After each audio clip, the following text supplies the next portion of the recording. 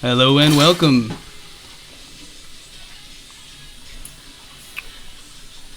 Looks like we'll be waiting on one more player still. We've got about a few more minutes to go, and I have started the stream. I'll be sharing the link for that afterwards, as well as all the other info you need.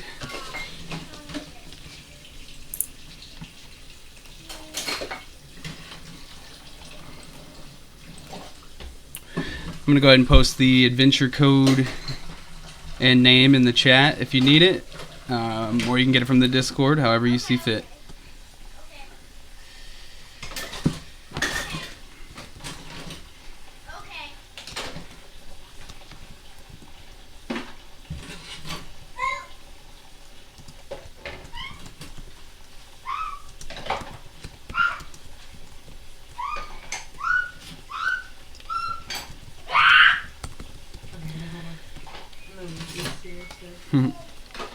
Yeah, I'm a family man. I got kids and stuff, so you'll expect to hear that in the background. Hopefully I'll be able to keep it to a minimum, but it's hard with a 6 and 1 year old. I'm sure some of us may understand.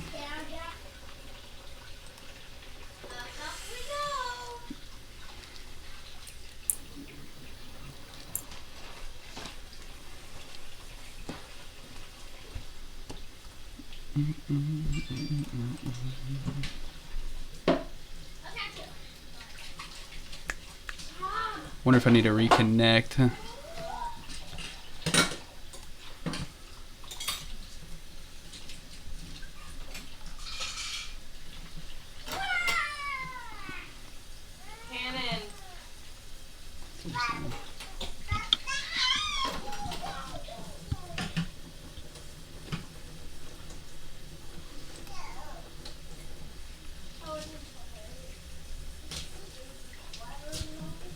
Oh, we're actually still waiting on 2 more players.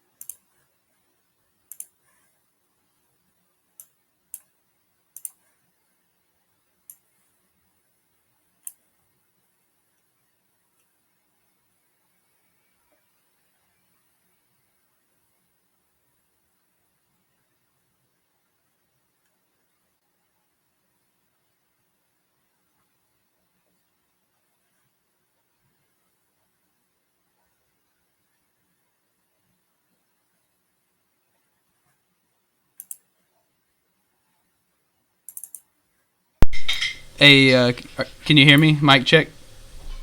Yep, I can hear you. All right, cool. I can hear you as well. Thanks for that. Mm-hmm.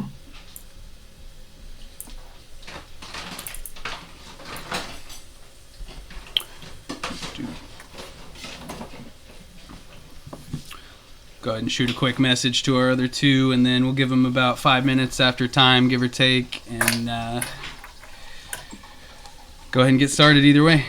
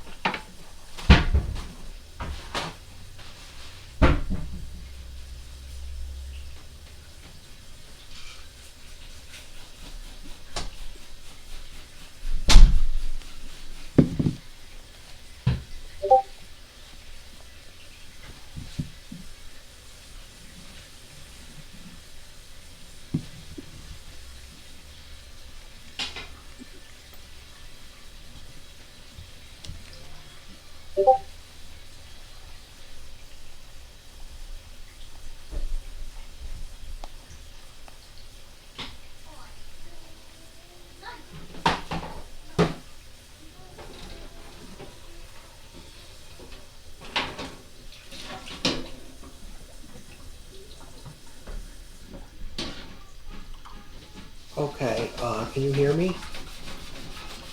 Hello, how are you doing? Good. Do you know if there's a way to do push to talk on Roll20? No, I'm not 100%. I have more than one person in this room. All our computers are in the same room, and it can get kind of noisy sometimes. Yeah. I'll make a point to put that in the post. I didn't know if that would be an issue. Really, it really hasn't been for me yet. But yeah, I mean, I'll just mute and unmute as you can, I suppose. I don't actually have a mute button on my microphone. I'd have to mute in the menu. In Roll20, you can click on your profile picture, and there's a mute capability there. Yeah, and if we have some overflow of conversation in the background or something, like I was saying earlier, I have kids, and I'm sure they're going to come up and interrupt me. So I mean, a little bit of noise in the background isn't that bad.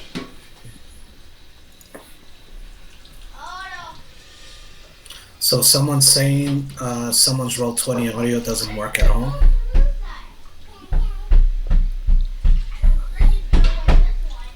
Yeah, I guess I'm waiting on confirmation of that. Yeah, I haven't really ran into that as an issue.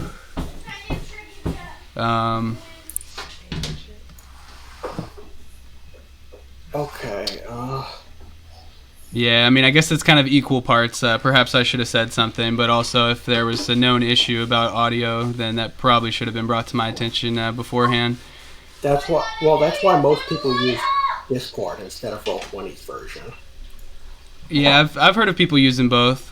This is just easier for me because the Roll20 or the Discord kind of bogs down my computer. I don't think a play by text is really gonna work out either. Honestly, I usually don't check the chat as I play. I keep it minimized so I can have a bigger screen.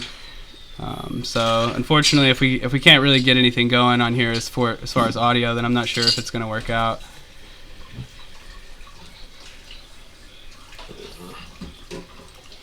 Well, in the meantime, I need you to do a few things to my token. Since I wasn't able to import, we both have free accounts. First thing is to link it to my character sheet. Say represents Vorka Splinter Shield. These are all things I can't do myself. Okay. Yeah, I knew there was a few things we had discussed. That one's pretty easy. I can do that in just a second. Then I also need my hit points displayed in bar 1 and set to visible, as in the bar, not necessarily the hit point number. And same thing with the nameplate, although I want it just the first name, otherwise it takes up a lot of space. So it looks like the token is assigned to your character sheet. Default token is set as the token that's on the field. Okay, good. As far as the bubbles, whenever you click your token, there's not a little gear on the bottom? I can set what number's in there. What I can't do is link the bar to my hit points. Okay. Let me do that for you then. Now if you set it to represent hit points, it'll sync with D&D Beyond automatically.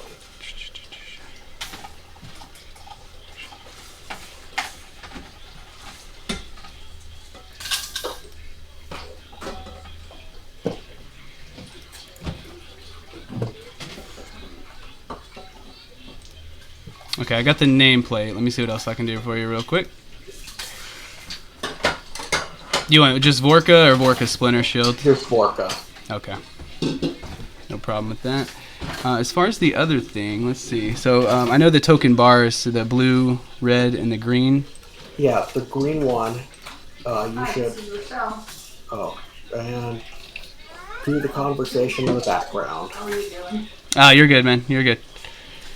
Okay, green one, you want to go to the right of it under edit for the token I just keep getting asked. and say represents hit points. HP. Yep. Yeah, just looking for it right now. You can actually type in the search bar and it'll go to it automatically. I pulled up hair. That's funny. Back problems, so Don't know if you need that. no. Okay. All right, Okay, and then there we anything go. else? Last thing, scroll down a bit on the token. I like my hit point bar to be bottom overlapping. Oh, the 1040? That's all There right. we go. That should be good. Let me just Oh, it test says something real 45. quick. Mm-hmm.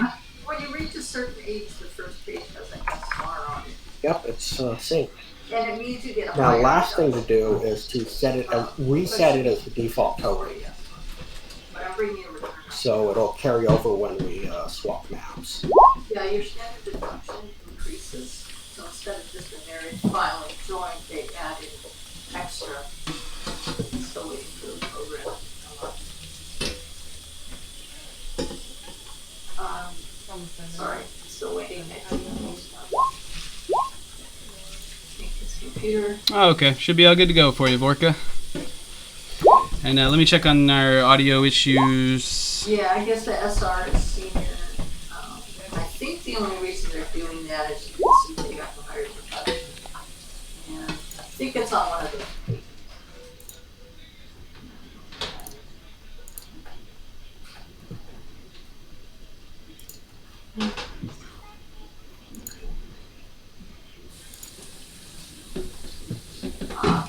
Okay.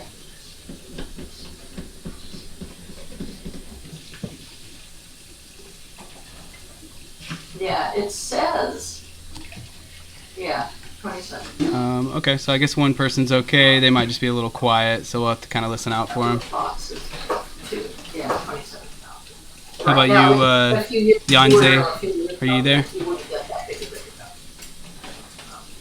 Yeah.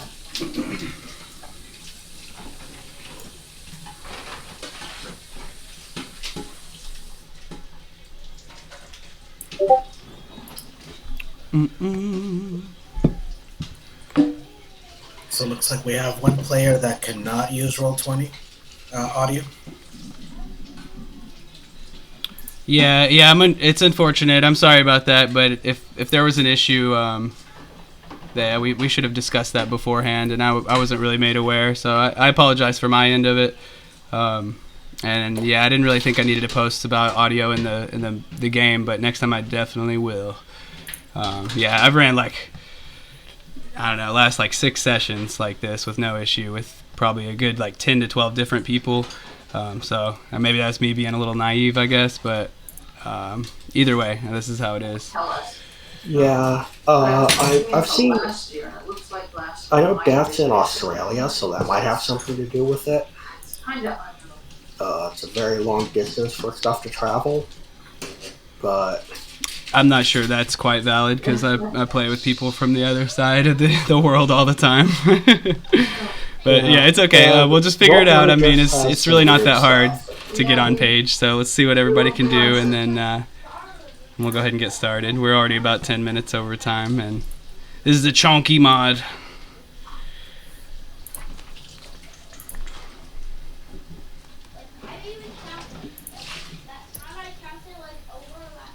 you might want to type something to Death. At least let him know whether or not he's able to play.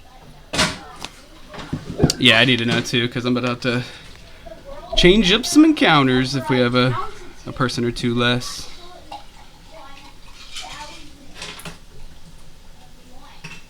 I messaged Yanze. He's here, but I'm not hearing him or hearing anything back from a message. So I'll give that a few more minutes, and then we got 2 players ready to go. Really, Mistral, can you try to let us hear your audio? I mean, there's audio going. Oh, Some then ambient noise. okay, that's perfect. I can hear you just fine. All right. Well, I'll give it 5 more minutes, and then if we haven't heard from Yanze, then we'll just we'll go ahead and get started. And he says he's talking. Do y'all hear him? I don't hear anyone but Talysus. Yeah, I don't hear Yanze. Okay. Hey, if anybody can hear me, may just give a preliminary refresh on the or reconnect in the settings. I guess I wasn't sure if it would change the invoice. Oh, wait a minute. Oh, the invoices. Okay, I will ask for invoices. I saw And then I saw his output bar. Right, I The did blue too just thing? now as well. So yeah, if I mean, we should all be on. I want to broadcast and I want to receive video and voice from others, and then yeah, after that we probably just need to reconnect. I know I definitely had to when we first started. Okay.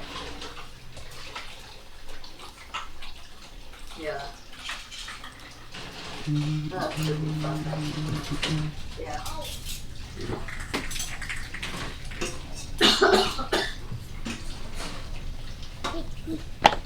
Ooh, careful, girl. Yeah, so I let Terry know that if it's unfortunate, but if he's unable to get it to work, then he'll just have to take a rain check on this one. Yeah, we're still. Well, I know. Okay, looks like Yanze's restarting. I'm gonna go ahead and reconnect too, because who knows? Might help. I could resend the email. I was asking for.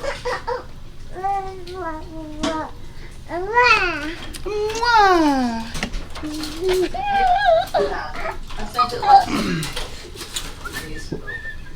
I know she's super busy. I'll resend it. Whew, out of all the potential issues at the start, I really didn't expect the audio to be one, but it's kind of funny.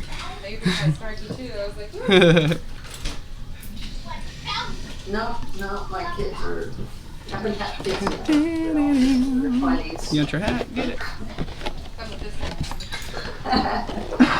Excuse me. The Discord server we're from, we're very used to Discord, so I'm not surprised Roll20 Audio is giving us a bit of a curveball. I guess that is a bit of a surprise to me in ways, but it's okay. I mean, I'll have to adjust too. This is my first game with the server, so still getting adjusted to everything, of course. Yeah, I think if you want to keep getting players, you might have to start trying to use Discord. Because I've actually heard a lot more about problems with Roll20's audio than I have with Discord's, even though both can be annoying.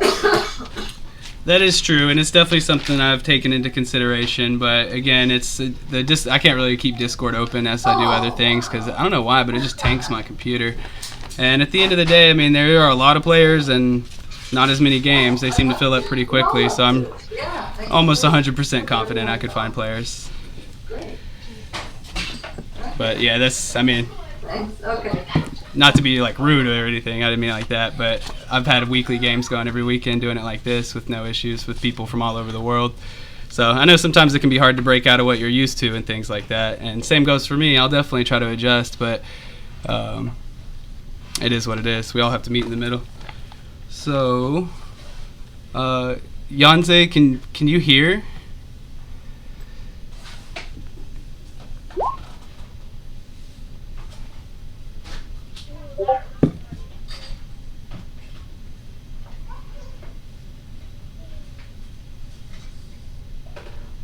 Okay, he said he can hear, but you're not able to speak.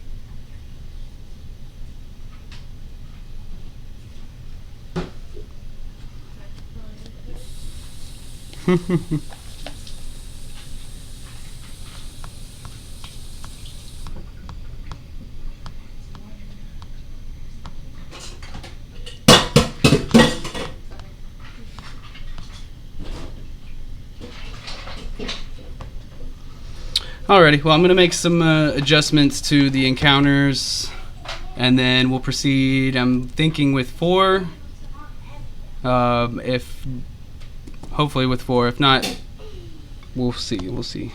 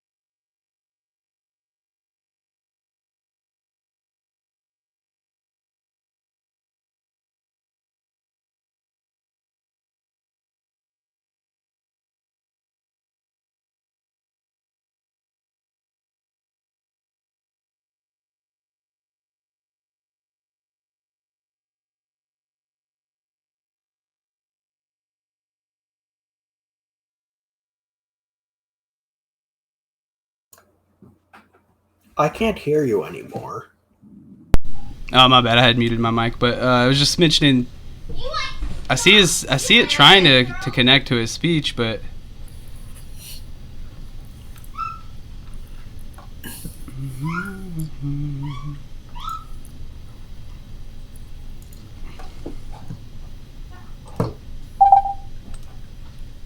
I heard that. Was that you, Clark, pinging?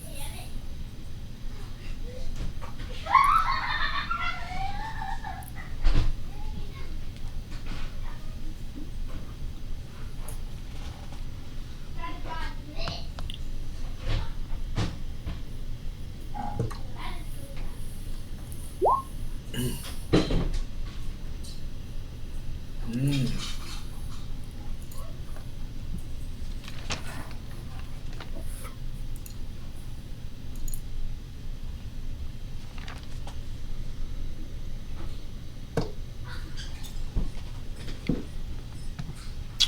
Alrighty. Well, I guess with Vorka, Minmerl, and Mistral, and if I say any names wrong, please correct me, of course.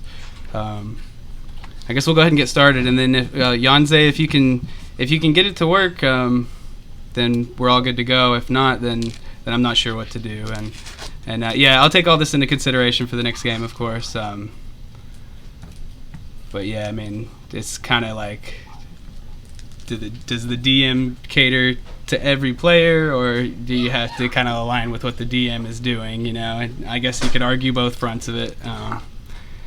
But with that, we'll go ahead and get started. So I'm pretty sure everyone here is familiar with Icewind Dale, and the Rime of the Frost Maiden, of course.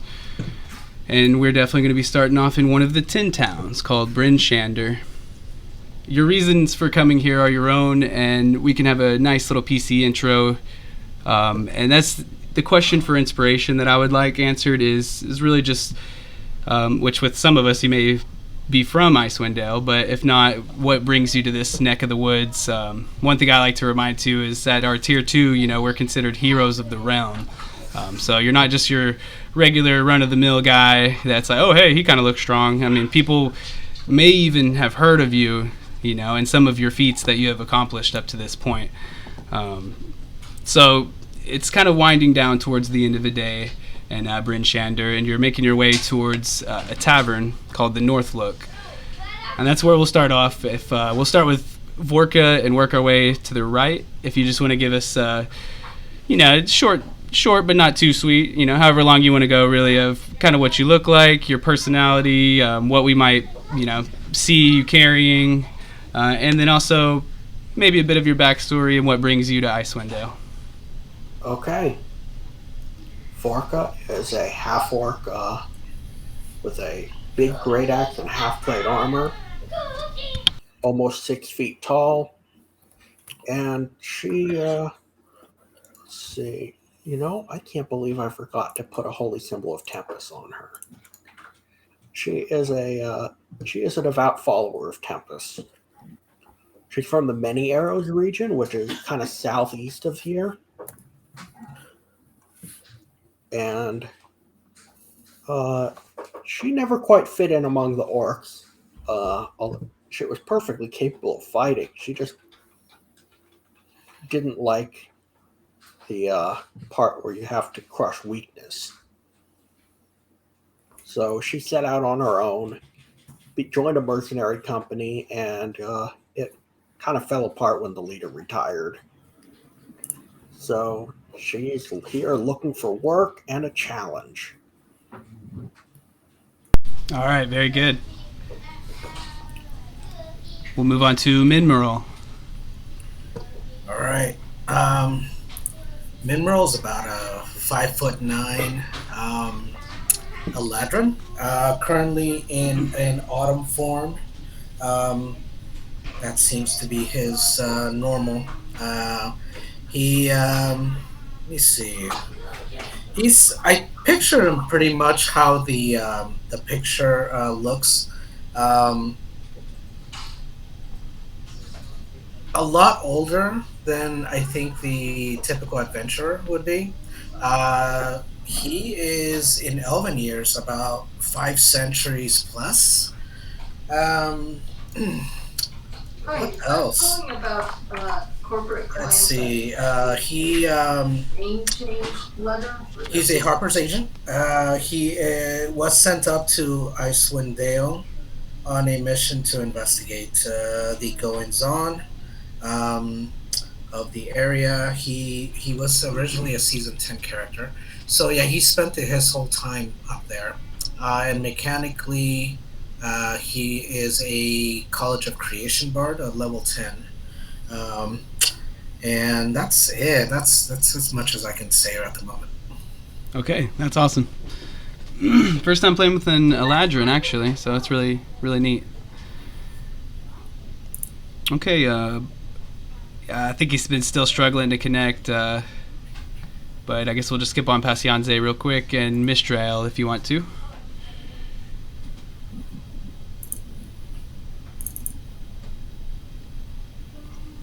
Mistral, are you there?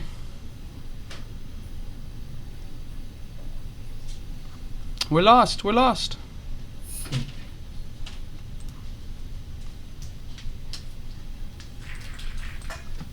Let me shoot over a quick message, see if they're AFK or something.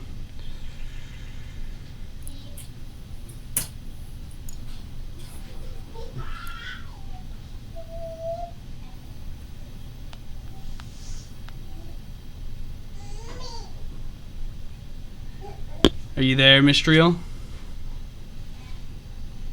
Mistral, are you there?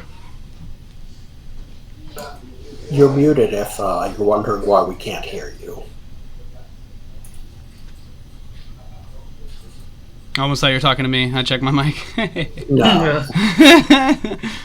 I'll be off. Yeah, Mistral's got the mute icon. Yeah, you're muted, Mistral. If you can hear us, we can't hear you. And yeah, I apologize for the rough start, everybody. It happens sometimes. I mean, and, it is the way it is. But I'll get adjusted more too. I would like to run more games here on the server. And yeah, I guess I'm not sure. I guess we'll go ahead and get going, and then whoever can pop in and out as we go, we'll just kind of deal with it. 8147836337. Alrighty. So jumping right into it, you enter the Northlook Tavern, and some of you may be pretty regulars there, and you settle in your favorite chair, or perhaps one that just looks cozy, and get you a drink and kind of start relaxing for the evening. It's been a long day when you're approached by a man who seems to be in his late 30s, perhaps early 40s. You can get that sense in the energy he carries, but he does look a little weathered, like he's kind of been through a few rough times. But he approaches you guys, and he sees your adventuring gear and the looks in your eyes more than anything, and he introduces himself as Rogdranian. Let me pull up the right spot. Could you type out that name Sure. for us? Thanks. So I'm usually keeping my chat minimized, so it might take me a second when I do, but I don't mind doing that. All right, so you got Rogdranian. He starts by saying that he's looking to hire a set of stout adventurers. I have a lucrative business proposal for you guys, and I must say you look to be pretty tough. I could use some bodyguards on some travel. If you're interested, I could give you some more details. My house is just around the corner. I can give you the address, and we can meet in about an hour.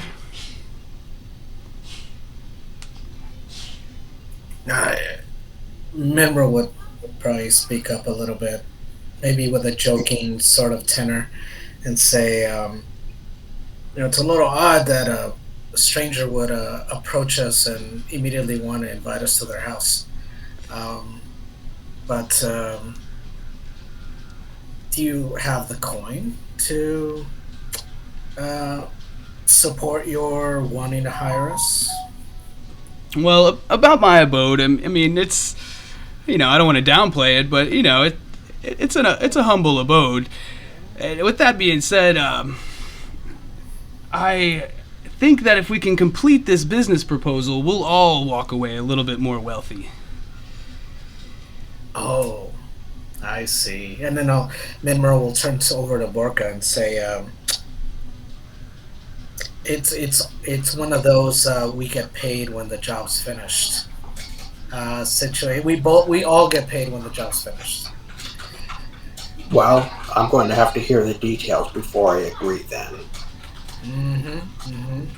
That's totally fair with me. I can write down my address for you real quick and meet you back there in about an hour if you like. I can get some mead ready for us. Sure. Let's do that. All right, Yeah. I definitely appreciate it. There seems to be no lack of need for adventurers lately with this blasted curse going on. And is Rog referring to the never-ending winter?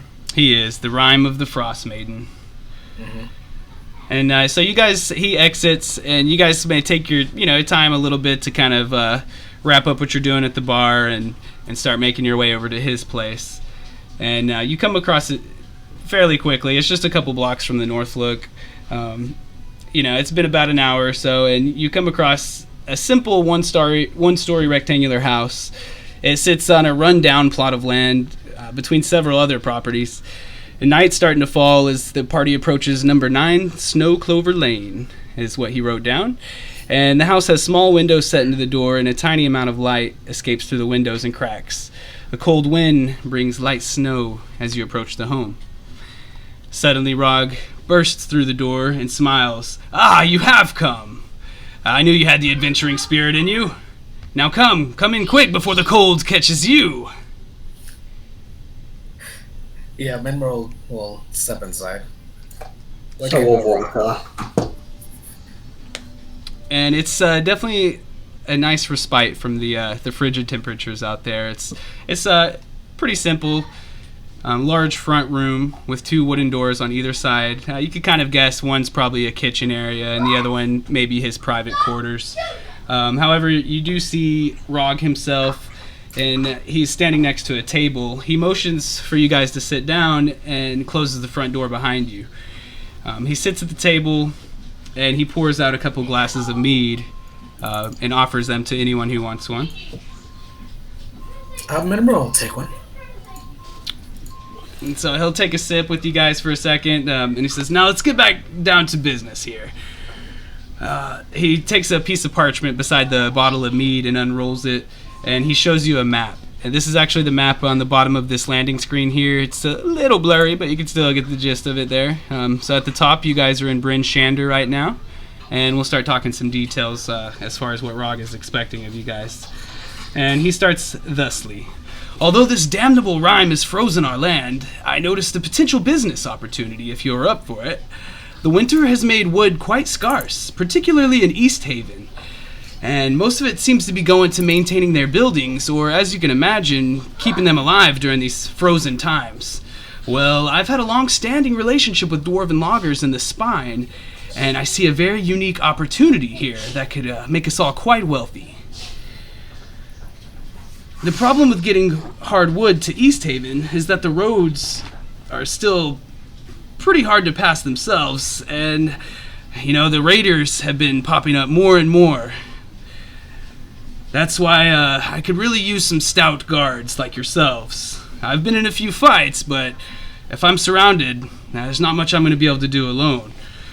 That being said, if we can make it to Easthaven by sled from the Spine of the World, I think we could ride right along the icy top of the Red Run River. It would save us some time and probably the risk of banditry. Now, what do you say?" And he pulls out a piece of wood. Would one of you like to make a nature check? Are you? By I'm all not means, going to Vorka. know. Vorka does not know a ton about wood. He knows it burns and can be used to build stuff. Minmer will go ahead and take a chunk of that wood and take a closer look. Ooh. It'll be a nature check, and then I don't really check the chat, so if you can read your rolls out to me, I would appreciate that. That is an 8. An 8. Okay. Did you take a stab at it, Vorka, or nah? If he can't make anything of it, she'll take a look. Sure. That's a 12. Better. Okay, so with Vorka's help, you two are able to determine that the wood does seem to be of pretty high quality. Whether it's from the spine of the world, as he says, you're not 100% sure on that. But yeah, it looks to be to what he says, and he kind of sees you eyeing it up. And he says, yes, this will be from the dwarven loggers in the spine of the world. They're going to build our wooden sleds for us, and we can just travel right along the frozen river. Now, to get there, though, I think it would be faster and easier if we had some mounts. Have any of you ever rode an axe beak? Minmerl has not, but he's interested. I've never rode one, although I have seen them used as pack animals. And you know, Vorka, I feel like I might have seen you around here a time or two, so it doesn't surprise me. They're not very hard. It's as simple as riding a horse, and they're pretty responsive to commands, although you might have to give them a little nudge here and there to stay calm. But they're essentially just big birds that we can ride on. And out of game, I would say think of like chocobo, type emu, something like that. And obviously, I got some tokens. You'll see too, of course. But he follows up with, so if we can take the axe beaks up and get the wood, and make it to Easthaven within 2 days, my contacts there told me that they would double our payment, and that means I can double your payment. So, if we don't make it within 2 days to Easthaven, I'll only be able to pay you 60 gold apiece. But, if we can make it there on time, 120 gold apiece. I think that's a very fair amount for what will probably just be a nice trip through the snow. Whatever goes wrong on these kinds of things?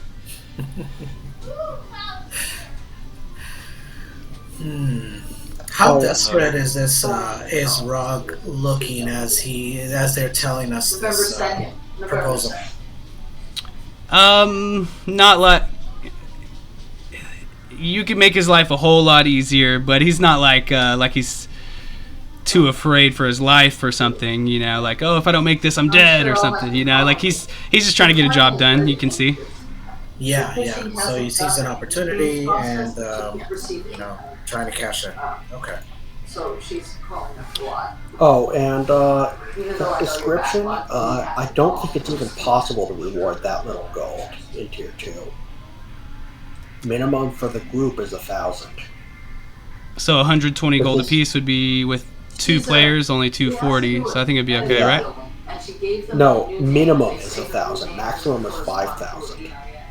Oh yeah, For we're tier referencing season 11. We're referencing basically the amounts you were given were accurate in season 10. But season 11 and season 11 for the adventures written during seasons 8, 9, and 10, they gave us minimum and maximum gold we could be rewarded. Because the adventures weren't actually supposed to give any gold. Hello. Yeah, I knew there was a change, but I didn't know it was that high. Let me check just to make sure, and then I can make a change to reflect that, of course. Yeah. You heard me. I mean, or tax. Yep, we can hear you, Clark. Or is that? I'm gonna start crying. Woo! I can never find it. I've just been yelling at my computer for about 30 minutes at this point. I appreciate the effort, man. I really do, and I feel like a bit of a jackass in ways because I'm not trying to make anyone's life difficult. We're all here to have fun and everything, and it kind of had a big roadblock there. Just let me know when's a good time for a Goliath from Good Meat to come in and help out, and I'll give a little brief introduction. Okay, sure. Well, what does the other two say? Are you willing to take on Rog's job? Yes, but not for that money. Okay, he's willing to reconsider, and I'll get that sorted by the end. I'm pulling up the document, but yeah, and so before we kind of carry over to the next day, which is where we'll bring in Yanze, he kind of pours out a couple more drinks, and after that he's not really too chatty about himself, but he's willing to discuss most things as he kind of shares a few drinks with you guys, and it's pretty casual as the business deal is kind of winded down. And yeah, you notice though that he's starting to get a little careless, a little less notice, like he's not paying as much of attention to you guys as he probably should be. And if you want to take a little poke around his house, you can most certainly do so, and he won't really get too mad or anything. Okay. Yeah, yeah. I mean, it's something. The equation is not fully resolved in Minmural's head. It's like something's not quite adding up. So, what kind of check would you do for Minmural to be a little bit of a snoop? Sure. So in the front room, you can see that it's that there really isn't much there, but then there are 2 doors on either side that you could try to check out, a left and a right one. I always heard go left first, so go left. All right, to the left is indeed a kitchen, and Yeah, it's all changed. do you want to give? That's what she's trying to figure Sorry, out. do you want to give me a perception check? It's Sure. changed since August. Perception. Good. That's a 23. Very good.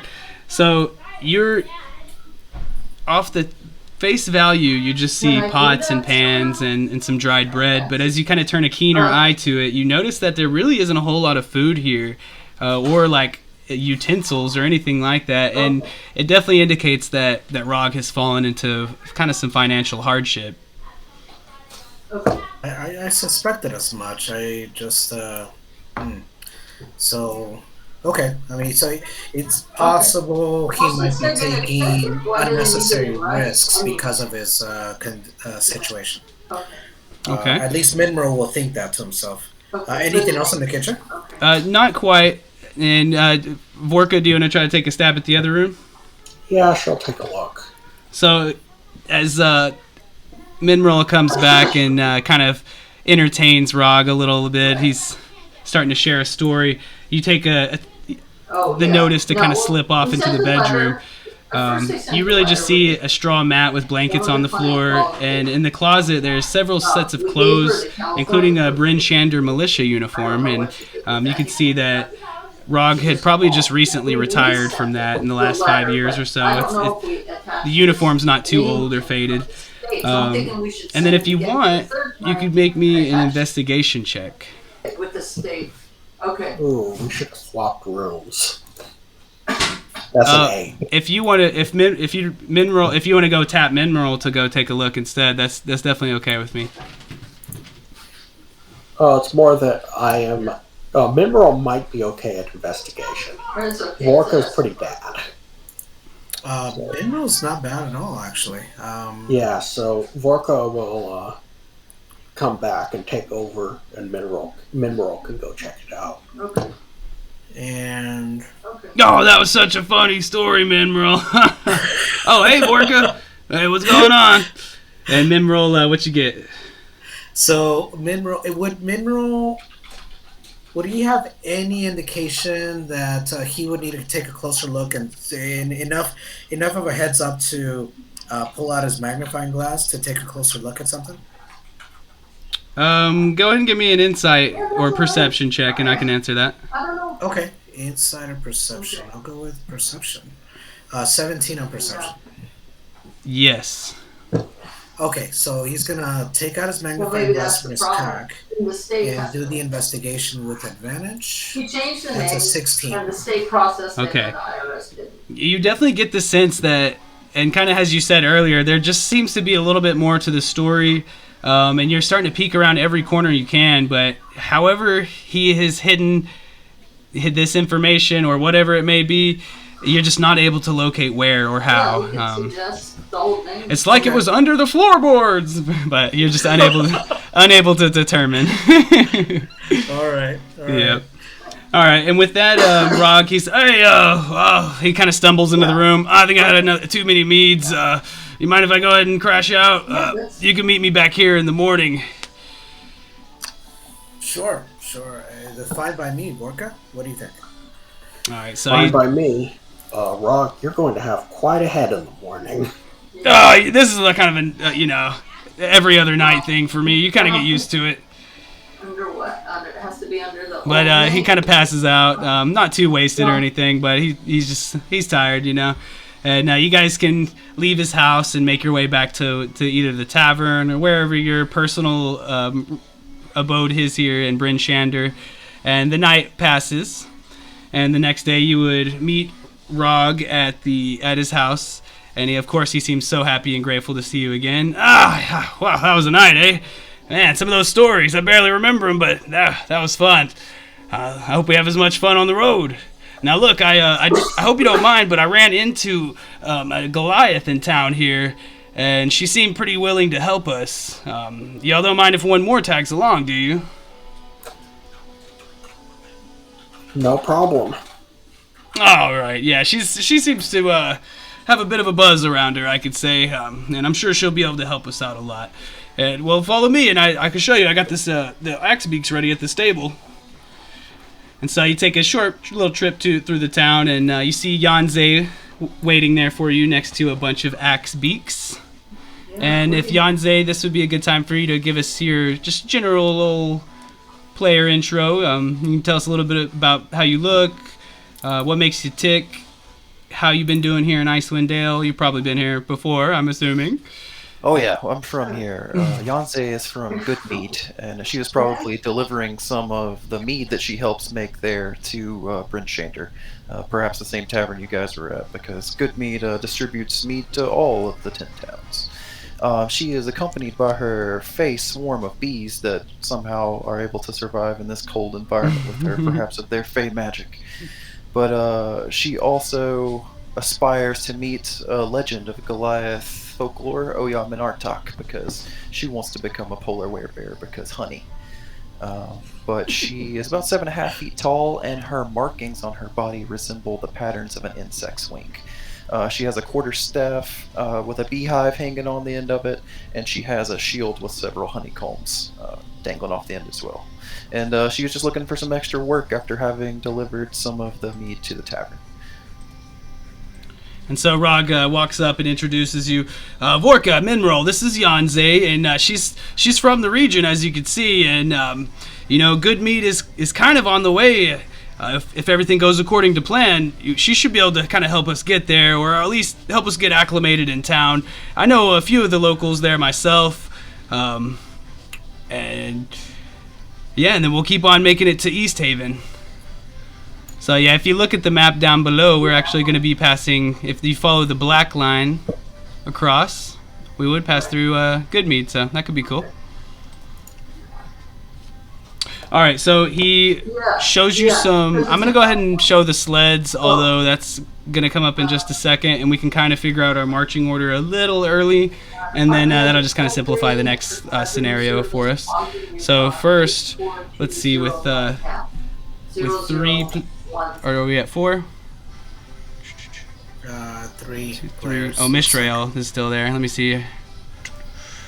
Sorry, Mistrael. I guess she was having mic issues in the end, or he, I guess. I think. But okay. So yeah. So let me check. We are going to need 4 axe beaks and 1 sled. So that should be pretty quick. Sorry, I'm fumbling. Whoa.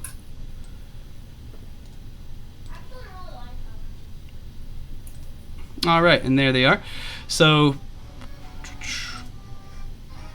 Rog kind of motions to the sled, and he's like, well, one of you can ride on here with me, if you like. And this would be kind of just making plans for the future. I'll have my own sled if you want to ride on with me.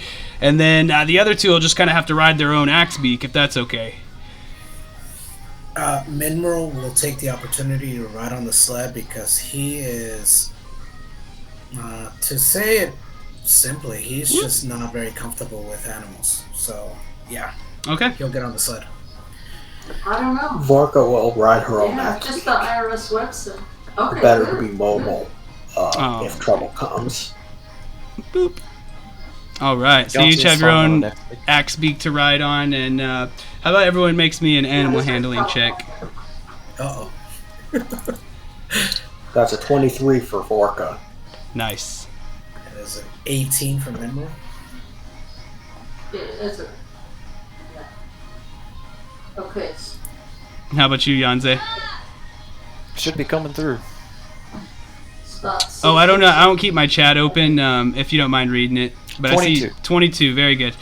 Yeah. So as you guys walk up to each mount, kind of tentatively to see how they react, maybe a couple of you have done this before, or at least seen how others are doing it, and these beasts are pretty tame, though, and they kind of almost nuzzle against your hand a little and allow you to mount them very easily. And with that, you guys would take off. The sled with Minmerl and Rog is heavily laden with fine wood, or will be heavily laden with fine wood. Sorry about that. And so the mountain air is crisp as you enter the clearing where the Dwarven logging camp is located. If you look at the map there, you can see it's a pretty long travel down, all the way far down to that logging camp at the bottom. And so it is about nighttime as you enter there. You spend about a whole good day's worth of travel to get there through the elements and different things without exhausting yourselves or your mounts. Oh, that's good. And Minro, so if I can interject a little bit. Of course. Minro just recently came up on this drum that he's still, kind of learning how to properly play it and whatnot. I would imagine that during that first day's trip, he would just kind of get into the rhythm of making beats as we're making our way over the ice, and sort of similar to how you have the drum beat on a boat that when people are rowing, Yeah. For the purpose of supporting the group, but also just to get a little more proficient with this new instrument that he picked up. All right, it definitely does help the atmosphere as you go, and sometimes you're like keeping up a nice little rhythm that keeps in time with the galloping of the mounts, and it's not a miserable day in the ice and snow as far as they go. They can be pretty bad, as some of you know. And eventually you do come across the Dwarven logging camp. At the center of the clearing, there's a rectangular house built of stone with a snow-capped roof, and the sun's starting to set. A couple of Dwarven sentries move out and greet Rog. One of them motions him to the stable, and he leads you guys with your axe beaks there. As you go, you hear singing from within the house, and you stable your axe beaks. You notice 3 large mastiffs moving towards the Dwarven sentry. They just kind of sniff and then go back to their stations. And then the sentry motions you to a large empty pen. You can put your axe beaks there, and you see some more on another side. You exit the stable. The sentry closes the huge entry door and leads you to the main hall as the singing echoes into the night. The large stone pillars supporting the stone ceiling, it kind of reminds the dwarves here of a fortress, which, makes them feel a little bit more at home. And down the center of the room are 2 long rows of tables, with about 30 dwarves or so moving about the room. On the left side, there's a bunch of female dwarves drinking and listening to 3 others singing a lonesome tune of Spring Before the Rime. Feels like so long ago. What is the sun? Yeah. On the other side of the room, though, you see candles lit, and it lights up some male and female dwarves setting up several intricately worked sets of dragon chess. The figures appear to have been carefully worked out of fine silver. In the middle of the table is a wooden pedestal with a scroll, and beneath the scroll is a small chalkboard with a set of drawn-out challenge brackets. As you near the area with the dragon chess, Rog exclaims, "Ah, Madge, it has been forever!" And a young female dwarf turns to Rog and says, "Ah, I see you made it, old man. The sleds are a work of art, and you should be able to leave first thing in the morning." And with that, Rog, he kind of falls into conversation with her, and they're kind of discussing some of the plans for the next day. And you guys are free to kind of spend the evening as you will. You definitely see a dragon chess tournament forming with a potential spell scroll as a prize. Or you could just go enjoy some music and maybe hit on the dwarven ladies. Totally up to you. Okay, so there were a few things that caught Memro's attention. One was the first person singing that we didn't see but we heard. Was it on key? They seem to be some pretty fine minstrels here. Maybe not like going to be singing for the kings and queens and lords and ladies, but it's a hearty song. Okay, and then was it were they dwarvish shanties, or what are we talking about here? Not necessarily dwarvish, more just like general songs of the times. The song it mentions as you come in is more of a a song of spring before the rime of the Frost Maiden. So Oh, right. not necessarily a dwarven tune, but they're certainly singing it. I'd be curious to see what Yanze and Vork Yeah, are we have the doing. official file Um, with the state. I don't think Mineral. I don't think he knows how to play Dragon Chess, to be honest. But he'll look to Yanze and Vorka. Well, what are you guys doing? Yonze is obviously sharing her mead with any dwarven tankers. She's very proud of her craft, and although she can't play dragon chess, she'll probably cheer people on. She's quite fond of competitive play and smack talking. Okay. But overall, she's just a hearty drinker. Will not be participating in any game of wits. Vorka also is not planning to participate in the Dragon Chess tournament. She is pretty good at dice games, but she doesn't know how to play Dragon Chess. One of the dwarves kind of setting the game up comes up to you and I see you looking a little bit nervous about our game, and I gotta tell you, beginners are definitely welcome. A couple of us are pretty skilled players, but not everyone is. And I mean, hey, this mage, he kind of passed through here a couple weeks ago, and he kind of left us this scroll in payment for staying with us for a while. And just to be frank, we can't really use it, so we're just gonna set up this nice little tournament. You don't have to play, but if you want, I mean, it's what do you really have to lose? You calling me scared? Because you're not calling me scared. He's like trying to read if that would make you play or not. Here, I'll do an insight.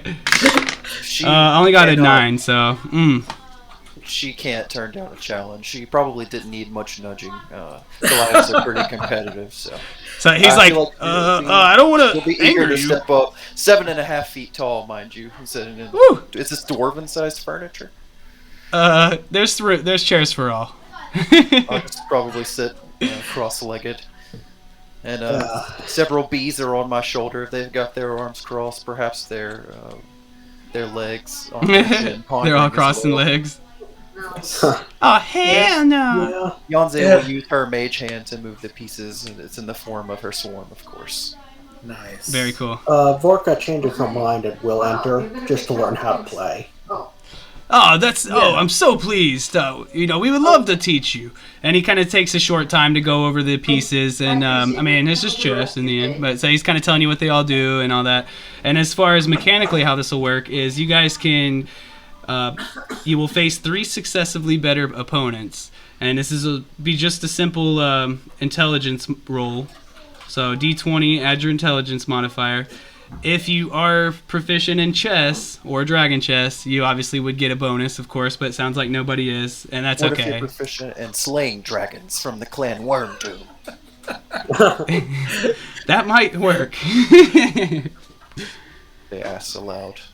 You know what? Mineral's interested. He's in particular. He's would he be able to kind of slide a peek into what that scroll is? Well, I guess we don't really have any reason to keep it a secret here. But you can only have it if you win, and there's a lot of us, so don't think about taking it. This is a pretty good thing. And he unrolls it, and it's a spell scroll of magic missile. I keep all the magic items as little handouts, and so I have one for that. You can see it just for if you need it. Spell scroll of magic missiles over there. And I'll pop that out for y'all, and yep. So you guys can go in, and we'll just go round by round, and whoever wins. And I guess let's start with Yanze this time, since she was the first volunteer. So if you'll do, first off, you're sitting at the table and looking ready, as you had described. And a dwarf kind of sits across from you, and you get the sense that this is a logger.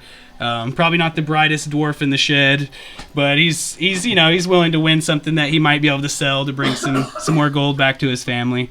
And my intelligence roll for him is a 6. Who was going first again? Yanze, if you don't mind. I accidentally did a save. Should be the same modifier, though. Okay, yeah, that's fine. Yeah.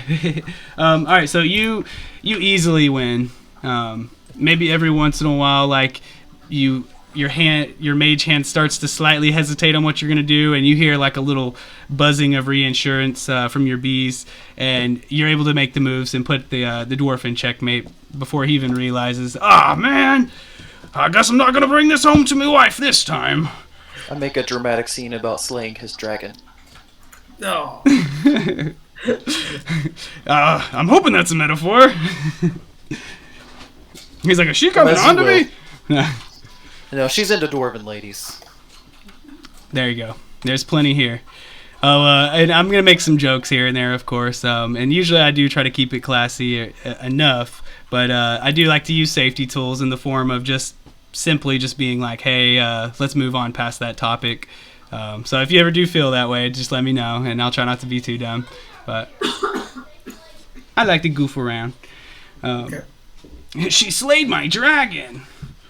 But all right, so let's go next. Mineral. You sit down, a little bit of thrumming on the table, maybe in anticipation. And again, you can tell that kind of the worker crew had kind of signed up first. They're ready to make some money for their family, but they may not be the brightest lot. And for him, I rolled a 9. Oh, okay. So you said an intelligence check plus any modifiers, appropriate modifiers. Yep, just intelligence, unless you're proficient in chess. Not proficient in chess, but I do have Jack of all trades, so I think I just programmed this in to roll 20. 24. That should be correct. A plus 6 modifier. So the way they do say it is using D20 skill check using their intelligence modifier. So I'm not... I mean, one number is not going to make that big of a difference anyways, or 2. That would mean Jack of all trades applies, because that goes for every skill check. Yeah. So, 24 is accurate, since his intelligence is 19.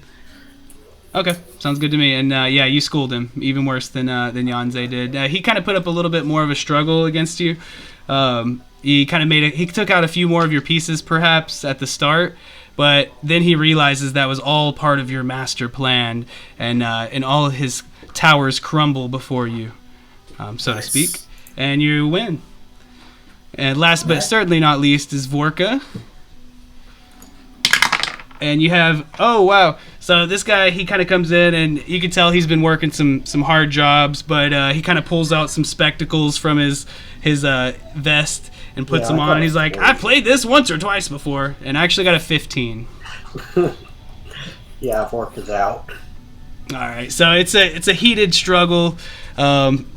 You're very new, and so they're reassuring you along the way that it's like, hey, it's okay, this is your first game. And that being said, though, war games, which some could definitely describe chess as being a war game, do come naturally to you, and you put up such a good fight before finally he's able to corner your king and win the match. And with that, we'll go to the second round. You notice this is a slightly smarter dwarf coming up along the way. Perhaps he's more of an accountant type for the logging rather than the actual worker. And so we'll start with Yanze. This guy, though, you can tell that he has been just stressed all day. Probably didn't sleep well last night. And I got 7.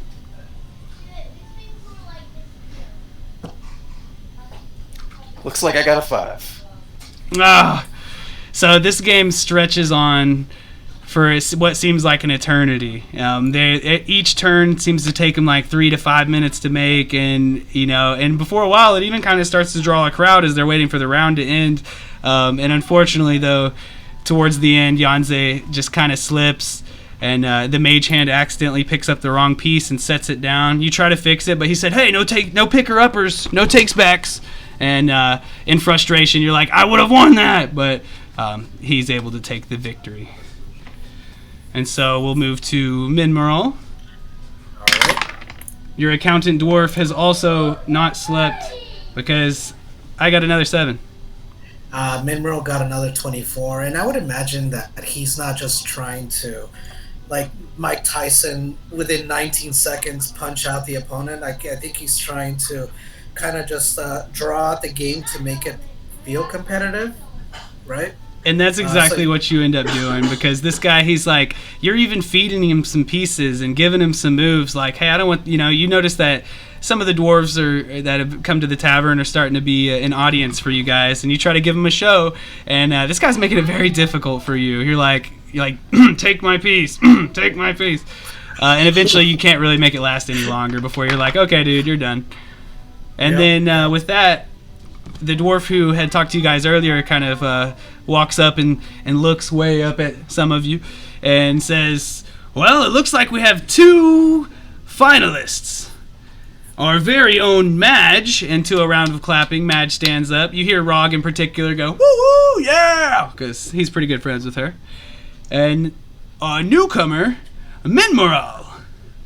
And again, you got a pretty good amount of applause. Just the short to medium time games you've played have starting to get you a little bit of a reputation with these guys. And so this will be the toughest one yet, but let's see what you got. Oh my gosh, I'm going to have to change dice. I guess I really wanted y'all to have this spell scroll. Oh, wow. Well, Minro got a 15 on that one. Okay, I got a 10.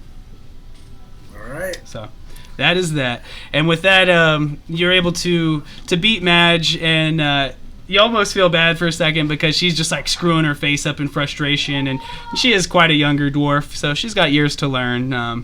And her quick wits aren't able to win her the victory this time, as you do win, and they hand you off the spell scroll, and the rest of the night is kind of just spent with merrymaking and getting ready for the day ahead. All right, cool. And so you guys already know, of course, I'm sure, but this spell scroll, if it's not used, everyone will get a copy at the end of the end of the adventure, and clearly, not everybody's going to be able to use it, but you could always trade it to a character that can, or give it to somebody in an adventure who could use it, like, for free, Yeah, it would have to be given in an adventure, because we can't actually... Oh, yeah, you can't trade consumables. I remember that. God, that one kills me, too. My bad. I wish Sorry about that. Yonze could just have her magic missile be a bunch of angry bees. Huh. Mm-hmm. That would be cool. The multi-class. We'll see. Yeah, I just had to look that up the other day, that you can't trade consumables, and honestly, that hurts, man, because I would totally be trading some spell scrolls. Oh, yeah. I'm sure we'll figure out a good use for it. Yeah, I'm sure you will. And who knows, you might just have that adventure with the wizard who used all his spell slots, and you're like, hey, you think about using this? And so after a meal of axbeak stew and beer, the dwarves lead you guys to wooden alcoves on each side of the hall. There's some straw beds and mini blankets, so it's not the top tavern or inn in town, but it's pretty cozy, especially with the fine company that you've had. Madge does assure you guys, though, that the sentries and her dogs would let you know if anything happened during the night, so you're able to rest peacefully. And as you get up early in the morning, you're led from the long hall to the clearing. Rog already has the sleds all laden with freshly cut wood, or sled in this case. And the sled has also been fitted with steel runners on the bottom. They seem to be pretty sturdy and pretty well made. The dwarves from the logging camp harness the axe beaks up for you guys, and you're ready to set off for the day. How's the weather look for today? As of now, it's pretty clear, but as you start to take off, you do start to be peppered by a light snow, and you make your way back down the mountain trail out of the Spine of the Worlds. The snow on the ground is sparse, and the runners only give a little resistance as the axe beaks pull the sled along. Go ahead and make me a perception check, each of you, please. Sure. Ooh. 6. Got 28 and 27. Okay, so pretty gosh darn good. So, as you enter a small pass cut by the riverbed, Minmerl and Yonze hear a high-pitched whistle as you look up and see a curtain of snow enveloping the pass and an avalanche coming crashing towards you. Let's see. Minmerl and Yonze, can you roll me an Arcana check, please? Sure. Got 14 for Minro. Okay. 15 from Yonze. Y'all both are able to determine that the whistle that you heard was most definitely from a shatter spell. And this avalanche was probably caused on purpose. That being said, it's hurtling down towards you guys, and you get the sense that you probably have about time to make one action before you'll be buried in the snow. And also, the distance you are and the distance that it's covering, you realize you're not going to be able to escape. You're going to be hit and you're going to be covered. It's more so what you can do to lower the damage, I suppose you could say it. Not literally damage, but how bad it'll be for you. So if anyone could, or if everyone could roll me initiative, I'll pop that out and we'll do it in a turn order. Sure.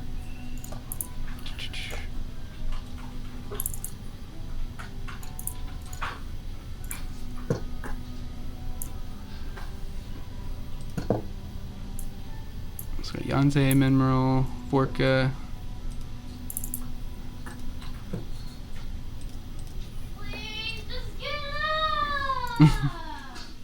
Guess he's having a hard time in there. All right, so we'll start with Mineral. You're on the sled with Rog, and just before you act, he kind of turns towards you and he's like, if we turn the sled, we might be able to protect ourselves. And the axe beaks as well. Okay, then I think I think he would have a good idea of what he meant. I will try and do what I can to turn the sled, or to help turn the sled. Okay, so his action will be with you. This isn't like a battle combat or anything. And so he kind of jumps off to the side and unharnesses the axe beaks and motions for you to help him push the sled over to kind of shield you from the snow impending upon you. Got it. Oh, and so you'll need to make a athletics check for me. Okay. And he did pretty well, so I hope you do too. No, that's a 6. Okay, so thankfully he did do pretty well enough to kind of make up for the little help you gave him was enough. By himself he probably wouldn't have been able to do it, and so he kind of looks over to make sure you're still pushing. He's like, hey, and then you guys are able to shove it over and get the axe beaks behind you. And now, Vorka, what would you like to do? Yeah, she's going to get her axe beak behind it, take out her tent canvas, and throw that over the top. So it kind of keeps, basically, give a little more shelter for snow that gets past the sled. Okay, why don't you give me an athletics check as well, or something better if you have it in mind. Just have to make sense. Athletics is great for me. Okay. 22. And that's good enough. So you can tell that it's mostly your expertise and how you could set it up so quickly to fend off that will help you, rather than the actual strength of the fabric. But you seem to kind of get a good enough station there, like Minmerol and Rog have. And how about you, Yanze? Yonte has winged boots. Can her swarm fly her above the avalanche? Can she carry her axe beak when she does so? Unfortunately, it's like a wall of snow coming towards you from the mountaintop, and even if you fly up, you're still going to be pushed back down. Okay, so Yanze will stick her quarterstaff in the ground to hopefully divide apart some of the avalanche, and she'll attempt an athletics check. Okay. I suppose a survival check would work well too, if that's whichever's preferred. Athletics, if that's okay. I got a 25. Beautiful. So you're able to make sure you guys are protected well enough as the snow finally does just crash upon you guys, and instantly you're restrained, you're blinded. You can tell that the only thing you can try to do really is to climb out, and unfortunately your birds are there with you, and this will be mostly an individual exercise unless you can extricate yourself. So just to go for the birds real quick, one of them looks like Yanze, your bird, kind of pushes through the ice, and maybe you have to kind of give it some support and give it that last shove as it pops through the ice and is safe. And then for the one with Vorka, I need to be rolling with advantage too, since you guys did so well. This one struggles, and it is not able to dig itself out, and you can see that it kind of is making itself a little tired. and it would probably only have so many attempts to get out of here alone. That being said, let's go to the last two. Looks like the first one suffers the same fate, to where it's kind of scrabbling and clawing to get out. It's almost like a flurry of chaos in the dark pocket that you're in. Either you're right there next to the bird and it's starting to kind of flurry next to you, and you're going to have to protect yourself from its claws as it's really just trying to escape. Or you just hear it struggling off in the snow nearby. But in any case, it's unable to get free. And the very last one does make it up and makes it out. So we have two that are free and two that are kind of buried below. And now our boy Rog is going to try. And he's able to kind of use the little hole that was already started before it starts to like cave in and fill back up. And he kind of clambers out really quickly, and he's looking down at Mineral if he's going to need to help or not. And that being said, I think that's your moment to shine if you want to give us a strength athletics check. Okay. Oh, and you can do it with advantage too, since you had prepared right before it hit you. Oh, okay, good. So athletics, yeah, with advantage, and there's still one bird buried underneath where Rog and Mineral are, correct? There is, and also Yanze's is, or no, Vorka's. I'm sorry, right? Yanze's made it out. But Vorka's is. Are we all together? Like, could we? Because I'm trying to determine. I'm asking because. Did I get that backwards? And no, you're not all together. You're kind of. If you were with your bird, then you're with your bird. But as far as the other party members, you're all separated. Okay, so I guess the short of it is Minro, as he's gonna try and get up with Rog's help, he's going to look towards the bird and tell it, like, "Come on, birdie, you can do it." And I'm gonna give it bardic inspiration to hopefully have a better chance at getting out.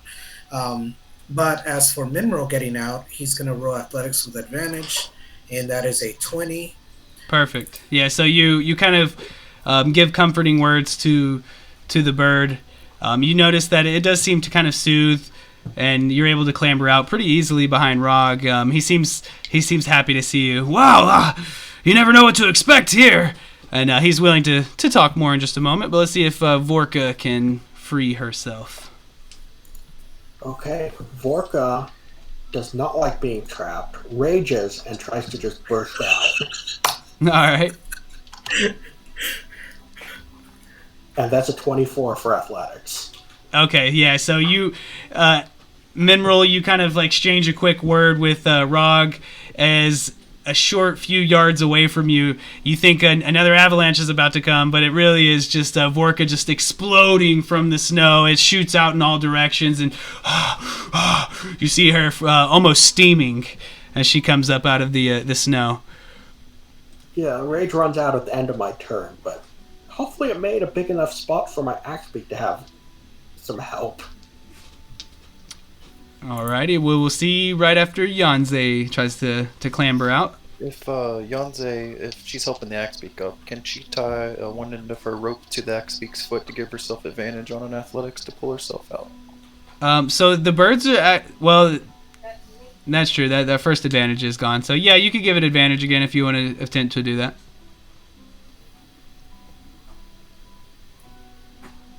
And then you're going to try to climb 18. out? They're both 18. Okay. Very good. So you come out, and as you kind of burst forth from the snow, maybe a little less dramatically than Vorka, you kind of catch some of her spray.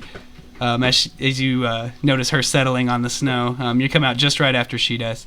And now let's see for Yanze's bird. It is able to... got out.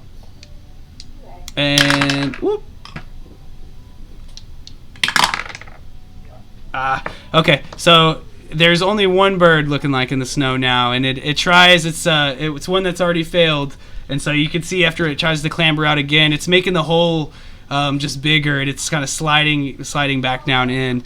Rog actually... Is that the bird that got the bardic inspiration? Yeah, I rolled very poorly. Okay, so, alright, Yeah. that would be a D10 for the inspiration. Okay, that might make a difference. I'm gonna have to roll like.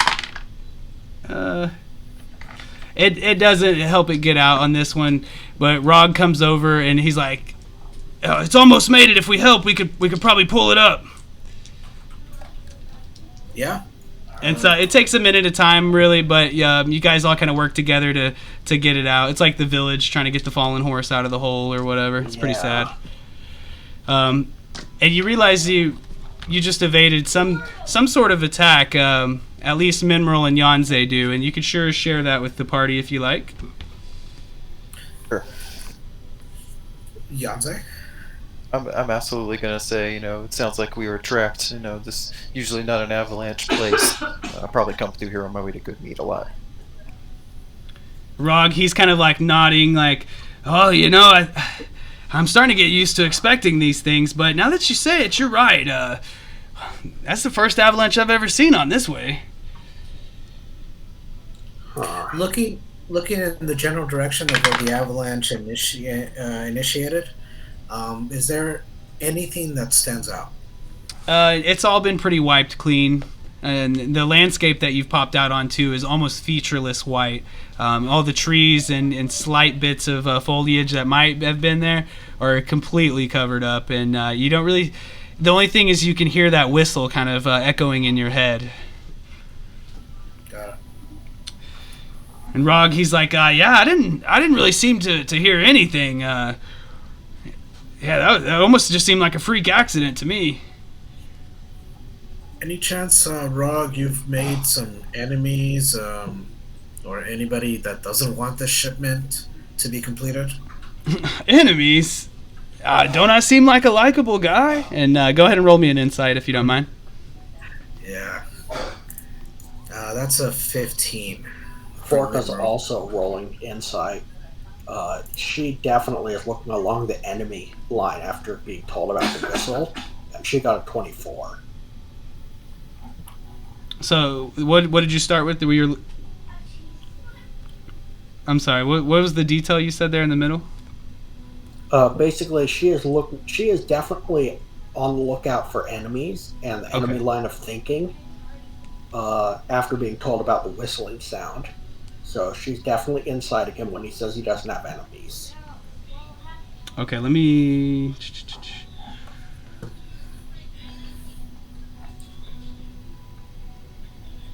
Okay, what was the insight check one more time? 24. Oh my goodness. DC's 25. That's so that close, man. That would have needed a nat 20 for me. Yeah, that's so close. But yeah, you could kind of see him have like a bit of a facial tick, as you mentioned, like as if he's made enemies. But he's quickly, I doubt it. But look, we've got these birds and we have this valuable wood. I'm sure someone's just trying to take our shipment for themselves. That's got to be it. All right, and yeah, you do get the sense that he might have something hidden there, but you feel maybe it's not best to press with the way he's answered. And so with that, he's kind of like, "Well, I guess we shouldn't let this get us down too much, right? You ready to continue forward?" Guess so. I'm going to cast Aid on myself and Mineral and Orca. Okay, he casted Aid.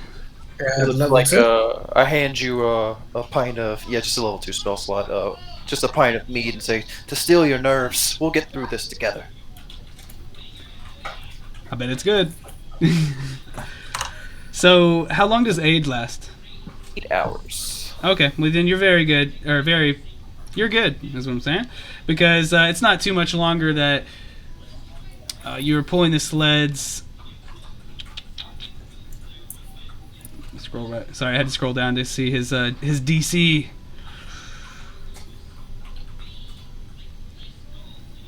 Okay, so after this avalanche,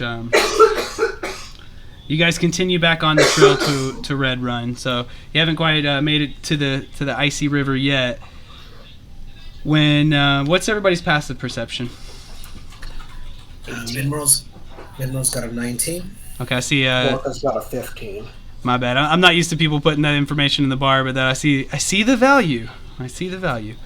Okay, unfortunately, the surprise round is going to be off of a 20, so it looks like everyone is going to be surprised unless you have like danger sense, I think, or alert.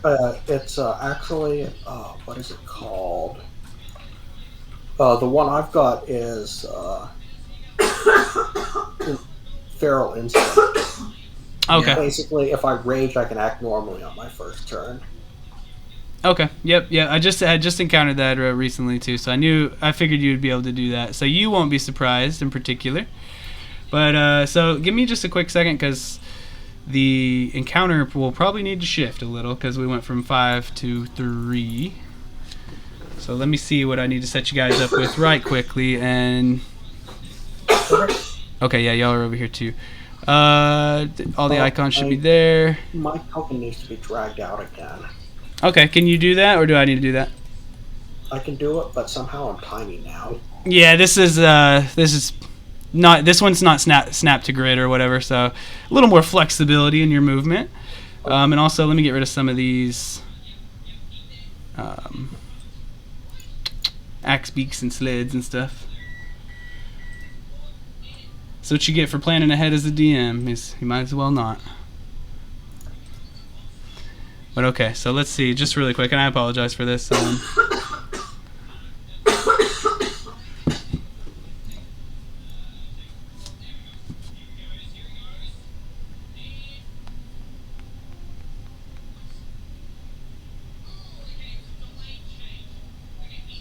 Okay, so we are an average party.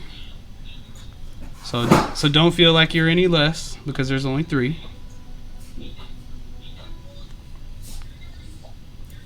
Always like they need to come up with some terminology that's not so offensive. I'm sure if you're very strong, you're thinking this is pretty awesome, but it's the players that you're like, "Oh, I'm so sorry. Your party's very weak today." They're like, "Wow. Thanks." All right.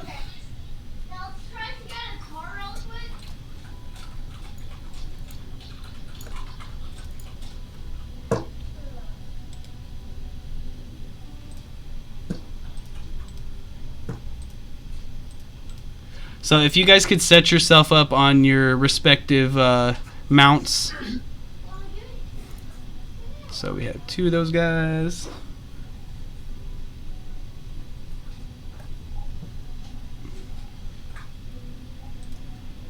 Orca a Goliath, Nathan? No, she's a half orc. Okay. We can still be friends. Yeah. Aw, that's what I like to hear.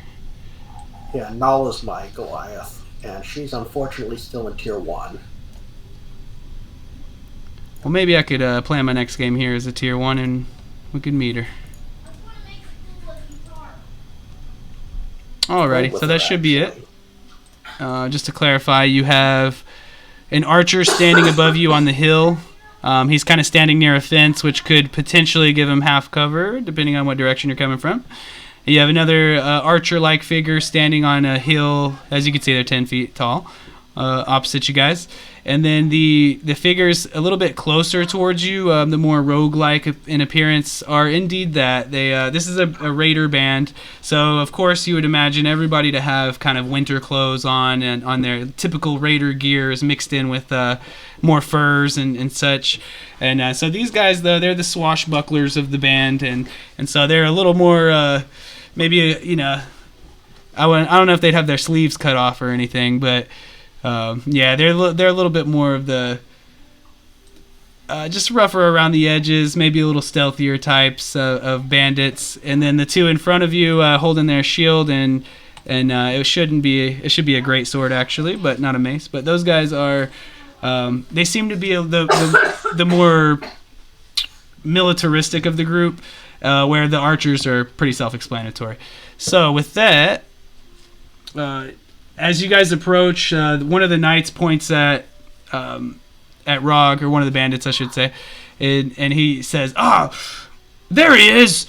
And then of course that's going to be initiative. So if we want to get you in there, is that a okay? That's a new roll, min roll, right? Because I just popped. Yeah, I think so. And then let me get everybody else on there. So I got a 15.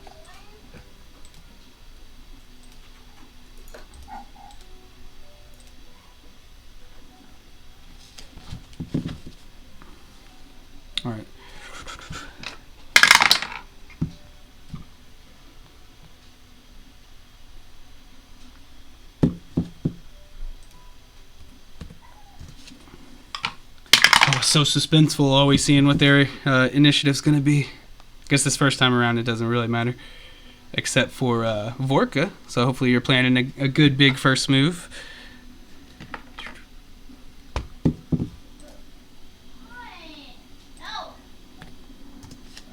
And one more time.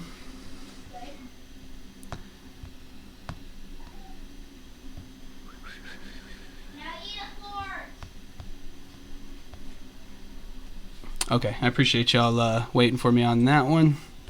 As soon as I have it all set up, it all changes, but hey, that's the life of the DM. And it's not a bad one. With that being said, we can start with Minmerl.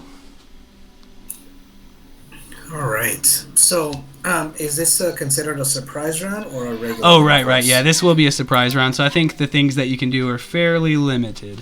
Like to almost... So, yeah, I believe I just get my reaction end of turn. Okay. And unless you tell me otherwise. But no, I think that's it pretty much. Yeah, that's how it works. All right, Vorka, what you got? You're the only one that does get to act. Vorka rages, and let's see. Ah! Okay, those hills are 10 feet high. Yeah, that's unfortunately the arrow pointer didn't really seem to work on this one. That's because it's not snapped to grid. Let's see. Yep. I'm here. I'm trying to figure out if it's 5. These are like 10-foot squares. Yeah, I know. It's kind of wonky how it did that, but let me see if I can change the settings. How's that? Quick question. Are we using the squares as 10 feet? Or No. Great question. It should only be 5 feet squares. Okay, in that case, I can just measure by number of squares. Okay. So. Yeah, that didn't work. Other thing, how steep are the hills? Steep enough that you would need to climb them rather than like just walk up them. Okay, well, she's going to rage 5, 10, 15, 20, 25. The hills are 10 feet high, so she can actually just jump and pull herself up. Yeah. So that is 35, and her 40th foot of movement will take her right here behind the archer.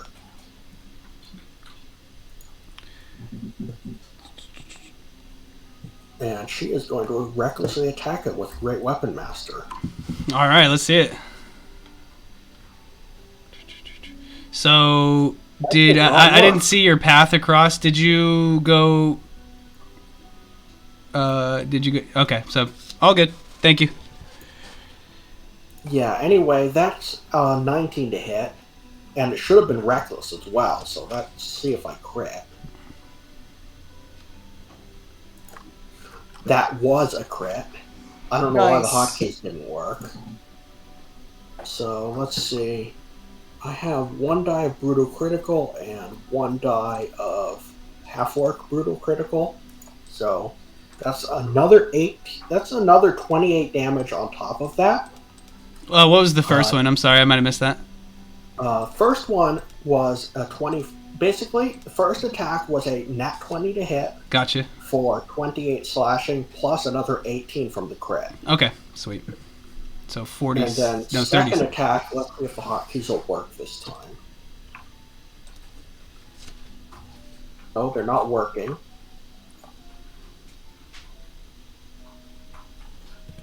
Okay. Yeah, they're really not working. That's weird. But that is a 21 to hit for either 27 or 18, depending on which roll you want to take for damage. Probably the 18. No, I mean, whichever one was first. 27 was first. Okay, then that's what we'll go with. So 27 more damage with that strike, right? Yep. Oh, and I forgot, I am raging, so I forgot to turn rage on, too. So that's extra four more points of damage, is that right? No. That's an extra 6, because I'm at level 10 barbarian. Gotcha. Plus Okay. Divine Fury. Plus on Divine the first attack, which was, oh wow. Nice. An extra 7. Rage. Oh my goodness. Oh, seven total? Just 7 more now? Just 7 more. Okay. From the Divine Fury. Wow, dude. Wow. Yep, so okay, Yeah, you charge across the battlefield. The knights kind of look over uneasily as you're just a blur. As you run up and kind of jump, reach onto the edge of the hill, and use up about the last of your movement to pull yourself up. And draw my great axe and just whack this guy. You unleash fury upon this guy. When you're done, there's just blood spraying all around. That's what, for you guys, for Minmerl and Yanze, that all you see from up above is kind of a thrashing and just blood spray. And after a good 6 seconds of torture, you back off from this guy, and he almost crumples to the ground as he is on death's door. I thought you were about to have it, man. That's why I was like, only 7? No, man, because you almost just won. Hopefully, I'll get everything all together for the next one. Well, I don't think he's gonna do that much in turn by far. In fact, in desperation, now it's working. As long as I don't try and do Great Weapon Master with it. So he's going to try to break from you and retreat if you want to take an opportunity attack. Okay. 29. I'm not doing Great Weapon Master for 17. Okay, he doesn't make it off the cliff. He dies. Yeah, he tries to run and his body falls off the cliff. Oops, that took him off there. Whoops. My bad, I ruined my turn order.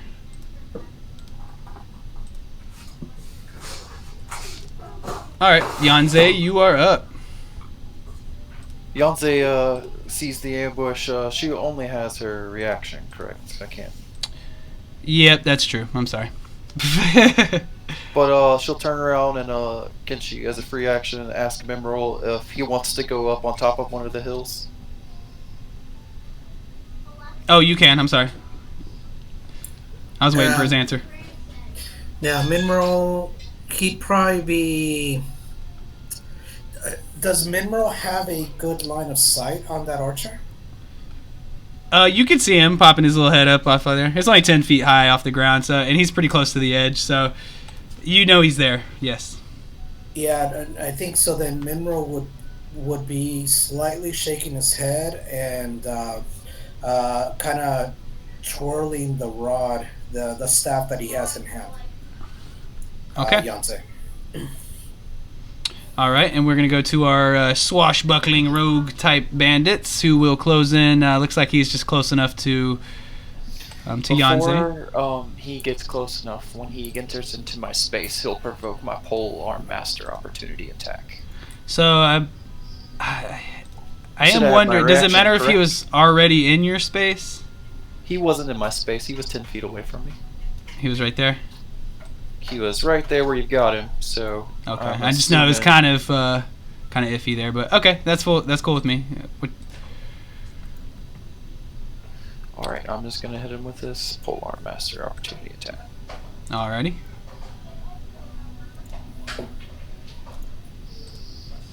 $24 for 10 damage. Okay, very good. So he closes in close enough, and he didn't expect it as the butt of your weapon just smashes into his face. And then, what'd you say? The jarring of the quarterstaff causes the bees to start pouring out of the hive in droves. How did you know? I'm afraid of bees! Did you say 10 damage? Yep. Okay, cool. Not the way he wanted to start his turn off, that's for sure. And with that, he's going to take a few strikes at you. He has a dagger and a rapier. AC 17. AC 17. Looks like the first one's going to be a miss with the dagger, and now a couple rapiers. Oh, I just hit it. I just natted, so for one of them. And then the other one was 19, so that would hit. Okay, so you got a crit and then a hit.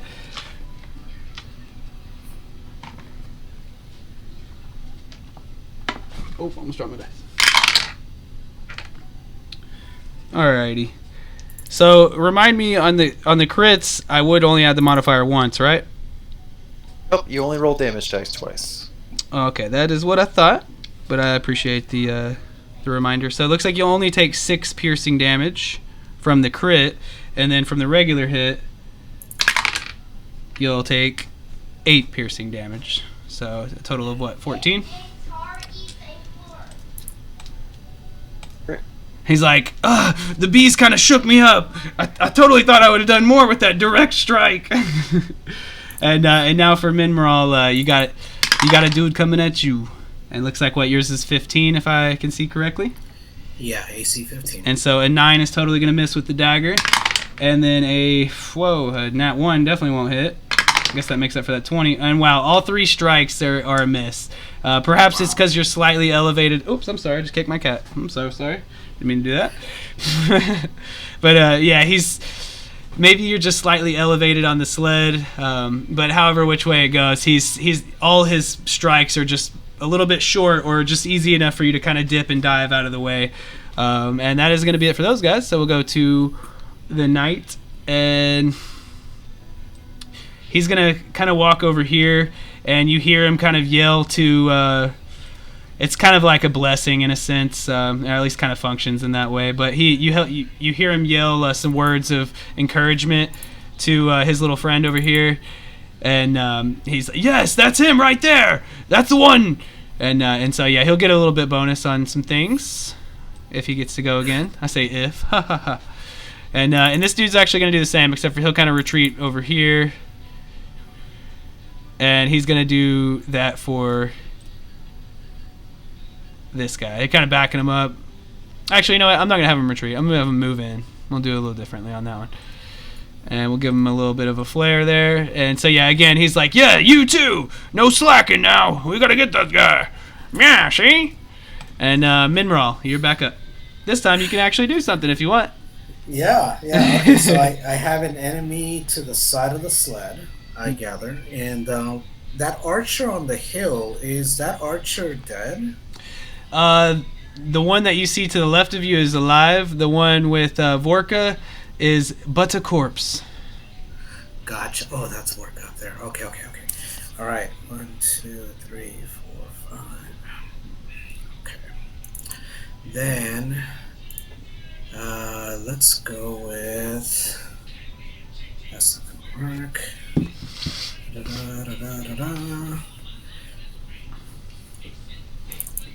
Okay.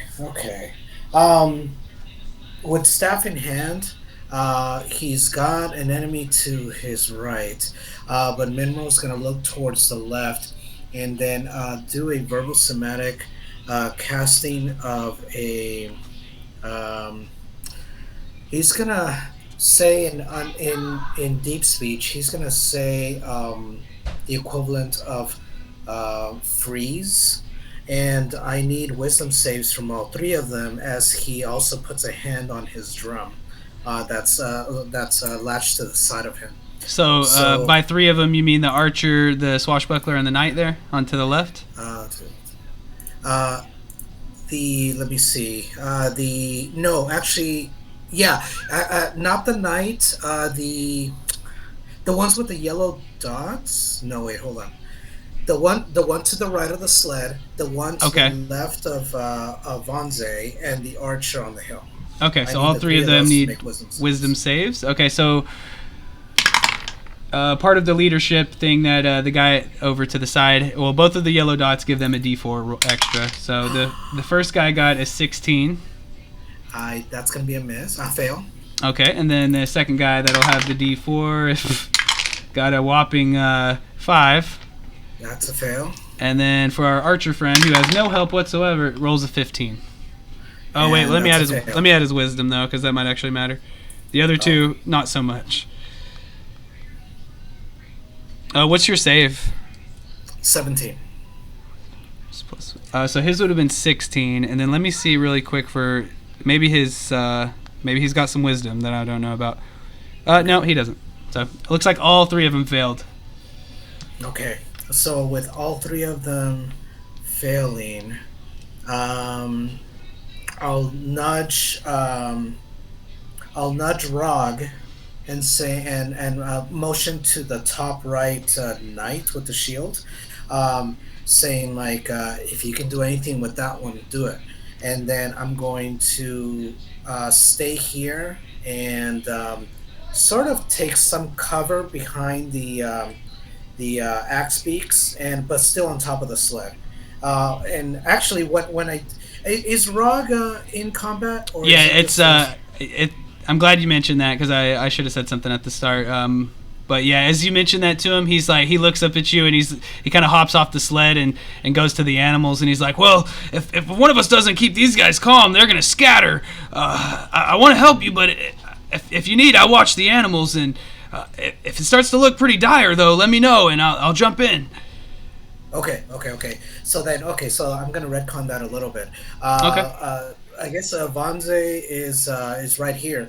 So I'm gonna say Vanze, go for the ones with the shields, and you get a bardic inspiration as a bonus action.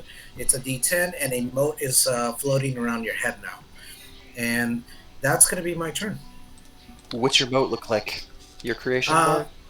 Yeah, it's a creation bard. And really, I just imagine it being a sort of like a soft clay, somewhere between gray and brown. It's not very pretty, but it will function, as you will shortly see. Ooh. Okay, and that's it for Mineral. What did your wisdom saving throw do, I must ask? I cast Hold Person on the three of them. Oh, okay, I missed that part. So they are held. It's in the chat if you need to look at. Yeah. Is it I'll it's do better restrained, about- right? Let me see. It paralyzed. Okay, paralyzed. Cool. All right, We thank get you. Bonus on that. Very good. Yeah, it sucks. Or it sucks for them. Putting it bluntly, it sucks for them. Oh, okay. Good turn, man. Vorka, what you got?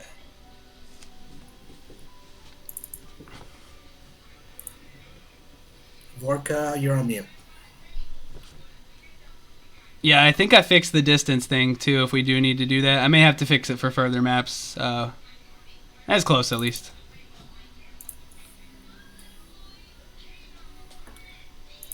You're still on mute, Vorka.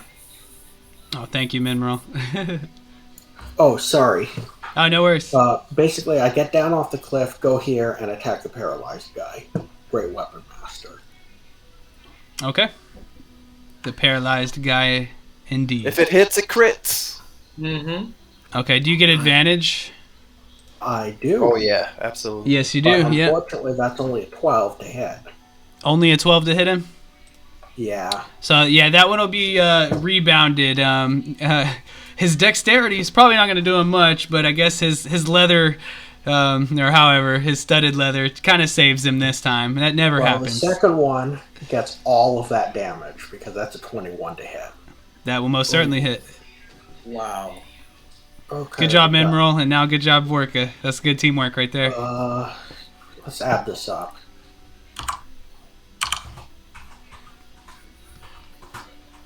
It's got a auto crit. That's a lot of numbers. Is it? That's 56 damage from that one attack. Holy! Nice. Nicely done. Oh my goodness, that's pretty amazing, dude. But with that being said, let me see. You notice that as he has the twinkle of like laughter in his eyes after your first blow, because I mean he's in his mind he's thinking, how am I going to escape this? And then you kind of just slap him a little, and he's like, you almost see him, his eyes are mocking you, and in anger you bellow out and just bury your axe so deep into him, and you pull away. He can't even jerk or convulse or twitch or anything. His body's so frozen, but blood just starts to gush out.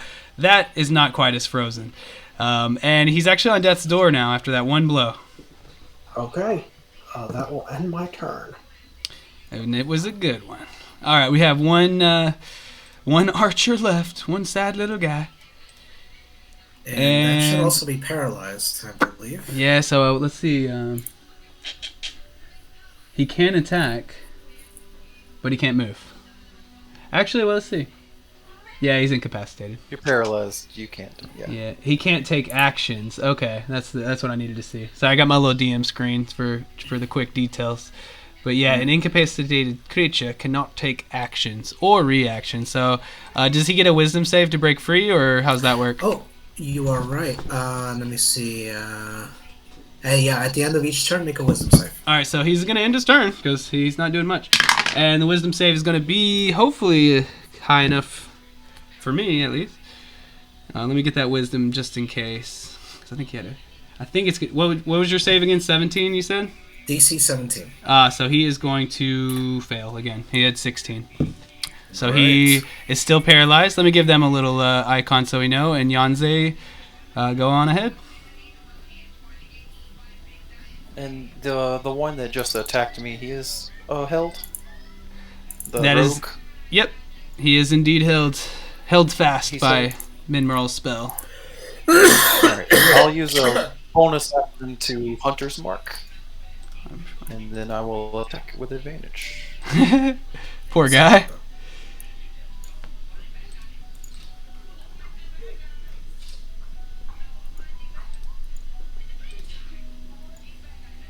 Uh, 23. So he's going to be dead. He only had 1 HP remaining. Okay, that was not supposed to be the bonus action attack. It was supposed to be the regular one. Okay, and so I'll move over to the one that is still defiant in front of Forka. And I'll attack that one with advantage. You killed my minion! The bees just pour over the one that he's frozen. So after they poured out, he seized up, got tense, and then he got covered in bees, and he couldn't even scream. It's like a living statue of bees just buzzing there for a few minutes as you guys continue the battle. And then you attacked this guy. What was the roll?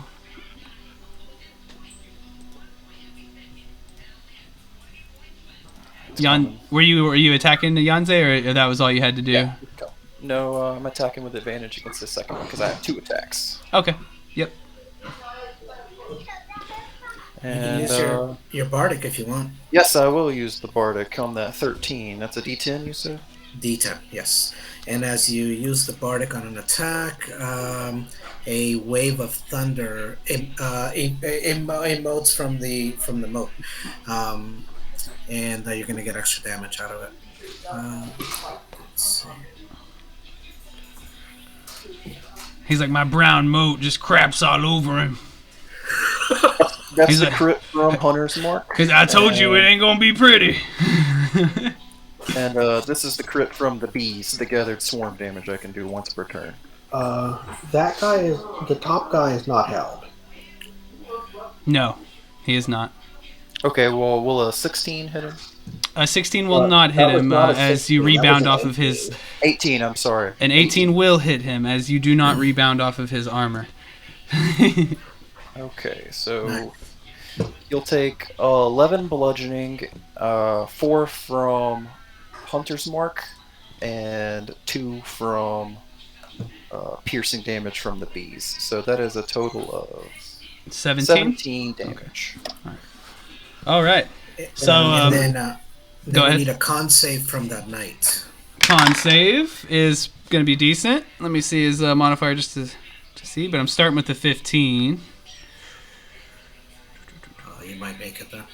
Con save, so a total of 17 for him. Yeah, no, you make it. So no damage from the moat as it Close, though. explodes in front of you.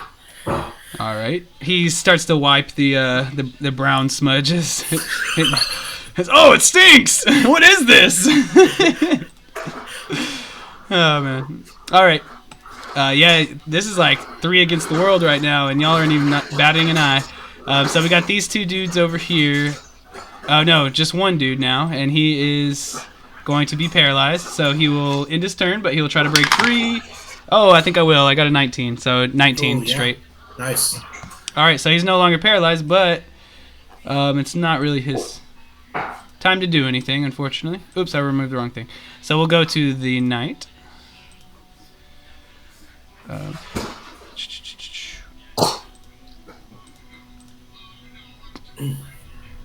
All right, we'll just have him join his friend coming up on Menmeral. Oops. He's within 5 feet, I guess. It's a little smudgy there, but he's close.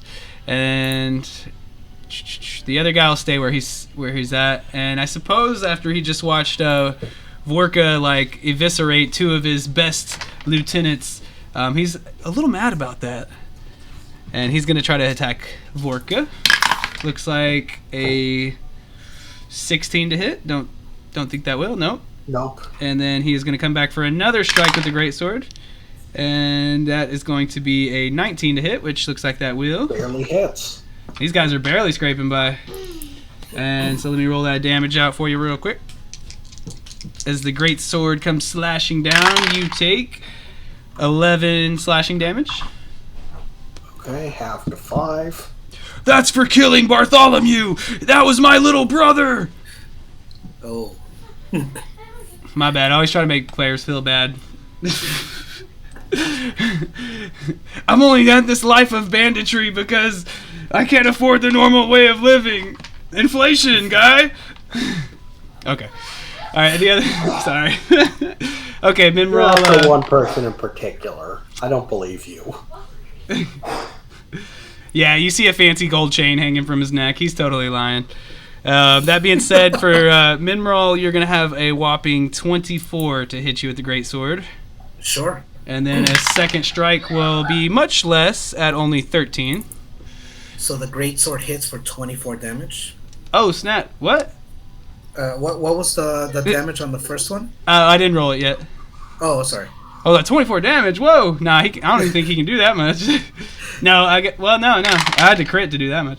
All right, so actually just 11 slashing. 11 slashing. Okay. All right, pretty equal to what Vorka got. Pretty close there, and that'll be the end of their turn. Minral, what you gonna do in return? So I need to make a concentration check to see about hold person. Okay. Thanks for reminding me on that.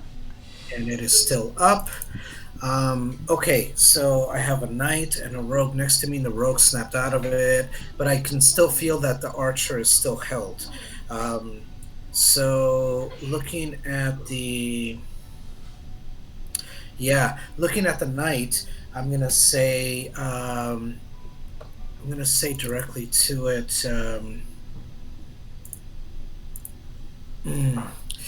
Flee, like in a very deep speechy sort of a tenor. I'm gonna say flee or die, and I need it to make another wisdom save, please. So this is on the shielded fellow nearby?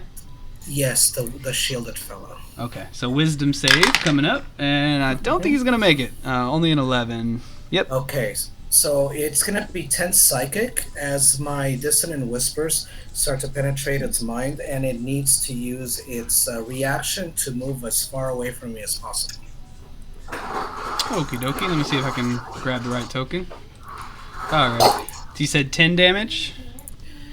10 psychic, yes. And then he is going to use his movement to run as far as way. Uh-huh. He like backs into the wall. Oh! Yep. That looks like this. I think that's it, right? That's my action. I'm gonna bardically inspire.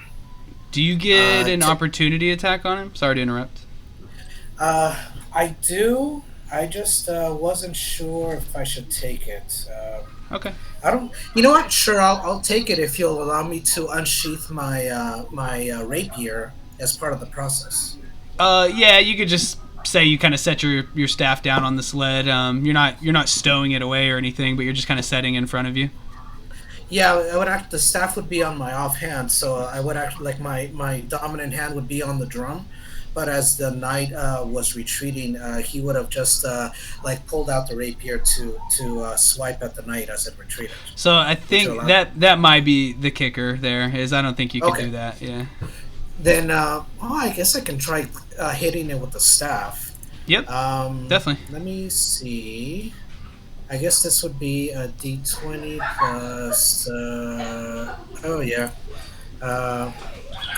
1d20 plus, actually plus 3. That's gonna crit. Oh, nice. Crits I got with 23 on the crit. So let me see. That's gonna be 1d6, actually 2d6. But then minus 1 for the strength. It's gonna be 7 bludgeoning damage. Okay. Even if it's more insult than injury, it's pretty insulting. I see what you did there. As I smack the knight as it's retreating, I will say to Vorka, um, uh, make short work of these fellows, and I will send a mote of inspiration around Worka's head, Okay. and that'll be a D10. And looking at the rogue, I'm gonna stay. That's my turn. All right, and Yanze's is gone, right? She used hers. Correct. Right. Okay. Alrighty, I have adjusted for that. So yeah, as the knight turns and turns tail, kind of, you hear him. He's just like, "This voice in my head, what is it?" As your deep speech sounds like, just you know. I can't put it into words. I don't speak it, but yeah, it scares him. It's such a horrible language, and usually only attached to crazy creatures that he's a little bit of afraid. He doesn't understand. With that, we'll go to Vorka. Okay, Vorka's going to attack the knight in front of her. Reckless, but no great weapon master. Okay. Now, if only I could get an attack against you. Oh, wow. That's another crit. Oh, wait, no, that's still auto crit. I'll have to turn that off. It's like loaded dice. Okay, let's roll damage again. So that is actually just 25 damage. Just 25. So Yeah. what was the roll to hit? Roll to hit was a 26. That was a 16 on the die. Okay, yep, that's good. That'll definitely hit. And then the damage is looking like, what is it? 25. 25. And then attack number 2. 28 to hit for 10. Because Easy. the Divine Fury is only once per turn. Plate armor, what's that? You're making his plate armor seem like it's made out of aluminum. And Vorka is going to end her turn there. Okay, yeah, he's kind of clutching himself, and you can definitely see visible dents in his armor as you just battered him. Some of your blows are direct hits, drawing blood, and some of them are just knocking the wind out of him. But it's enough to really hurt him. He's not long for this world. That being said, we'll go to our archer, who is not able to do anything, and we'll definitely botch another wisdom save. So they're frozen. What you got, Yanze? I'm gonna be a bully and shove this guy down first. Can he make Nice. me an opposing athletics check? An athletics check? Oh, goodness. I don't know which dice to use. They're both doing me bad. Looks like 8. He'll have to beat a 20. Oh, Alright, he's pushed prone. Okay, he is prone. Alright, then I'm gonna make an attack at advantage. Alrighty.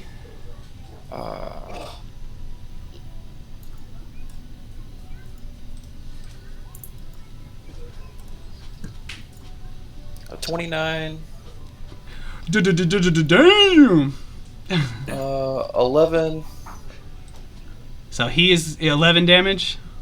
Another 1 point of damage from Hunter's Mark, so 12 total. Okay, he is dead. You can give us a little bit of flair if you like. Yeah, I mean, the bees will return around me after basically devouring that other guy in 6 seconds to just a corpse, like a stung up skeletal husk, probably swollen up with bee venom. But then they'll move to the next guy and basically cover him up, and he can actually scream, so I imagine it's pretty terrifying. But I'll float up 10 feet. Okay. To this archer who is still held, and can I just use my object interaction to grab them by the scruff of their collar? Sure. Alright, and then I'll fly the remaining 25 feet up straight into the air. Oh. Just so they can get the picture, I'm going to use my bonus action Polearm Master attack. So let me see. I think he might be able to resist that though. I thought he was paralyzed. Oh, he is totally paralyzed. You're right. Yeah, I don't think he's gonna resist. So I'll crit him with this. Okay, so you levitate him up in the air, and if he could scream, he would. I would say his body goes tense, but it already is. Well, I have advantage. Good thing, because I rolled a 1. But 23, which will be a crit, so another d4. So he'll take 13 points of damage just from a bonk on the head. And as I say, who hired you? So I am curious, just really quickly, because you have 2 attacks, right? Yes, and I have the Polearm Master feat, which lets me take a bonus action attack. Okay, so 3 attacks then. Okay, fair is fair. If I'm not doing something else with my bonus action, yeah, I can get 3. Okay, and how much damage did you do to the archer one more time? 13 as I'm floating approximately, let's see, the hill is 10 feet high and I picked him up there and I still had 25 feet more. So if I'm hovering above somewhere that's not the hill, he'll be 35 feet in the air. I'm sure that's going to come into play shortly.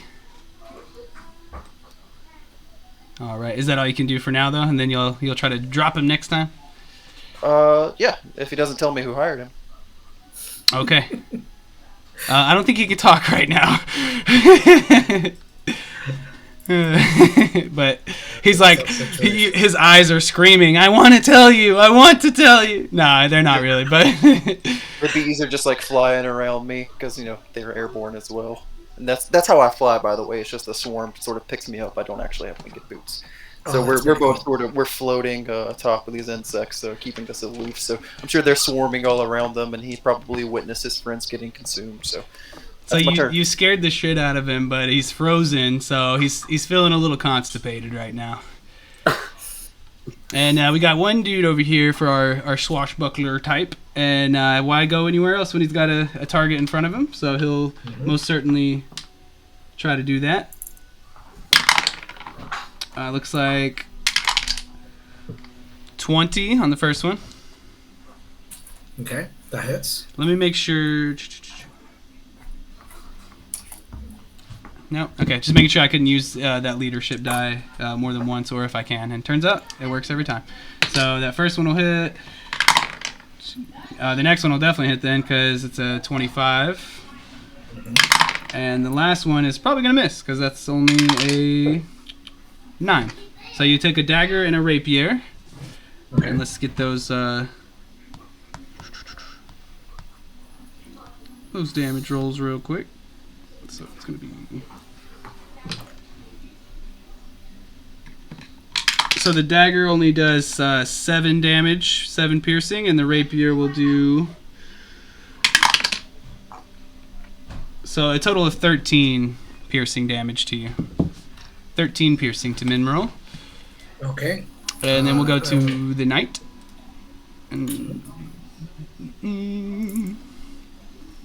So this dude over here, man, this poor guy. So he's knocked prone, so he'll get up. And that'll be half his movement there.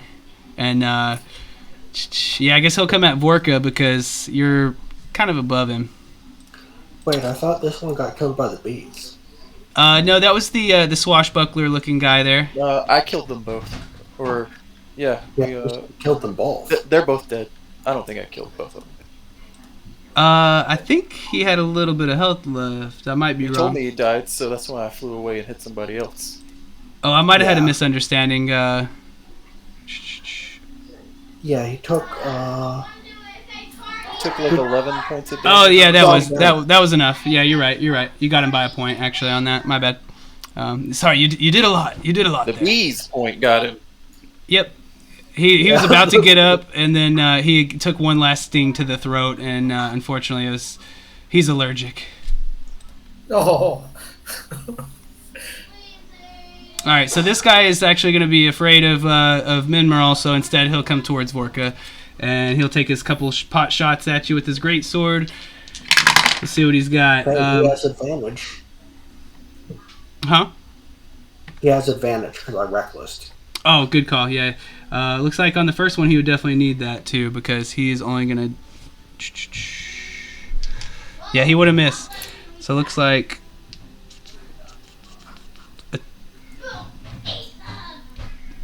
I'm at the wrong guy. I'm so sorry. Just want to double check the number before I say it. Okay, 23 on the first one. Okay, that hits. And on the second one, it's going to be pretty close there too with a 21. That hits as well. Alrighty.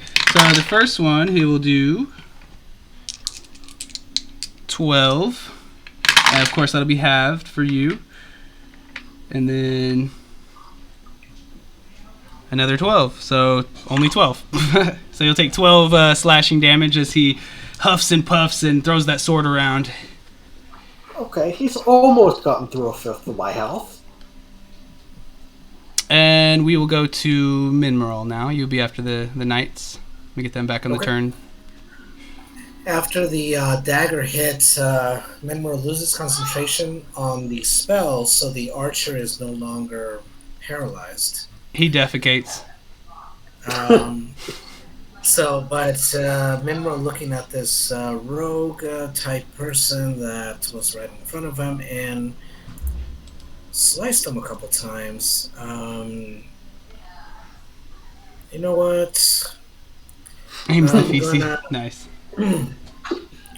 I'm going to verbal somatic with the staff in hand and look him straight in the eye, and I'm going to try and take control of his mind in a way. I need an intelligence save, please.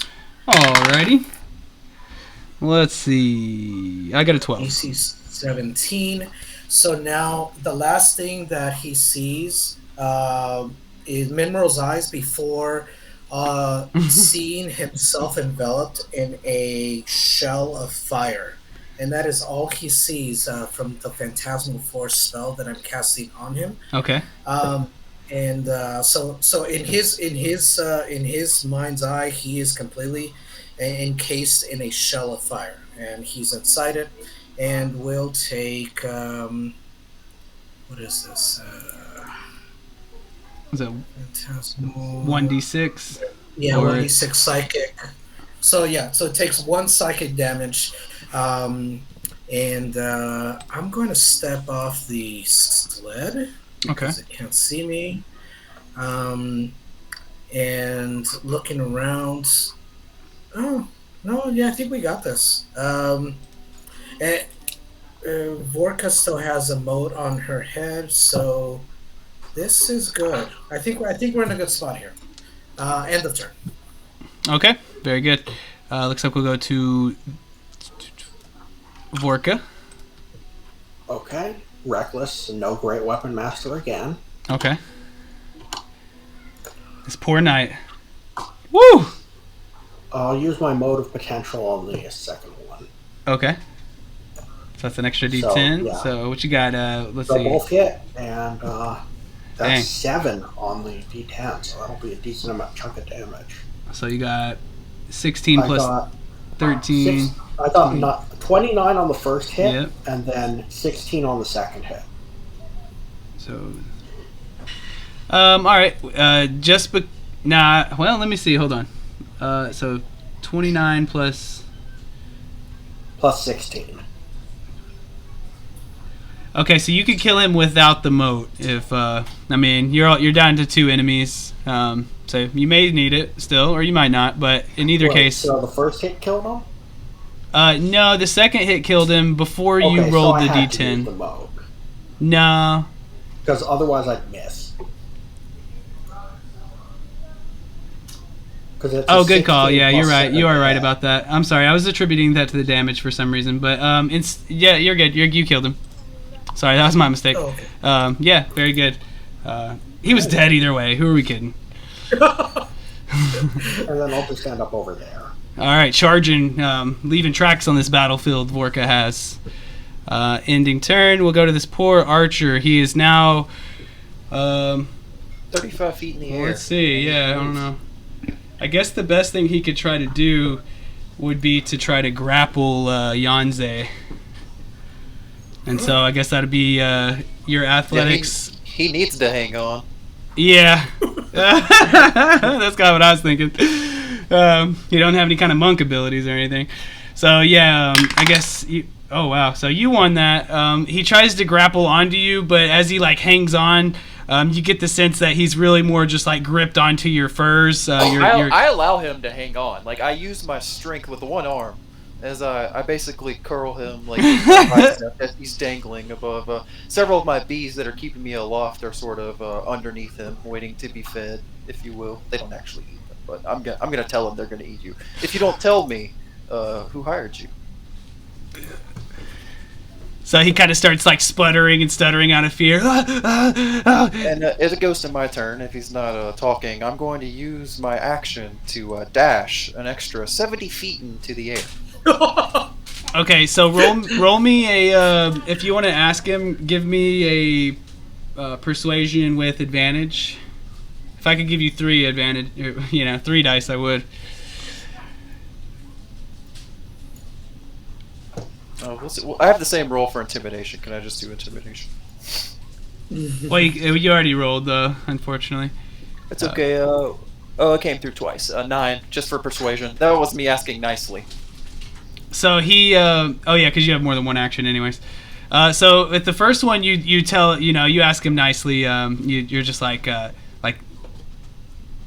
just let me know. It's gonna be okay. I won't drop you. I promise. And then he just is like, I'm not the guy. I'm not the guy. I'm not the guy. And then how would you like to ask him a little angrier? I'm just gonna say it looks like my arm's getting a little tired, as is my patience. Okay. It was some noble from Waterdeep. That's all I know. Some Waterdavian guy. I don't believe you. He really doesn't have any much more than that. He's I'm not the leader of the band. I'm only catching words on the fly, but it seemed like some nobles from Waterdeep, or maybe some locals here too. With the insight and as much as you're doing, you get the sense that he's telling the truth. He can't really give you straight names and stuff, but what he's telling you seems to be valid. How about you give me another insight really quickly, and then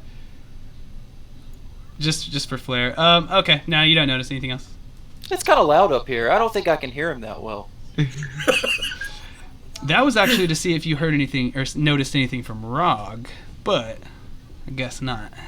But okay, anything else on your turn? I know there's a lot of actions that just happened.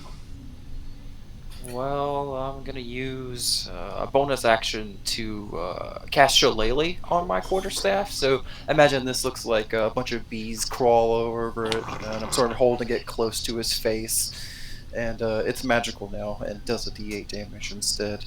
And Okay. I'll survey the battlefield to make sure my comrades aren't in danger. And then I'll end my turn I'll give him at least 6 more seconds to reconsider his position, which is what is it, a total of 105 feet in the air. Oh my goodness. All right, we have, I think, just one last little lonely guy who might even be able to defend himself. So you can use an action to try and investigate the shell of fire that you find yourself in. And that would just be against your otherwise- DC. Yeah. Otherwise, Yeah, I guess- you're encased in fire. Okay, so he was definitely going to do that investigation check and botches it. So you hear him, you just hear him kind of scream behind it, and he's, "What is this? What is this? Someone help! Help!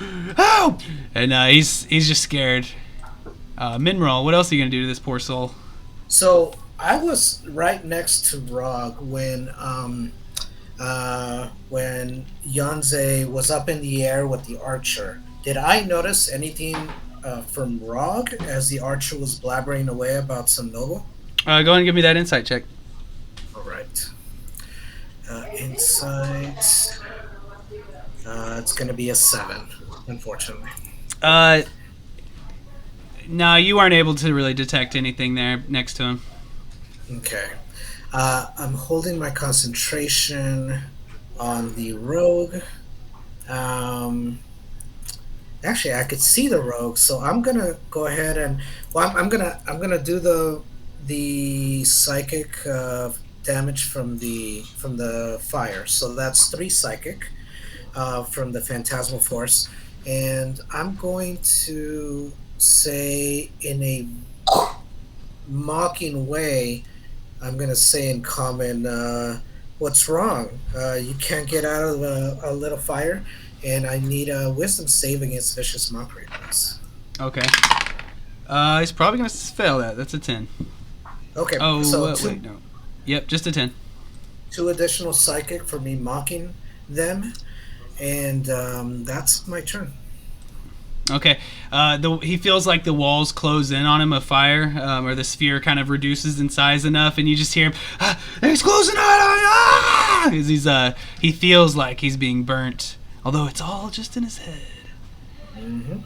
And Vorka, what are you going to put in his head? An axe. I kind of thought so. Can't This mess time with what I am works. doing Great Weapon Master. That is a 23 to hit for quite a bit of damage, 32. Nice. What else he got? What else he got? He's still standing, although he is now gushing blood profusely. Another 23 to hit for 26. He is now bleeding even more profusely, but he's barely alive. You chopped one leg off. He's got one leg left to stand on. Okay, that ends my turn. Maybe metaphorically, I don't know. Alrighty, so we're gonna go to the archer's turn, and he starts sputtering. He's like, "Look, I don't have much more information. There's 4 of them, okay? All I know is there was 4, and they told us there was some axe beaks we could get. That's all I know." And yeah, he's just gonna try to like persuade you to put him down, and I told you all I know. Just put me down, and we'll just leave. And oh man, it was like almost, what was that? It was almost a 16, but instead it was a 3. So I don't think he probably persuaded you very well. That he doesn't know more? No. But that he's not in a good position? Yeah, I'm convinced. Okay, and that's all he can do. He kind of chose a different route. What are you gonna do with him? That's not quite good enough. I'm not really evil. This guy is a thief, though, and we look down upon that. If he can survive the fall on top of his friend, then I'll let him leave with 1 arrow. But I just drop him atop his friend, and he'll fall 105 feet. So that's a 10d6, if I'm correct. I believe so. Unless, some of his friend breaks his fall. So, I don't know. Maybe He'll I be could prone regardless. Maybe I could split some damage between the 2 of them, but yeah, let's see what happens. So there's 10 for 2, 14 for 4, 20 for 6, 22 for 8. I just rolled snake eyes, believe it or not. And 27 damage to him total as he falls. I'll give him 20 damage and 7 to the other guy, if that's all good with you. Right, as long as he's prone, so he can limp away. And so he does survive the fall somehow, some way. If my companions let him leave, I'm not gonna stop him from. We'll say he accidentally kills his friend, though. That's pretty unfortunate. His friend only had 5 HP and just took 7, and so yeah, unfortunately, he kind of like tries to pick himself up off the ground and slips on the blood of his friend as it starts to pool up underneath their bodies. He also starts to cry. Go ahead, Mineral.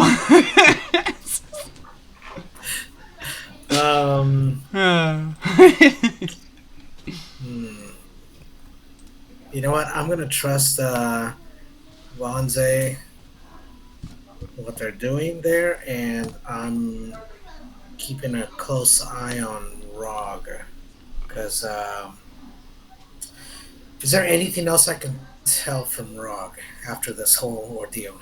Not quite yet. You'd have to perhaps get some more information out in the open or something of that. No, yeah, and I'm thinking, Mineral's thinking, like, even if I let this one go, the half-orc's gonna chop him in half, probably. Actually, and I'm thinking, like, well, what are the odds that the half-orc is gonna do it? So, and that's my turn. Okay, so he's waiting to see if what y'all are gonna do with him. So he's on the ground, he's prone. He's still got some life left in him, but not a whole lot. Only one problem. The crying breaks Vorka's rage. She doesn't like killing crying people. Aww. She's going to accept a surrender. Okay, he kind of picks himself up off the ground, and you can see that like his leg is broken. He's, thank you. Look, I'm sorry I couldn't tell you everything. They'll kill me if they find out, but there's no one here left now. I can give you a name, and that's it if you'll let me go. Okay. Insight. See how much he knows. Oh, I guess I don't know how much he knows, but I'll take the name. She says, "Give me a name. Give me a name."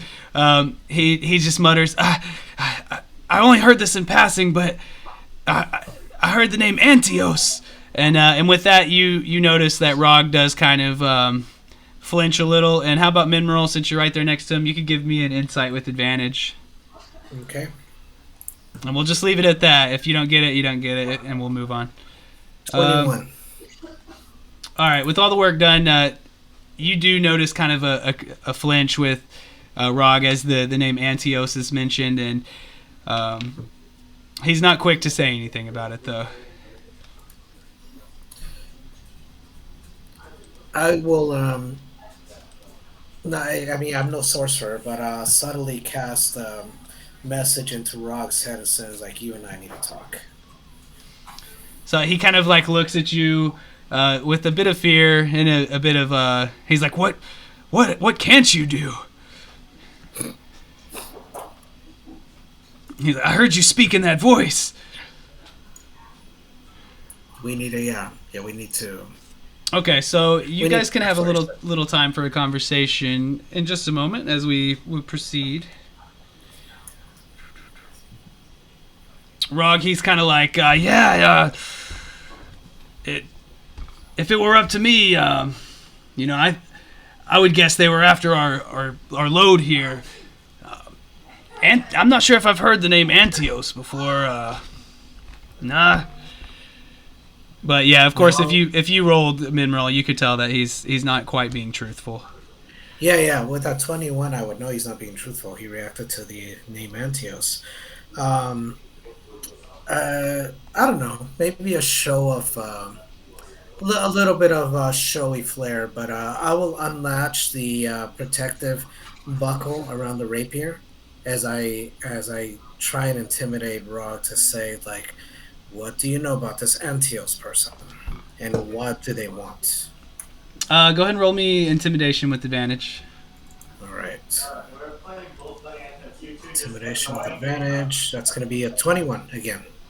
It's pretty good.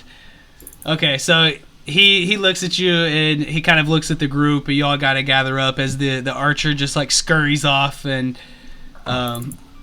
Yeah, I leave him. I actually take some stuff from him. I take all his weapons except for his bow and 2 arrows. Okay. And Just he enough seems to even hunt a little bit. he sees what you did there, and he's thank you. I could make it back to civilization with this. And he starts like trying to carry his broken leg along the way. He's like, one of those axe beaks sure would help though. That's a funny guy. He waits for a second for a response, and then kind of slowly drags himself off. Yeah. Mineral will be like, move, just like. Oh! All right, so Rog kind of brings you guys in, and he says, well, I guess I owe you a little bit of truth here. I'll admit that I had a bad business dealing with the Antios family. They gave me quite a bit of gold to start a mine up here, and I put my faith in some kobolds. They're hard workers, and they don't ask for much pay, but when tragedy strikes, they're quick to scatter. And that's certainly what happened with the Rime of the Frost Maiden taking over. They left me with an unworkable mine and, a pretty good sizable chunk of gold from the Antios family. I wouldn't see them traveling all the way up here from Waterdeep to settle the score, but seems like maybe they sent somebody. How much gold, how much resources are we talking about? If this is a noble family, it's not chump change. Yeah, that's pretty accurate. They gave me 1,000 gold, and I was supposed to meet them after a year, and it's been about 3. So I guess it wouldn't surprise me all too much if they're starting to come to collect, but I promise you, I'm not a bad guy. I've been doing everything I could to pay them back. I still have at least half of the gold left. I did have to spend quite a chunk to get these axe beaks in this wood, but I mean, this is why we're here. This is why I called you guys to help me, is I want to get back on the right path. You know, I don't deserve this life of ruin, and I do feel some shame for the trouble I've caused. I see. So, if you want to get back on the right path, I guess let's start by delivering some wood. Oh, gosh. I was worried you wouldn't help me after finding out that I'm a bit of a vagabond.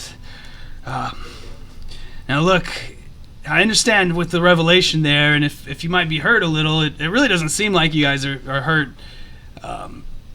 But if you want, we could turn back and take a different path from Bryn Shander. But if you're willing, I know we can make it on time if we just keep pushing forward to Dugan's Hole, and then off to Goodmead, and then finally to Easthaven. The truth is out, and I won't blame you for wanting to return back. Or if you need a rest immediately, that might be the decision to make. Well, you say you have a shady past. I grew up among orcs. Yonsei seems confident if we can just push on ahead to Goodmead. I mean, she's got her home there, and she can take care of everybody on the stop. She's got some potions with her herbalism kit that she's flavored as more mead if you need to shirk off the colds. Oh, that's a great flavor. That's good. Speaking of great flavor, I mean, she's finally crafted these, so I mean, she hopes she enjoys it, and she loves to share it. She also has, as an event item from Liar's Night this year, she's got the jar of ever-flowing honey. Nice. So if we need to stop for some snacks and some healing, I've got 4 regular potions of healing and 1 greater if you need it. So very cool. Well, if we don't want to stop to take a short rest, but I mean, this is a pretty good position if you want to stop to take a short rest. But Yonsei probably knows this road like the back of her hand. Yeah, and with Rog, he would kind of be like, yeah, I don't know. I'd be afraid of the bandits coming back if we try to take a break here, but Dugan's Hole is really not too far ahead, and perhaps we could get a break maybe in Goodmead after that, or maybe those yokels won't bother us in Dugan's Hole. Let's push on. And with that, as a DM, I'm laughing. You go to the icy river now, and you jump on and you start sledding across, and the wind blows through your hair, or you're around your little nether bits, however it is, but you're feeling nice and chilly as you go through the ice towards Dugan's Hole. It's on the edge of the Red Waters. It's a small village. Yonsei would know this, of course. It really only is normally reached via Goodmead. That's kind of why you're taking the ice track there. And although cold, you feel that the weather has warmed just a little with the coming of spring. And with that, I'm going to need another perception check from everybody, if y'all don't mind. Perception. Normal. 27 for mineral. Shazam! Alright, so for we'll have 2 different descriptions here, but for mineral only, up ahead you can see the docks of the village that extend out into the Red Waters. Although nearly 1,000 feet away, you also make out an individual who appears to be looking out at the ice, and you hear all too familiar whistle. Oh. From the direction of town. When you look again, the figure has apparently moved back into the village. And you definitely recognize that whistle as being another shatter spell, like from before. The other guys, you only see the village. You could see about how far away it is, and you feel like the path is awfully clear to continue forward. However, Mineral might decide to kind of stop you as he sees some cracks start to form in the ice. Mm-hmm.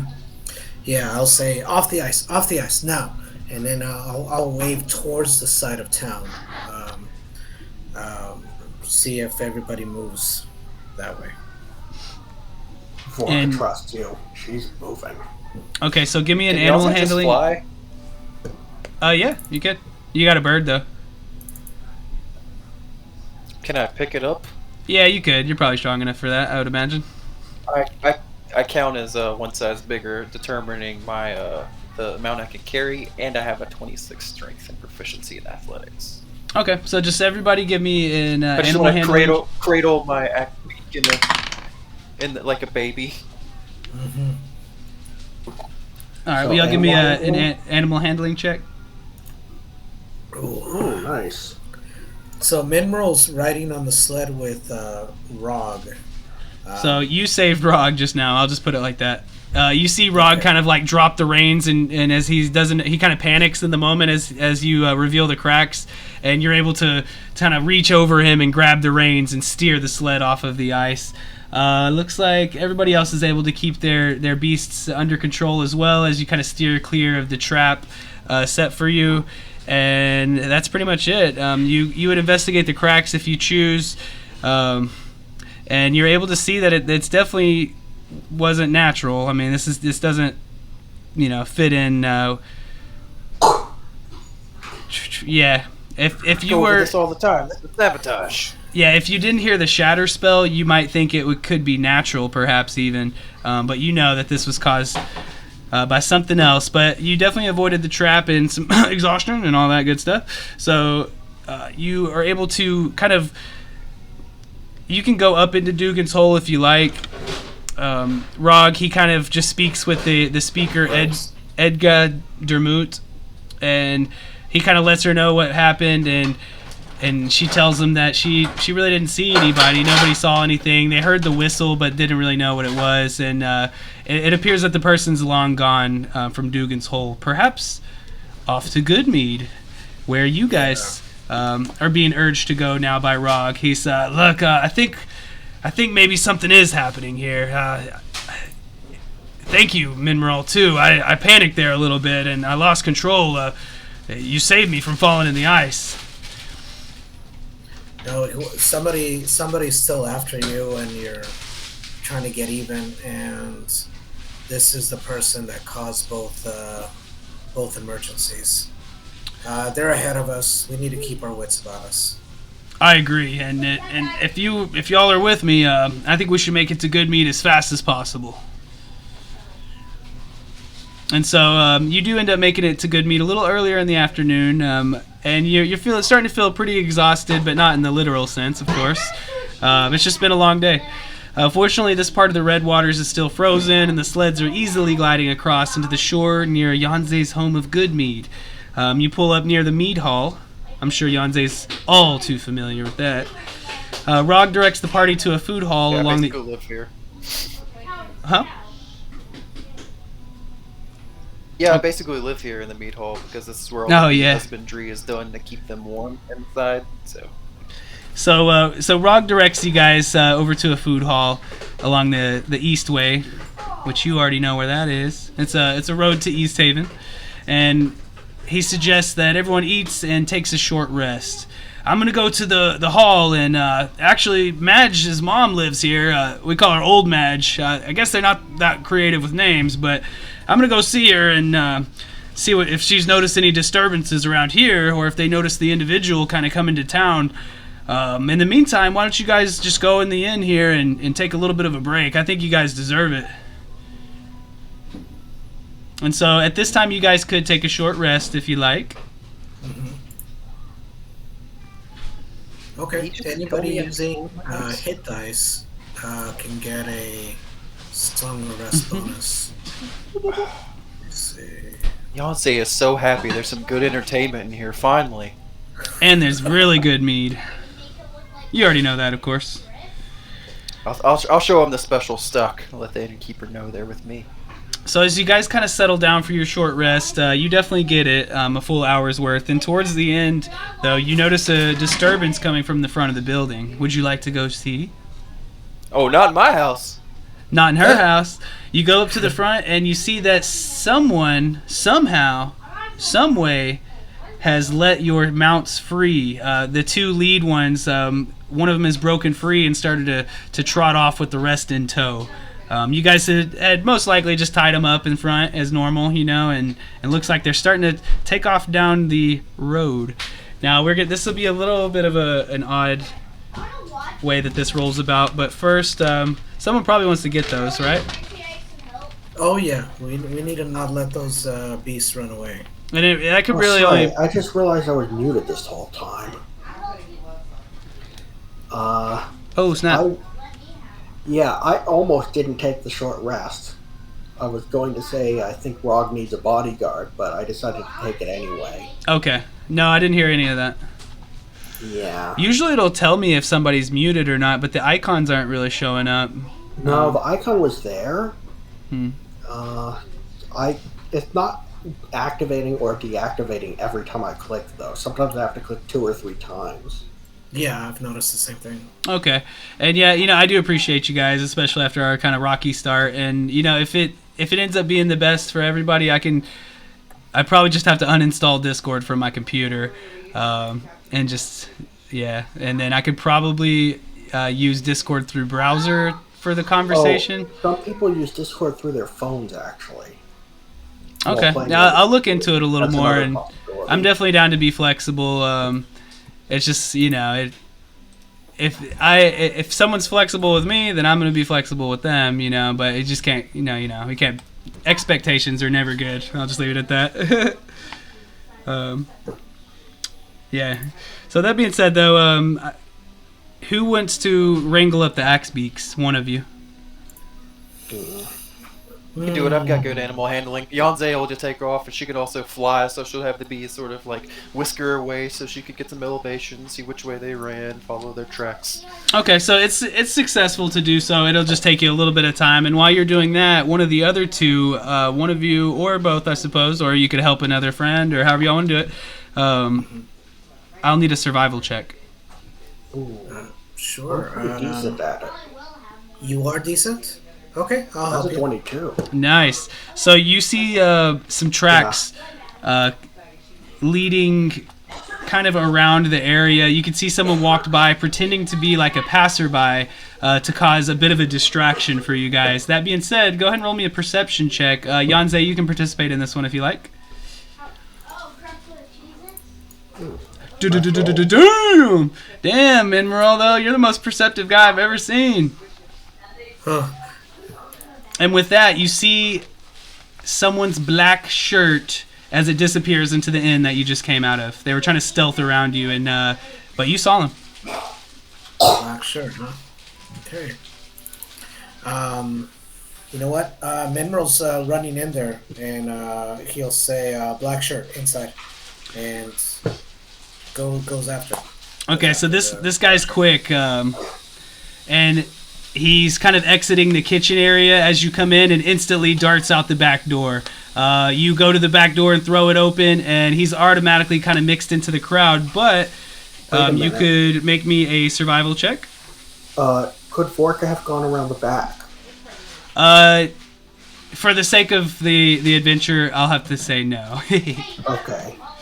Or you could have you could jump around to the back of the inn just in time to see him kind of slip into the crowd, and whoever would like to could make a survival check, but it's going to be with disadvantage because there's so many people kind of milling about. Oh, okay. Okay, well, Mineral can definitely do a survival, but disadvantage. So will Vorka. What about Yonze being airborne? Will that help me or hinder me looking above the crowd for a black shirt? I think just for the sake of it, we'll keep it as it is. Yeah. Okay. So we've got. Or did you say survival? 21, an 18, and a 26. So we're going survival, and looks like both of you have already passed. Let's see what you got, Yonze. 17 as well. So, all right, yeah, you're able to kind of pinpoint him as he ducks through the crowd, and he dips, and he kind of turns a corner and makes it out of eyesight for a moment. And so this will be pretty much the last check, and it's a pretty gosh darn hard one. And big things can happen here if you succeed, and don't feel discouraged if you don't, because this is like almost game breaking for this mod. But that being said, you turn the corner, and I'm going to need everybody to make a perception check one last time. Not disadvantage, just a regular check. Okay. Ooh, Looks like we 20. got. God, I was 20, really 21, afraid and Mineral 28. is probably even capable of hitting this. Because I'll just be forthright. The DC is 29 for this. And that's something I Mineral rolled with a accurate. +9 to stealth. So this, with advantage, I rolled a 20 on stealth. So this dude's pretty lucky right there. And which honestly kind of saves the mod in a way. But it's definitely available for you to totally catch him. In my house and get out the back door. So you realize that he is just like, you chased him halfway across the town, and he ducked in an alley and probably just fleed Goodmead completely before he could be busted. As you guys return, Rog had been talking with Old Madge, and he kind of pulls you guys together, and he says, "Yeah, I saw that figure too, and you know, Old Madge thinks she might have seen him around before. He's kind of a mercenary for hire sorts around here in Icewind Dale and around the Tin Towns. I believe they call him Morian. What was it, Old Madge?" And she kind of speaks up. "Oh, he's an old. I think he's a half elf named Morian, and yeah, he'll take up all kinds of jobs around here. Kind of got a bad reputation." And with that, she's like, "Look, I think you guys might need this." And she pulls out a, I don't know how useful this will be for you in the moment, but it's another one of those things that actually you won't be able to trade, unfortunately, because it's a consumable. But it's on the magic item handouts. It is the Walloping Sling Bullet. So I'm sure, I mean, you could buy a sling, honestly. Most characters should be able to use that. But anyway, so you have one Walloping Sling Bullet to share as a party, and then if you don't use it, at the end, everybody will get it. Same for the scroll. So she hands off that. Let me see if I'm missing anything from Old Madge real quick. Oh, she also kind of goes into the kitchen and comes out with a very delicately wrapped parcel, and she hands it off to Rog, and he says, "Oh, is that the cake?" And she's like beaming, and she's like, "Yeah, you know, I almost thought that disturbance would kind of ruin the moment, but yeah, that recipe you brought me from Waterdeep, I tried it out. The cake's really good. You should have some." And she gives it to Rog, and he kind of just tucks it in his pocket for later. And one more. Make sure she's not forgetting anything. Man, y'all almost had that. I was so scared. Okay. Yep. After that, she seems very grateful that everybody's safe, most of all, and she pours out a bowl of steaming stew for each of you and sets it on the table. Now, you boys, you girls and Minmaral, y'all should finish your rest. Here, have this food, and you know, you guys can do so. Of course, you already kind of rolled for that and taken your rest, as it were. I ate at home, thanks. Okay, and then anything else you guys would kind of like to do before you set back out? Are we setting out right away, or are we spending the night? Yanze, what? I guess, yeah. What's the situation between Rog and Yanze? So Rog, for himself, he'll be like, you know, I just don't think it's safe until we get this job done. If we can confront these guys one way or another, we may be able to fight or talk our way out of it. But at this rate, who knows? I'm honestly a little bit afraid to sleep tonight. I would suggest carrying on to Easthaven and just getting this deal done. And that way, I'll have the money, you know.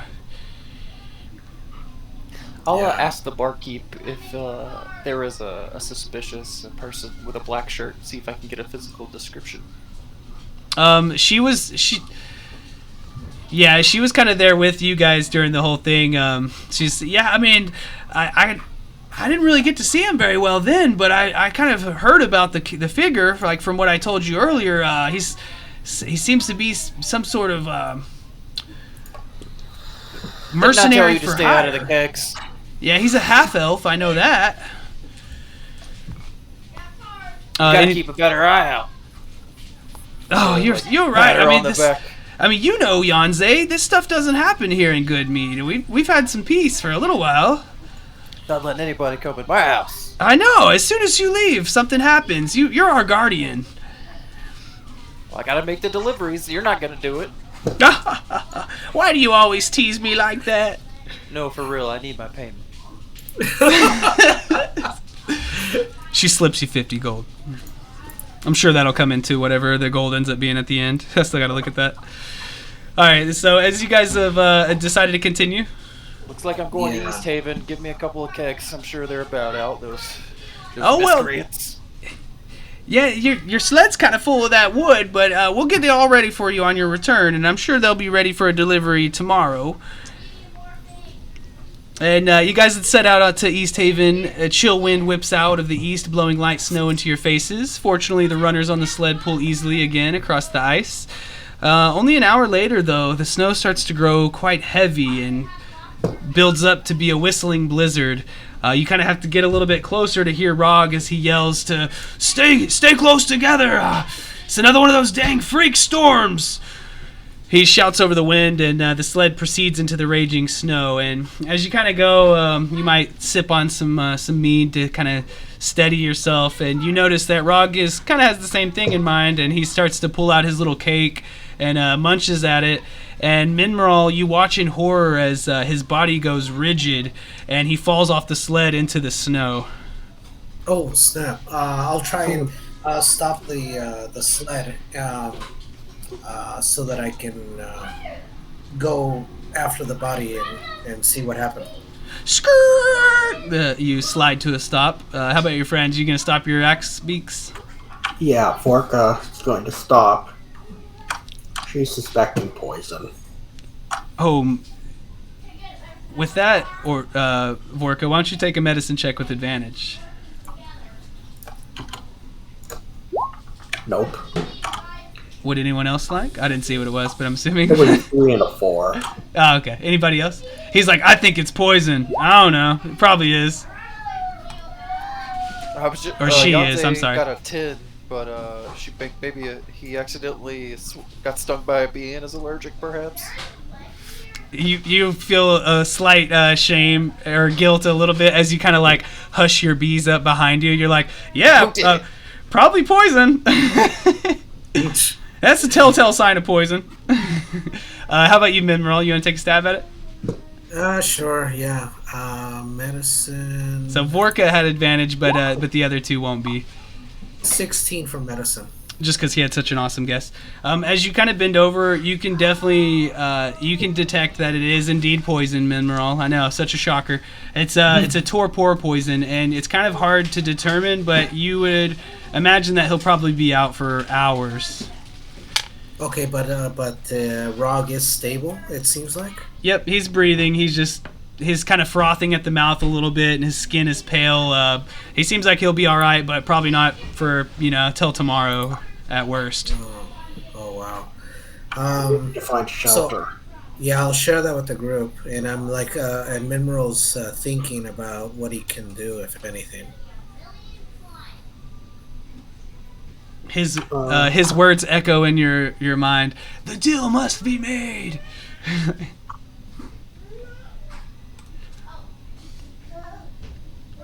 Volka's going to offer to take over driving the sled. Oh, okay. Okay, and so you can Yanze, you can just take lead of his mount as he kind of takes Rog's place. Yeah, Vorka knows how to drive land vehicles at least. I have one leg on one axe beak and one leg on the other. Dun, dun, dun. Minmaral does have an antitoxin, but does he have an idea if an antitoxin would work now that the body has already gone through the effects of the poison? I'll just roll for it. Let's see. Yes, you feel like it would help. Hey. So I'll go ahead and start to like if Rog's body is on the sled, I'll start pouring the antitoxin down and then making sure that it doesn't fall to the side of their mouth, and then hopefully I can start seeing some improvement out of their body. So it's about a good 10 minutes or so, and the snow around you is starting to whip into a frenzy, and you're wondering if it's going to take any effect when his eyes slowly start to flutter open. He's What was in that cake? Do I still see any cake around, even in his hands, or? He does in have a his- little piece left nearby where his hand was. I'll slap it away and it'll go flying into the snow, and then I'll say like, yeah, somebody put something gnarly in there. So- Don't eat that. He kind of struggles to get up a little and kind of collapses back down. And he's like, "Thank you for curing me, but I don't think I'm gonna be able to stand for a little bit. But Just we get should." on the sled. I'll drive. Yeah. get on Thank the you. side. Thank you, Vorka. My, you're beautiful in this light. Isn't it dark outside? The light of the Borealis. Yeah, the way that green borealis reflects off of your gray skin or greenish. I don't know. No, it's gray. I'm losing myself. Perhaps it's the poison. But if you're willing to carry me forward, I think we should continue to Easthaven. And if y'all are in agreement with that, he'll kind of nestle back up into the sled, and his eyes kind of flutter. As you can tell, he's kind of in and out of consciousness, but he's very much alive and not totally out of it anymore. And so you guys proceed further, and you're instantly swamped by a blizzard. The snow starts to strike your face. It's blinding your vision. With that, out of the three of you, because Rog is kind of in no fit state now, would one of you like to be a navigator? Of course, this will have to deal with the survival check. Beyonce. Minro can step up for that. Beyonce's got a +8. You crazy? You have more than that. Yeah, Minro can go. Okay, so Minrel's going to take point as the navigator. And you are on the sled. Or do you want to take over the other mounts? Or because I had 3 people on a sled. You probably could do it, but it'd be kind of tight. Yeah, no, Minro Beyonce would doesn't mind begrudgingly. handling the mountains. Yeah, How- okay. If someone's still handling the mount, Minro can get on the mount. Oh, Um, okay. yeah. Perfect. Yeah, totally fine with that. All right. We'll just set it up like that.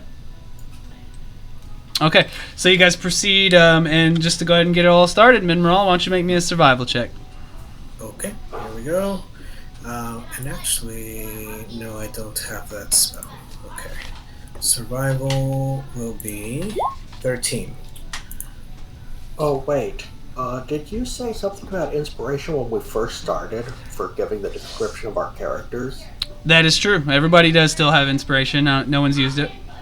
Yeah, Oh. I didn't realize we got it, but I was asking now because I was going to say use it on this roll. Yeah. So I was also I didn't hear about the DM inspiration. So if Okay. you're okay with that, I would have actually used it on this roll. Yeah, I didn't share a result yet, so you can still use it. So 17 with advantage survival.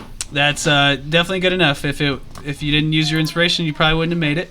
And so you kind of leading through the snow, and every once in a while you kind of have to like shout across the wind to Yanze to be like, "We're going in the right way, right? This way." And she will kind of reaffirm like, "Yes, I recognize that tree." And you guys are able to make it the first hour without incident. Well, how about the second hour? You gonna give me another roll? Ooh, Okay, this time use Vorka's inspiration. Okay, awesome. Thank you. Okay, he gives you his inspiration. Survival with advantage 28. Awesome. What was what did you roll without advantage? 24. Okay, Well, I would. actually, it was 28 Well, either actually, way. yeah, 28 would have been without advantage. Oh, because 17, you rolled. Oh yeah, okay, I got you. So yeah, just save the inspiration. Yeah, try. Okay. I mean, you can always make the judgment yourself, but I would see your result first because it might be high enough Yeah. before you cash A it lot in. of the time, DMs won't allow you to do that. Well, he could see you could roll once, and then you don't tell like I'm not going to tell you if you succeeded or failed, but you can make the judgment. Like if you roll the 13 and you see it, and you're like, that's not going to be good enough, then you could re-roll. But if I say Yeah. like, oh, you fail, then you can't re-roll again. At least that's Yeah, how I've always done it. I've seen it run either as a reroll or as advantage, but most of the time it's as advantage rather than a reroll. Huh? Yeah. I don't- Yeah. Either way, it's up I guess to yeah. you. I've always done it as a re-roll, but either way, I guess just kind of different means to the same end. But So sounds like Vorka can keep their DM inspiration. yep. So you can keep your inspiration, I would say. Yeah, I've already put it back on. Very good. And so for the second hour, again, you're able to make it through quite easily. However, as you're moving your sled down the ice, all of a sudden you hit a grinding stop and you kind of skid a bit as feathers and blood kind of sprays up around the front. You almost think something happened to your own axe beak, but as it kind of settles, you realize that you just collided with a dead axe beak that's been almost seemingly laid out in the middle of the ice here, and it has drawn in some other creatures to partake in this free meal. And so, of course, let me fix the tokens and all real quick. And then we're going to go into another initiative as an ice troll is coming at you.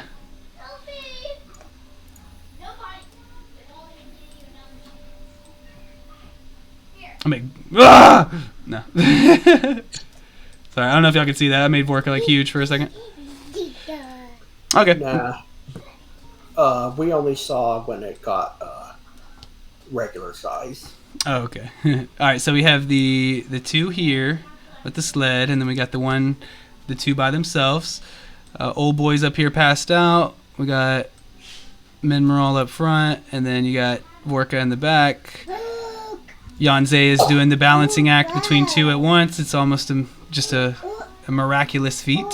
And then let me adjust this encounter really quick because that'd be a little mean. Yeah. So we went from strong to average. So that means no winter wolves. Just throw him over here and get rid of him. Appreciate y'all's patience with this stuff. I know it's always a little tedious, but it must be done. And so you see these two ice trolls kind of lumber up out of the blizzard, and they see you as a threat for a free meal. As this dead axe beak is laying before them, they roar out, and yeah, we'll just jump right into that initiative. Turn orders up. Of course, we'll say what's his name, Rog. He kind of, since you did heal him earlier, to some extent, he will kind of flutter his eyes open from time to time to keep the animals in check, so you guys don't have to worry about that. Okay. And now if I could press the right buttons, I will add a turn. Okay. Does anybody else need me to add a turn? I think Yanze, we're waiting on you on in initiative. So let me see about this big old boy. Oh, that's not a good initiative roll. How long will we be playing this? I don't know, a couple more hours at most. No more than that. Hopefully we'll finish in about an hour or an hour and a half. What's he mean? A couple. Like, I made a couple, fool. What's he mean a couple? A couple is two. So I mean, A couple? it should be an hour, but if it goes over, we'll do an hour and a half. No, couple is two and a couple is three. Oh, you're okay. You're all right. I'm a dad. I'm a dad first, DM second. What can I say? All right, so it looks like our rolls were. Interesting logic. One more time. That was some interesting logic I heard. Yeah. You left me alone. We're good. It worked. Okay, Minmeral, you have these two large creatures, very pale skin, luxurious teal locks, though, as you can see. They're looking like straight Fabio with their hair.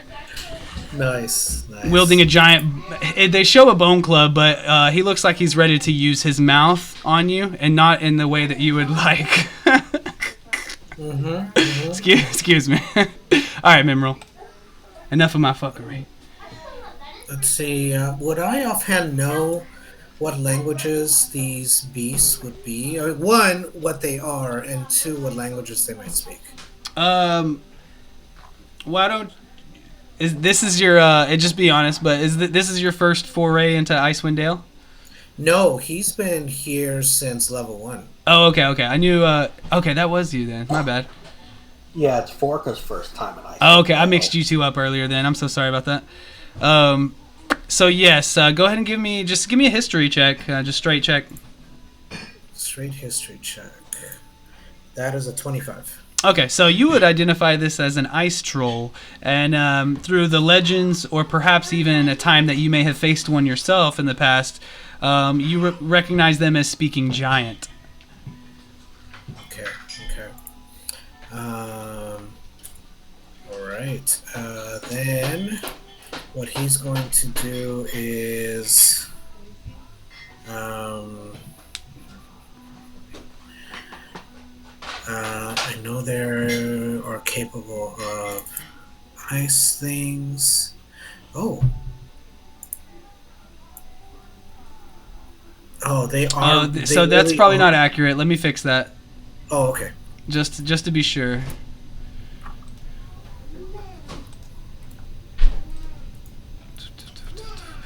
Yeah, just a little background behind for me. I've been into Dungeons and Dragons for a couple years, and I've probably spent that equally between online and in person. Probably prefer in person, which I think most people should. But I do really like the online stuff, and I guess the reason I bring it up is that I treat every experience from Dungeons and Dragons, whether I'm a player or a leader at the table, as a learning experience. So that's why I say, even from earlier, it's like, that sucks that not everybody got to play, and I realize that, and that's not the reputation I want to start for myself in this new server. So of course I'm going to be taking that all into consideration and stuff, and try to do better in the future. Monologue is over. So I was doing a measurement. Is that correct? Are they 48 to 50 feet from each other? No, they're. Oh, no, you changed it. So about 30, it looks like. 5, 10, 15. There's about 25 feet in between them. Yeah, okay, great. With, I guess, staff at the ready, maybe from his waistband, he'll pull out the staff, do a verbal thematic, and focus a 40-foot cube spanning the two trolls in front of him.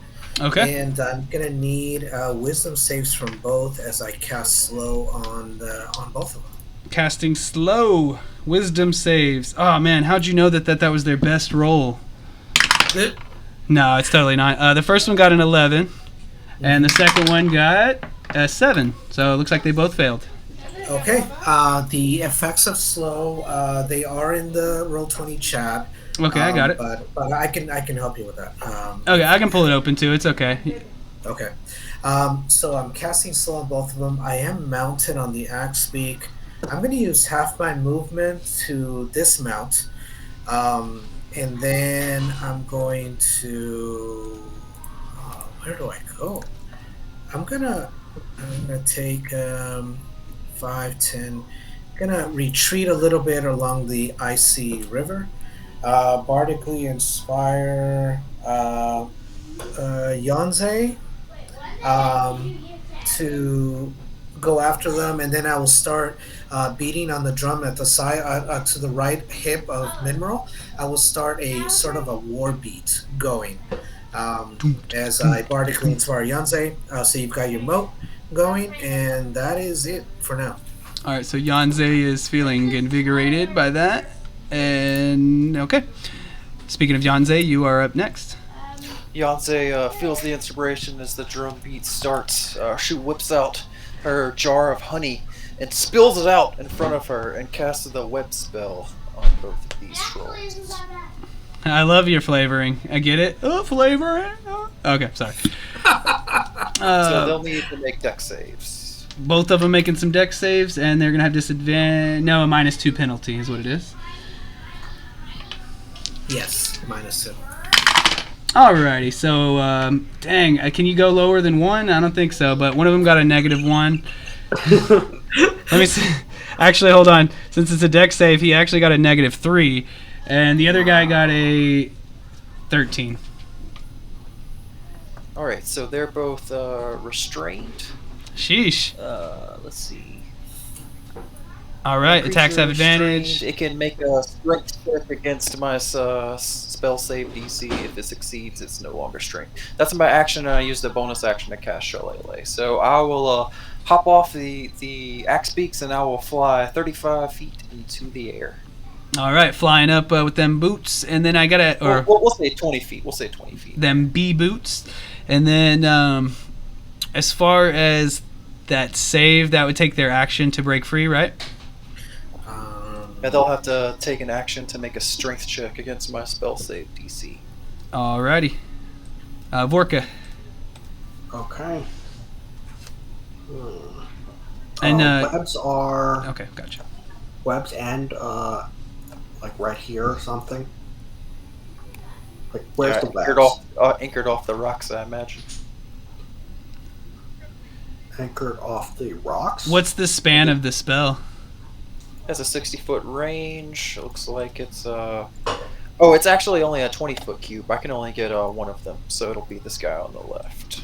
Okay. I'll anchor him down in sticky honey. Okay, so Vorka will go after the one on the right. She's not even going to bother raging or reckless. Oh She's man, just that's going to great weapon master. okay. So he's got a -2 to his AC, so I'll keep that in mind. And wow. Oh, no rage, so get rid of that can on the left. But Okay. it's still 19 damage.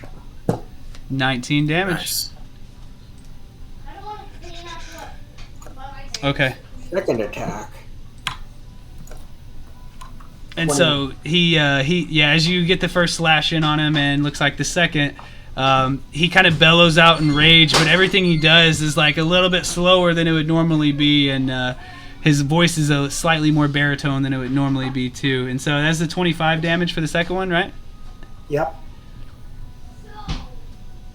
All right. Okay. And she's just going to end her turn here.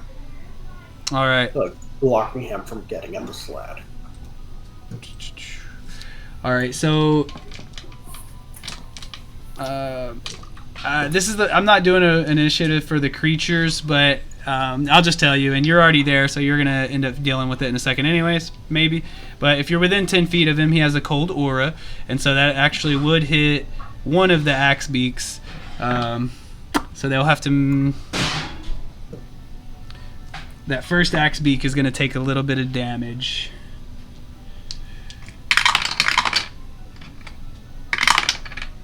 So it takes 9 cold damage, and then Rog is kind of loses control of it.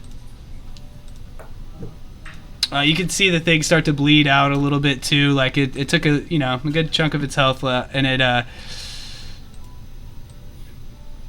I'll just have it retreat off, honestly, and then maybe y'all could try to get it at the end.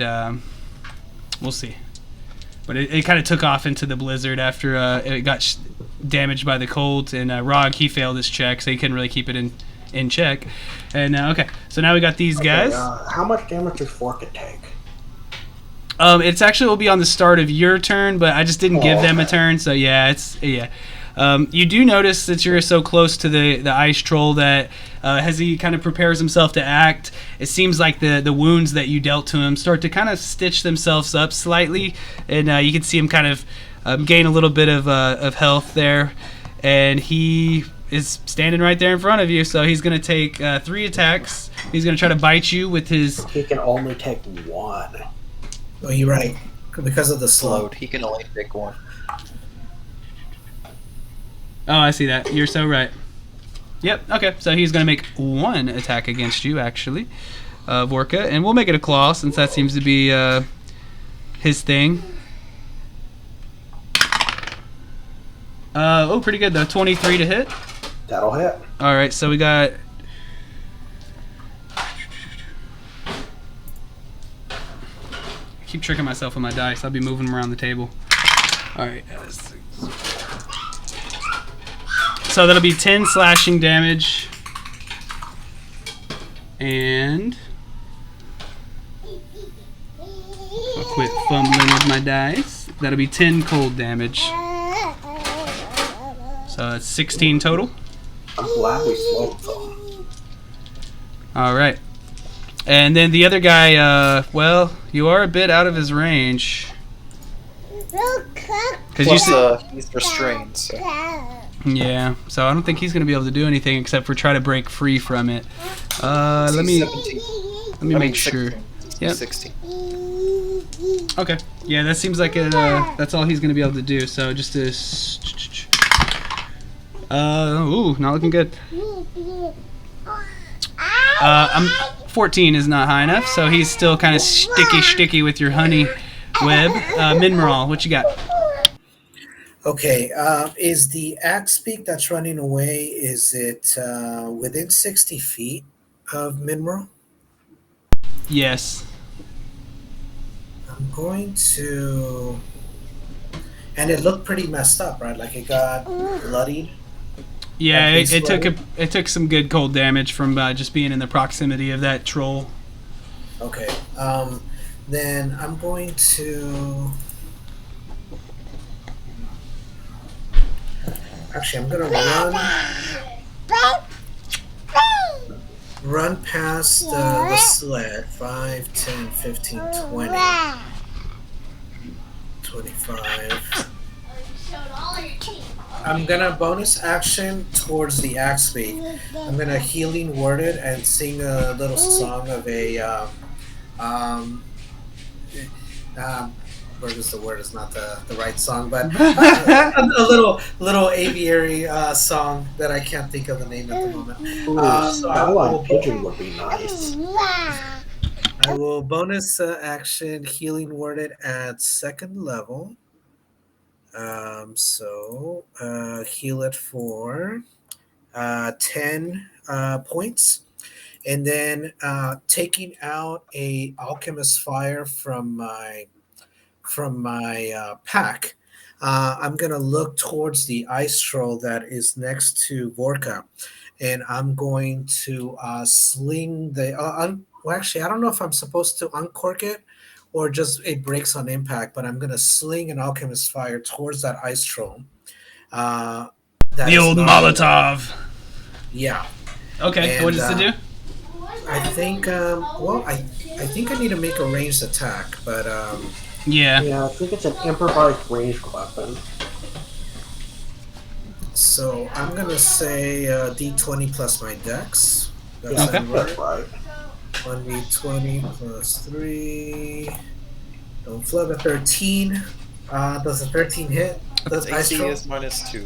Even with the -2, it's just shy. Oh, okay. So, So it kind of sails over top. You threw it really hard to sail over the top of this huge creature, and it kind of smashes behind him. oh, so it starts a fire, but behind the creature. Or does it even light up? It would combust, I would assume, but yeah, it just wouldn't affect him. Where is that fire? Yeah, because we could still use it.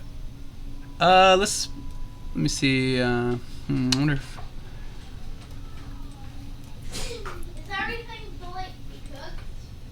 What is the what does it say for the item? What's the range, like the area? Let's see. Shatters on impact. The 5-foot cube. A 5-foot square.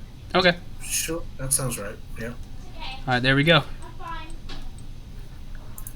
5-foot square. Okay. Damn it. Does it say That's how my long it'll action. burn, or we'll just assume a couple rounds? Let's find out. On a hit, the target takes 1d4 fire damage. It doesn't say anything about if it doesn't hit a creature. Okay, so it'll burn out there for a couple rounds for sure. And what else you got, Minmeral? Okay, so I did bonus, I did action. I'm going to... I think I used 20 to get there. I'm gonna come around this way, and that's my turn. Go ahead and roll me an animal handling check just for funsies. Sure. Animal handling is an 11. All right, that's good enough for me. You after healing the bird, it doesn't necessarily come back to you, but it realizes that like it's not hurting anymore, and it kind of stops where it's at. So it'll be pretty easy to collect after the fight. Okay, good. And then we'll go to Yanze. Up in the air. Yonze sees one of them is at least not a threat now. She briefly considers going down and wailing on him, but her competitive instinct and concern for her friends, it seems dishonorable to her. So she will fly down and she will make 3 attacks against this ice troll. Man, that's so beautiful. All the other players I know, they would just go for the kill.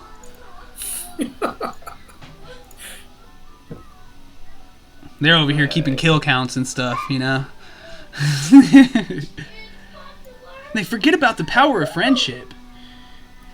Looks like both of those are going to hit. And then you said one more, which, whoa, you know that's going to hit.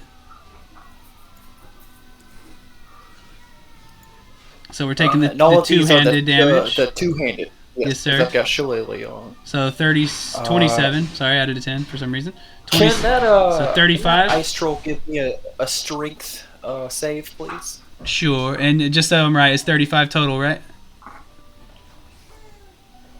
27 plus 8 is 35, yes. Okay, got it. And let's see, one more time. You said strength save. Looks like a... Well, what did you roll? I don't have to roll. He has to beat my DC or he's going to get pushed back 15 feet into that fire. Okay, I rolled a 18 together. I think that okay, would... so he does not get pushed back as my bees begin to accumulate under his feet and shove him back. He doesn't have any disadvantage because of being slowed on his strength check. Just Dex, right? Yeah, just Dex. Okay, good call, yeah. Yeah, because that would have mattered. Alright, so, yeah, you give him a walloping. So I tried to push him back. But I don't think he can take reactions if he's slowed, right? So no reactions. Yonze's gonna fly. She's gonna fly 20 feet in the air. All right. He tries to like claw at you, but his movement is so slow that you're able to just go in between his grasp and fly above him. That's my turn. Too easy. Y'all making short work. This is the party of 3 to annihilate anything. Vorka. Speaking of annihilating, I think that's your call. Well, first I take some cold damage, I think. That is true. Thank you for reminding me. See, I would have caught up in like 5 seconds. I tried, Vorka. It looks like it's going to be a whopping 13. 13 cold damage as you start within his range. Okay. Now I'm going to rage. Oh, that's made you mad. Good. Okay. Reckless. Great Weapon Master. Ooh, that is only a 13 to hit. And even with the slow, that'll be just shy. Perhaps as he was like reaching up at Yanze, that kind of just shifted his balance right out of your range, and you kind of took some air. But I'm sure you got another attack coming, right? Yep. But he's needed to turn rage on. And that's another 13. Wow. I got 2 8s. You got some ice in your eye. This time he looks back at you like he doesn't even know how he just dodged that. He's, oh, what happened? In giant. Okay, and he can't. I finally realized he's too slow to take opportunity attacks. So I'm just going to go run over here. Okay. Yeah, to be fair, I didn't know that either, and I just took slow as a spell with Well, actually, no, I'm not running over there because I realize he's next, and I didn't manage to hit him. I'm going to stay here. Give him a target. Okay. All right, so the one guy, he just plain can't... Oh, well, he can try to break free again, but that's it. See what he's got. All right, I think it's better this time. A 20. Yeah, that'll break free. And All I'll right, drop concentration on Webb as soon as he's free. And that takes his turn to do so, right? Well, I'm not going to drop concentration because he can move, but although at half, and it it's did take his difficult action. terrain. Right. So he can still move, but I guess at a quarter of his speed because he's in difficult terrain and slow. All right, let's see what we got. Where can you draw your 20-foot cube of web? That might make a difference on. Sure. Let me draw this shape real quick. So he can move three large squares since he's large.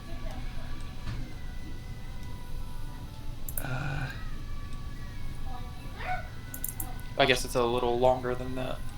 I can't delete that, but So a That's fine. it's the troll speed is half because it's slowed.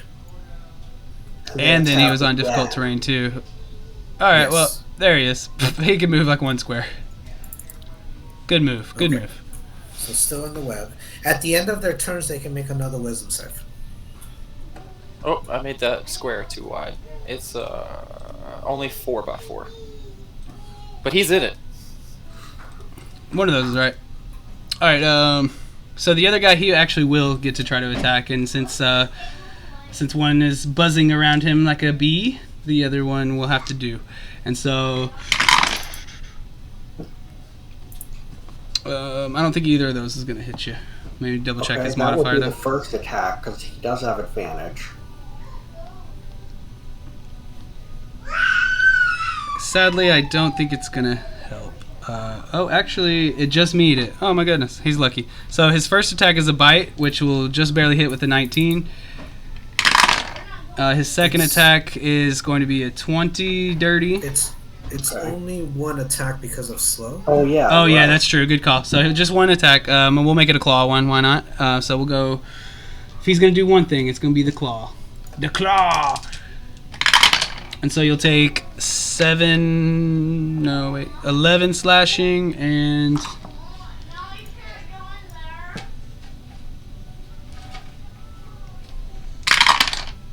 7 cold. So 14 total to Vorka. And we'll go to Minmerl. So at the end of both of the trolls' turns, they can make another wisdom save to break slow. Okay, cool. Let's see if they can do that.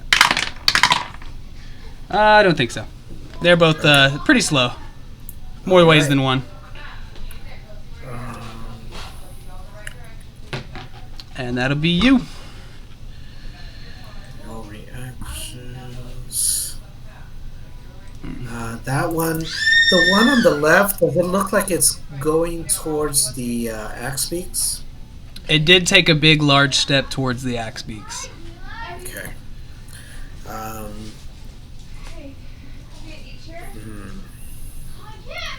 I will. Okay, Minro not being much of an animal person, what would it take for Minro to try and get the attention of the axe beaks to come this way? So you could mutter something quickly to Rog, who so you don't have to really waste your action or anything, and he could try. I mean, he's kind of on animal duty right now. Okay, good. I'll tell Rog to get those axe beaks this way, and I'll wave towards the southeast corner of the map. And then Okay. bonus action. Just really quickly, he responds to that, and he makes a very elaborate bird call, and these two, the one next to him, kind of runs over to the other one, which kind of approaches warily but remains over in spot. The other two, he kind of whistles at from over here, and they don't quite respond to him.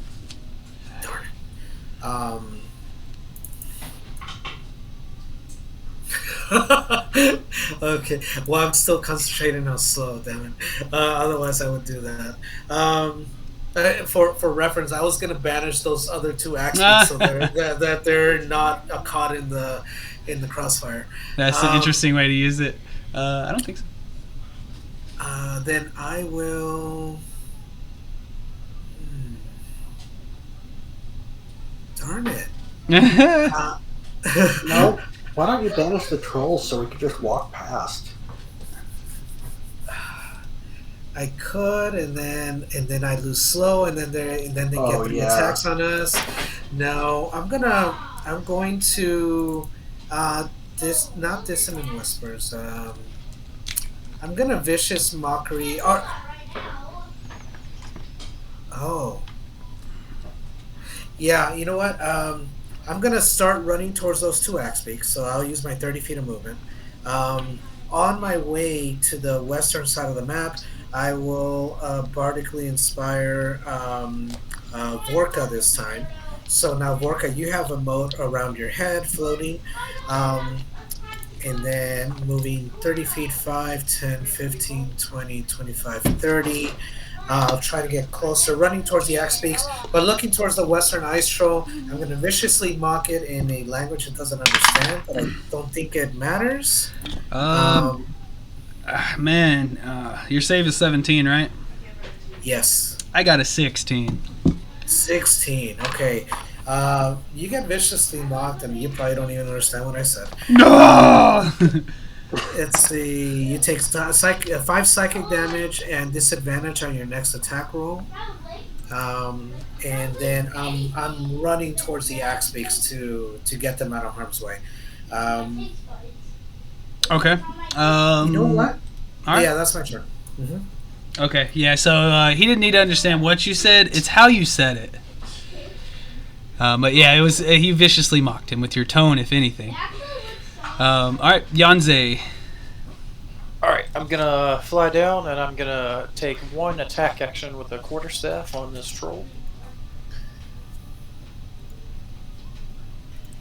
Looks like That'll hit.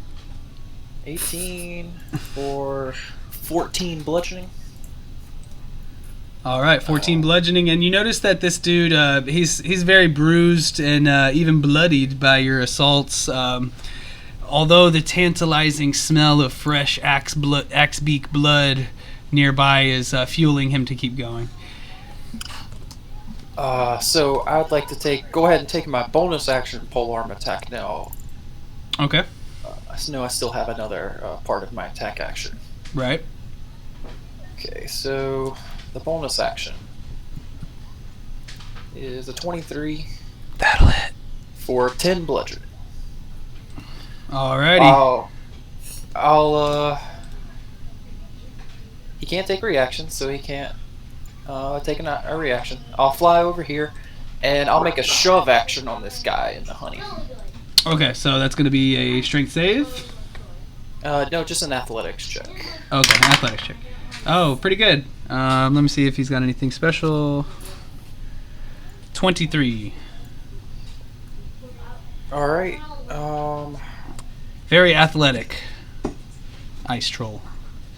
Alright. You might still have your bardic. I do have my bardic, but even if I got the 10, it would be a 22. I should have used my DM inspiration. He already told me the results of that guy's roll, so. Okay. So I guess I try to kick him, but he's still there. So I'll just back up 5 feet to see if he comes close to me, and I can get an opportunity attack against him. Alrighty. Alright, that's my turn. Vorka, what you got? Well, how much damage do I take? Always a good question. I was over here thinking about how much you're about to do. Let's see, that'll be a 10 cold damage for you. Okay. Okay. Reckless Great Weapon Master. Oh, anticipation. So let me see. 21 for 15. He's 25. Oh, nice. You want to describe how you kill him? You even overkilled him by like 5 points, I think. Nice. Yeah, I chop his skull in two. And next thing I do is I can't get to that one easily. You know what? I'm going to draw a javelin.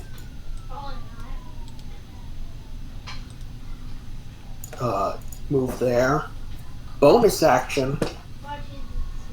I am going to use Zealous Presence. So everyone else gets advantage on attacks and saves. What does your battle cry sound like? It's just a roar. Yahoo! As I throw the javelin at the one of the webs. That is 9 damage. Oh, wait, no, rage is melee attacks only. 6 damage. Alrighty, right to the knee. Oh, like marriage, an arrow to the knee. So My wife just cursed at me. Just kidding, babe. All right. Very good. Yeah, that's my turn. He is upset. But you can see that was the first strike against him, and while he's got some blood starting to come out from the wound in his leg, he's very much alive. I see you skirted a couple more feet away. Good to go. I'm hoping to try and get him to move towards me. Oh, that's what Yanze wanted, though. Now I don't know who to please. Maybe I'll just roll it. Well, he was kind of... Then again, you did just hit him last. So let me just roll a d20. Half and half. Let's see what happens. Alright, looks like it's going to be Vorka. So he actually will... Well, and actually, if I leave Yanze, you'll get an opportunity attack against me. So I guess for... No, he's not in nope. range. I only have a 5-foot reach with my quarterstaff. Right, you're within 5 feet. He's large, so he's within that square next to you still. Oh, okay. You see what I'm saying? Yeah, if he leaves, I'll club him. Well, instead he's not going to leave because that honestly does make more sense. Right. So sorry, Vorka, you were going to take the attack, but so the only difference though is he's not moving any more towards you. But if you do want to retcon that, since you thought that there was space between you guys, you can move one more space away if you like. Okay. And then then I am 10 feet in the air. okay, and then now though, I guess I probably would attack Vorka if I'm going to keep it even, you know? So, yeah, I guess it's kind of stupid how we got there, but we're there. We're there. So anyways, he moves towards you, Vorka. You were the one that pissed him off a little worse out of the two. And he's going to make his 3 attacks against... No, actually, he's going to make... One attack against you. Sorry. Yeah, y'all just straight crippled these guys. And I think that... Oh, wait, actually, if he was right here a second ago... Where was he? Right here? I think... right there. Yeah. Oh, so it's within 10 feet gets the cold damage. So Vorka, you'll be good, but Yanze and both of those birds will... I thought that was at the start. Oh, it's at the start of your turn. I'm sorry, I confused Which myself. is why I was trying to move him away from the axes. Gotta think of everything. Okay, we're good. Gotta think of everything, even if it's wrong. Alright, one attack. It looks like it was pretty good, though. A 25. Okay. And, of course, he's going for a good old-fashioned claw attack. So we'll see... 11 piercing and... Oh, wait a minute. I just thought of something. 9 cold, so that's He's 20 still on even. the web. Yeah, he only got made that a one. death save at the start of his turn. Yep, he will get to do that still. But yep, so 20 damage even to you, Vorka. 9 of it being cold. Okay. So It's oh so 5 cold. plus 9. And then yeah, I guess he'll get his wisdom save, which he fails again. These guys are terrible. This is for web. Each creature that starts his turn in the webs has to make another dex save. Or it gets restrained. Well, that's not good. Because he totally failed that. So negate that damage then, Vorka, you're good.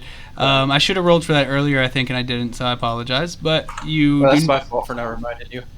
I appreciate that. We're all in this together, after all. But Minmaral, you're up. Vorka, no damage. The guy, he kind of tries to stick his legs free, and it just bellows out in rage. Although I will get to do the check for slow again. Let me do that. Never mind. Disregard that. Okay. Disregard that. Minmaral will continue his run towards the axe beaks. 15 feet will get him between the 2 axe beaks. I want to grab the reins and start to guide the axe beaks back with the remainder of my movement. Okay, that's good. You don't have to do an animal handling. Okay, okay, good. Then from far away, from 15 feet further south, I'm going to viciously mark the ice troll again. And yeah, say something about it. I mean, the teal braids are amazing, but I have to make fun of them. So wisdom save 17, please. Okay, sorry, just moving y'all out, and then I'll do that wisdom save right now. This has been his downfall today. Maybe, well, no, because he's still got the... a 15 is not going to do it for me, I'm sure. Not going to do it. So 6 psychic and disadvantage on your next attack. Hey! And end of turn. Oh, wait. I did forget to gain that HP back. Alright, okay. So, This poor guy. Yanze. She's gonna make 3 attacks. Fly in. Oh, you will take the cold damage. Let me see that real quick. I am resistant. And you're resistant. So you'll take 6 cold damage after it's halved. Let me make a con save to see if the web is still up. And let me see if I need to use my bardic. I'm over here like, No, I'm good. okay. No, I'm good. Yeah, you're good. So looks like 29 on the first hit. For 11. All right.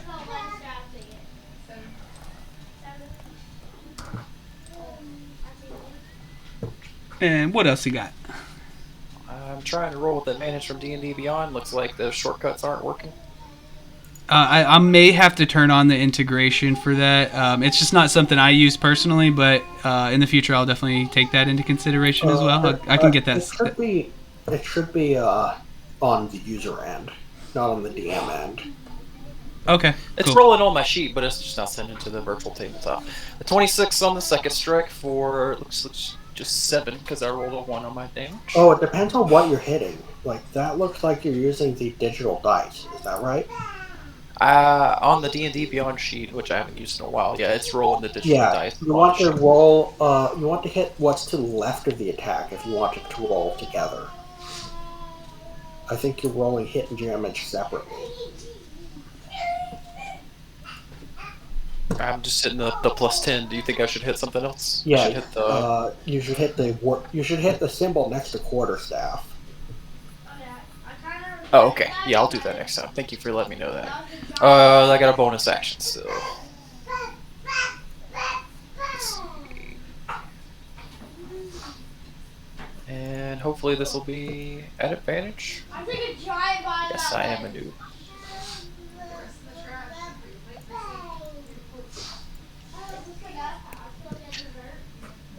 21 for 10.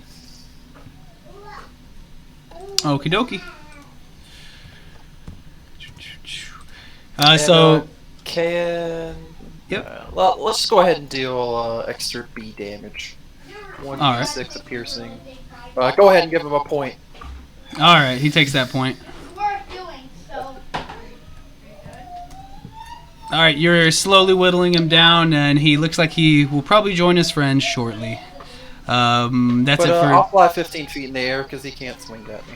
That is true. So you're high enough up above, you won't even take the cold damage. Vorka, what you got? Okay, Vorka is going to move around the web to here and take 2 swings at him. Reckless, great weapon master. Oh, no reckless, great weapon master. I don't need reckless. 16 to hit for looks like 30 damage. 30 damage, got it.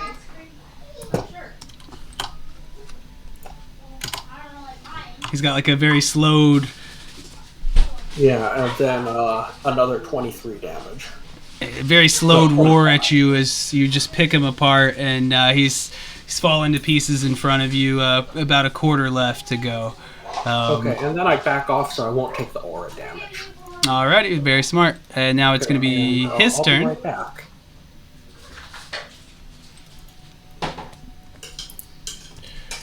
He can see if he's still restrained.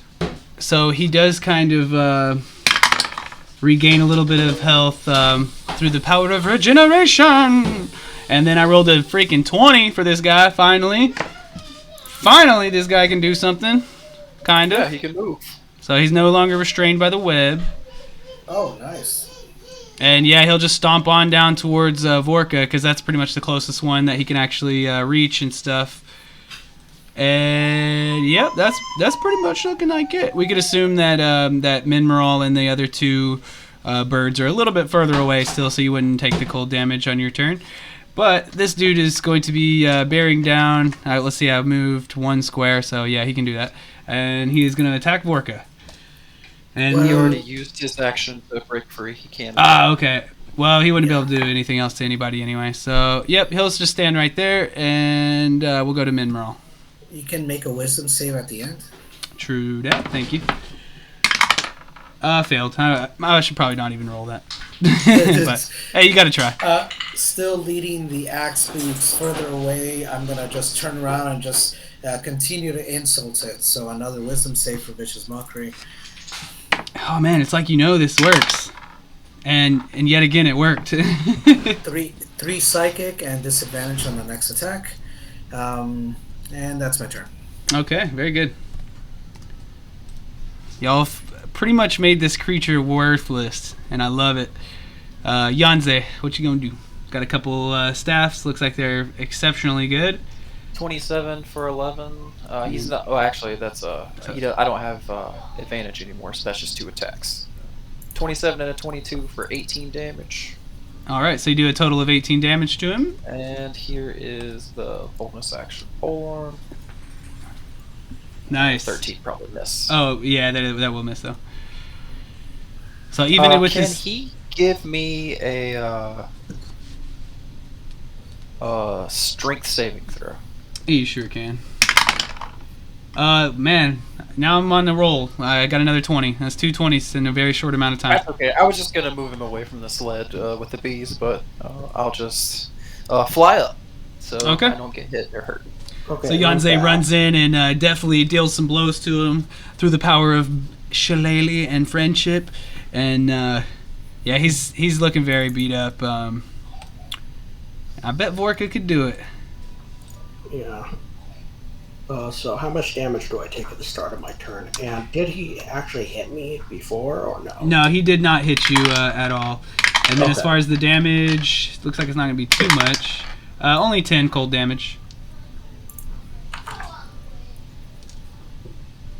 It says above. I know, only Vorka's been the one to take some blows. Okay, Vorka's looking. But hey, Vorka can take them, and also she can deal them out. Yeah. She's a half-orc. She's pretty tough. I could see. Okay. Reckless, great weapon master. It's feeling reckless. And Woo! that You needed does that, quite too. a bit of damage.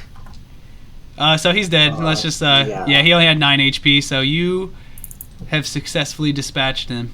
Man, you are a freaking killing just machine. to make sure she's going to burn the bodies. Alright, burn him up. Deuce flame. Because I think I've heard something about trolls and fire. So I'm going to roll back to the landing screen real quick as we kind of finish up on that encounter. Probably help if I'm looking at the right screen. But the snowy river is started to be a little tainted with red, and I don't know, or ice troll blood is probably like blue or something, so maybe it just kind of blends in with the ice. So, do we know how close we are to Easthaven? Yanze would definitely know how close you are, and she could tell you that as the blizzard is starting to subside, that if y'all can maintain the correct direction, it would probably only be about another hour's travel. Okay, well, just in case, I'm going to drink a potion of superior healing. Okay, gonna charge up on health in case something bad happens. That's always smart. 26 This is healing. tier 2, I'm baby. about half again. Yonsei can give you a regular potion of healing. It's a mead. You deserve a stiff drink. Oh, There you yeah. go. I love that. All right, so how about we get? Oh, wow. Don't forget to add your other stuff. Yeah, I mean, think that don't- one, that mead has gone a little flat. It got a little shook up in the battle. I don't think mead's carbonated, so it wouldn't have gone flat. Not quite. It's a little frosty. Well, I did get 4 hit points plus 26, so that's 30 hit points back. Not bad. Nice, pretty good. Back to above half. So if I recall, Minmeral was the navigator from before. Do you want to keep that going? Sure. Yeah. I think All right, it well, gives us, let's the see best that chance. survival check. Okay, let's see. Okay, that's what I'm doing. Survival. Come on. 18. All right, that's good enough.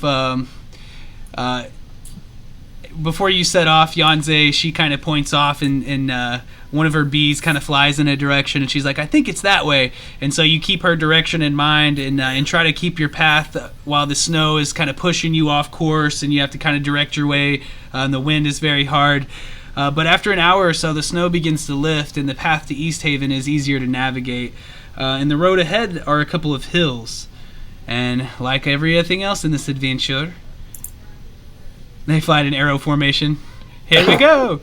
It's like Finding Nemo, right?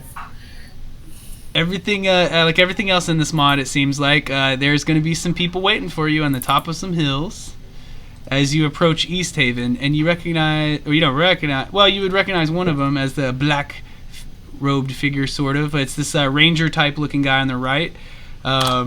He wears dark clothes, but of course they're accentuated with furs and things like that. So he may yet live. So yeah, I've been thinking too that that I'm gonna hit up the people that had to bow out today and try to offer them a makeup game, potentially even just on a day later this week if they can make it. And hopefully that'll kind of smoothen that over. I'll do it through Discord and everything, and kind of stinks that happened, but like I wasn't really prepared to switch my game up immediately, and clearly they weren't really able to do it the way that I'm doing it. So hopefully, I can offer them a game, and everything will be happy after that.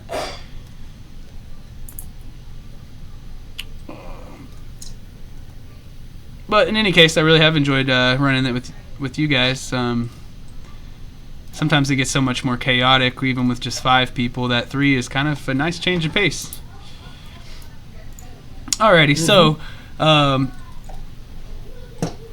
you guys, you see the humanoid type figures on the hill, and a booming voice seems magically amplified, and it greets you from over here to the right. This figure in the front, he says, "Please, hand over R20 now, and the rest of you can proceed in peace."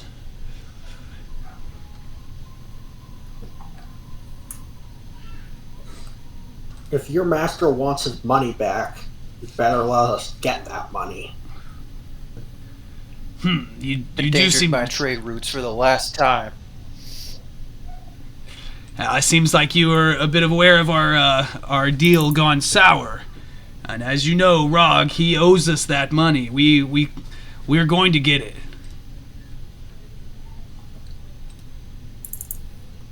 And now, one way or another, how do you suggest you would procure these funds? Or else we will take Rog by force.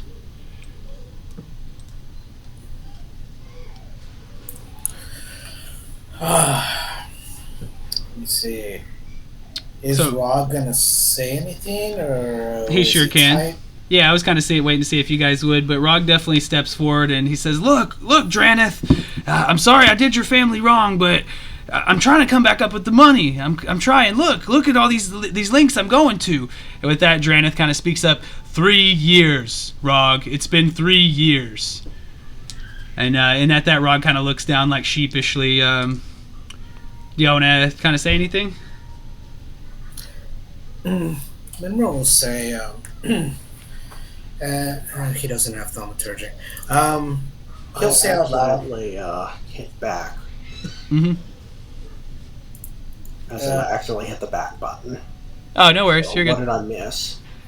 Basically, Rog has professed that he's trying his best to get the money back, and then Draneth is like, "It's been 3 years. You've had enough time." Oh well, guess we're fighting. I mean, if we can not fight, that would be ideal. They don't seem to immediately go to arms, but they seem prepared to do so if necessary. How far are we from Easthaven? You're right outside town. Okay. What, an hour? Minro's just gonna guess an hour more. Yes, it's been 3 years, but within an hour, this gentleman will have your money. Give us time to help make this right for you and your family. Can you make me a persuasion roll? Sure, I can. Give him my inspiration. Woohoo! Persuasion at advantage, 21. That actually is good enough. So he agrees. Now, How do you think you can come up with these funds? An hour? You're gonna just go in Easthaven and magically come back with the gold? I'm gonna look at Rog, and then look back at the person and say, "We have a plan. Give us an hour, and yes, you will have your money." So he kind of leans over to his mercenary type figure who clearly knows the lay of the land and kind of how things work up here. And they kind of discuss things for a few minutes, and then he comes back and he says, "I agree. If you can procure the gold within 1 hour, we will guard all exits to Easthaven." And 4 people. I have a lot of money behind me with my family, and for 4 people, we do have some prowess. And you do get the sense that he's a pretty powerful spellcaster himself, and not as powerful as Mineral, probably, though. Let's be real. And the other guys, they all seem pretty tough for what they are. They're not like little shrimps, but yeah, he does assure you too that like I have people waiting too. We will guard all the exits. Thank you for your understanding. Now, we will not waste more time. We are on our way. And so then he will look to the right, to the left, and then just keep going forward. As you guys go forward, he kind of calls out in his booming voice, and as you enter the town, you hear him say, "And look, I don't want you to think that the Antios family is dishonorable. We didn't make any attempts to kill you, just slow you, and to make it easier to get our money back. I hope you can understand. It's not personal, and we didn't hire you. And my men here were just doing their job, just as you are, I would assume. That being said, I want to convince you that the Antios family will leave in good favor, and if you can procure the golds, I'll make it worth your while for helping this." And he kind of looks at Rog. "This vermin." I'll look at Rog and sort of in a blank stare. Not really sure what to think, but we have a plan. I will just acknowledge with a nod at this Antios fella and proceed unless someone else says or does anything. So yeah, at that, Rog, he just kind of shrugs at you like, "Let's just get it done, and then I can leave this horrible blip in my past behind me." And sure enough, he kind of leads you through the town. And honestly, you guys made it here in exceptional time. So of course you're gonna get the special bonus, But in addition to that, it's pretty easy to find his person to sell to because he's conscious for one. He could have been passed out. So you guys pretty much just walk right up to the shop, and he makes his deal. Some local people will come and kind of gather up the wood on the sleds and kind of cart that off as they start counting out like a very large amount of gold. As he starts to slide it into his pouch, you can hear that there's still a pretty large jangle from the money he didn't spend. He didn't go around all willy-nilly just spending it on like frivolous things and all that. Theft is legal in Easthaven. Tell Rog to give me the money. Well, if I did that, they'll kill me, and I'm gonna give him the money. I'm gonna kill you if you don't hand it to me. You're gonna give him the money? Yes, I gotta go back that way anyway. Fork it over, little man. Well, here, for a flight. I'm gonna come with you and make sure it's done at least. I thought we were friends. Do what you want to do. And so he kind of like sheepishly hands the gold over to you and follows you out. Do I need to hang you upside down to make sure that's all of it? His clothes are pretty thin and flimsy. He's been on hard times. You would notice if he had a bulge somewhere. But with that, you guys can return to Antios, and as he promised, he's grateful for the money, and let me look up the gold limits too to see how much you guys will earn. I put a copy of it on our Discord channel again. I already had the link open. I just didn't look at it quite yet because we were still playing. Okay.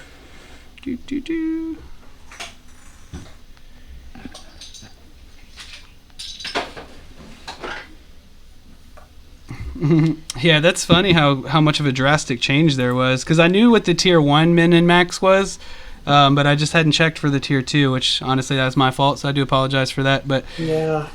I mean, it was pretty artificially low in tier 2 under the previous rules. Yeah, I agree. There was a giant jump from tier 2 to tier 3 and tier 3 to tier 4, and there was almost no increase from tier 1 to tier 2. alrighty, well, since there's only 3 of us here, and you guys did such an exceptional job, how about we call it 3,000 golds and divide it up between you each? That'll be 1,000 gold each. I think that's fantastic. Is there a player min and max per adventure? I don't think so, right? It's just whatever it is divided up by the 3, right? Yeah. They Each give you a single range. be a gold piece. Yeah, they give you a range, and you just split it up, divide Okay. by X. Alrighty. So, yep, good to go. You can each get 1,000 gold. Let me take a note of that, too, just so we have it. You know, part of me regrets not fighting those 4 because that would have been really exciting. I could already tell that would have been a battle. It would have been a battle, and you guys are pretty worn down, too, in some ways, I guess, by spell slots and stuff. But, in the end, it's always good to have that. 1 rage left. You always want to kind of have that role play option there, and I probably would dive into it a little harder, but we are actually just at quitting time, so so it's kind of we could role play it out for another 10 or 15 minutes, but in the end, that's pretty much the end. I definitely appreciate you guys. Let's go over the full rewards. Of course, you're going to get your 10 downtime. You're going to take your 1,000 golds. My name's Noel, if you want to put that on your log sheet, or you can put Tally. It doesn't really matter to me. Noel is how I spell my name, or you could do Tali. I don't. Either way, it's fine with me. So we got the gold. You got the downtime. You got a level if you choose to take it. Somehow I feel like some of these level 10 guys probably won't take it. Well, I've got so many tier 2s, I will. Okay, cool. I was just Again, level that 9. does leave me with, I think 4 barbarians in tier 3, maybe. Oh, wow. Nice. We also Alrighty. get the spell scroll of magic missile, 1 for each of us. And that'll be the last thing to go over is your magic items. My pencil just ran out of lead for some reason. But you got the spell scroll of magic missile. You got the walloping sling bullet. And you got a special item from Draneth. He would approach you guys at the end, and again he's, look, I don't want you to think the Antios family is dishonorable for what we've done here. This was just our way to get our money back, and we wanted to scare Rog, and we didn't really want to kill him. And here, I want to give you guys this. And he hands you, it's an uncommon magic item known as Mithril Scale Mill. So that probably, honestly, just from a player's perspective, in my mind, that probably is I really do like this adventure. It's pretty fun, tromp through the snow and stuff. But unless he really got someone you want to give that Mithril Scale Mail to, or you might be able to scribe the scroll or whatever, or learn the scroll. It's very particular magic items for this one. But yeah, that's also going to be in the handouts. Okay. I know there are specific items for specific seeds for riding, so they didn't have a choice in what to give. Yeah, for the dungeon craft rules, they really didn't have a choice. Yonze could I know, actually use that is kind of weird. Yonze could actually probably use the scale mill because she's just wearing hide for thematics. There you go. So yeah, it's a medium armor that usually would give you stealth disadvantage, but since it's mithril, you don't take that stealth disadvantage. So that's pretty much it. But it could be useful. It's a decent magic item. Although actually, I've got one character with mithril plate who's not even wearing it. I ran out of magic item slots. Yeah. Would you flavor on that mithril scale mill? I'm going to try to make it up to him and get him to play again, of course. And I do feel bad about that. But the other player earlier that had to dip out, his character was that Terry something. Yeah. He's a wizard. Terry's ridiculously powerful. Oh my goodness! Stars plus evocation is what he was last time. I think he's changed since then. It took me like an hour to look over his sheet because there was just so much. Like, it was like, oh my goodness, he's played so much with that character, and he had all these, like, he's a Cloak of Mole Master by yeah, I could go on and on and on, but I played with Death and under Death. He does a lot of stuff and has a lot of unusual stuff. I was blown away. I was like, oh my goodness, that's a lot. I was very impressed. I was like, this is so much. I was like, almost too much. Oh wow. Yeah. I've got one character in the Cloak, but he's tier 3 and he only gained like two ranks or something. Hey, my thing is if you have the documents and to back it up, then I can't say anything. It's just my job to check at least. And so I looked. And one thing too is he had given that character like 6 or 7 service rewards for DMing, and so I was like, do you mind if I see that sheet, your service log sheet? I even looked at that just to be sure, because that's the first time I'd ever seen that. Somebody had given their person 6 or 7 DM service rewards. I was like, whoa. And after he showed me it all, and I told him thank you. It's not, what can I say, really? It's all legit. This is actually the first time I've ever had someone actually insist on going over my logs. Usually they look at my magic items, say there's nothing unusual about this, and just let it through. Yeah, and that's my stance for tier 2. Oh, by the way, the ones you couldn't understand, the blank one was the same as the one under it. I mean, over it. It was a continuation of the session. Now I use arrows pointing up, but that time that was an old session. I've gotten better at it. And then the other ones, the abbreviations, they're basically the hardcover code for the books without the DDH seal. Oh, right, yeah. I figured you could explain that, so I wasn't like tripping about it too hard. And honestly, like, I don't know. I mean, I've been doing Adventurers League for like, most of this year, at least like 6 to 8 months. And well, no, actually, I ran games in February, so I've been doing this for about a year. And yeah, you'll probably have seen worse logs than mine. Oh, no. Honestly, the thing for me is at tier 1, I don't even bother to check the logs because it's tier 1. I mean, what's the worst you can do? And if somebody tries to pull something out the wazoo, like, I'll still look at the character sheet to see, and I'm okay, you're good. But yeah, only tier 2 and above, I'll look at the log sheet. So yeah, I've been playing for like 5-6 years or more since the end of season 7, pretty much. Nice.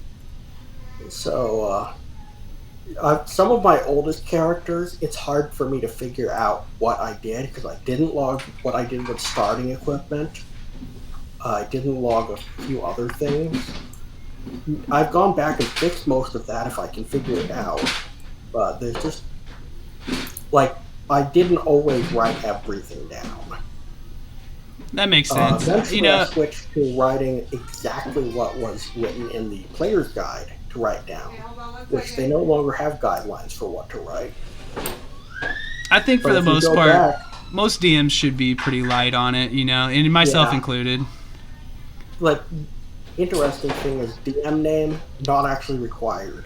Date was never actually required. It's on the sheet if you want to put it down, but it's just hard for me to write by hand. And I've never trusted Adventurers League log. I haven't used that either. I heard someone's working on a new version that I might try. I think PDALDM on the official server is trying to put something together. Okay. That'd be cool. Yeah, I know the server log league site, whatever that is, the Adventure League log. It was confusing to view. Like, I kind of was like, I don't use that. So when someone sent that to me recently, I was looking through it and I was like, man, this is like, it's so much easier to see when it's just on the paper. Yeah, provided they can scan it in for you. True. Yeah, here lately I've just been taking pictures. Reason it took me a while was I had to wait until Mom's computer was available. She works from home, so I had to do it during lunch or dinner. I do appreciate that too. That's why I try to hit everybody up a few days ahead of time, so it's like, it's no big rush. I'll need that few days ahead of time if you want logs. And in the future, like, if you come back and you're playing Vorka with me again, I might be like, what's changed, Yeah, I might play Vorka again, depending if you ever run tier 3. Yep. Yeah. I'll But probably. I've got so many characters. I think the only person I've heard of with more is Mike Arrow. Yeah. I I've think. got like I've got at least 70, 75, maybe 80. Woo! He's got over 100. Jeez. I guess that's the way it'll go after a few years, though, because I'm at like what happened 11. is I kept hitting tier 2, and we'd always get new people at the store. Mm-hmm. So I had to make new tier 1s. I always wondered, like, I don't know, what it'd be like to make the same character but at different tiers, you know, and then you're like, I could play Vorka at any tier, you know, ready to go. Yeah, I've considered doing that, but most of the time I just make a new character of the same subclass. It's always so much fun, too. Like I've got, at one point I had I've got 3 Ancients Paladins. At one point I had 4, but I rebuilt one of them. I just love Paladins and I like Ancients. How about you, Midmoral? How many players or how many characters do you have? Probably 8 AL characters, and I'm all right with that. I haven't played a tier 1 game in a while. Dang. I'm sitting on just 6 myself. I put a lot of investment into them, but I barely ever get to play because I'm DMing, so it's nice. Heck yeah. I'm gonna retire Yonsei if she can find Oyar Minartak and become a polar werebear. her mission is over. Not quite. She make it to the end of tier 2 without finding her. Maybe she'll go to tier 3. Heck yeah, I hope so. I loved y'all's characters today, and man, honestly, I don't think I've ever seen such a great unity of abilities there. I mean, that was like, if I get steamrolled in an encounter, sometimes I'll be walking away thinking like, man, that sucked, you know, like I couldn't do anything to them. But this time I'm walking away like, dang, that was freaking awesome, you know, that was really cool. We had good teamwork. I liked it. Yeah. And I didn't even, Mineral didn't even. I usually create like a wagon or animate a boulder, and then that's the meat shield.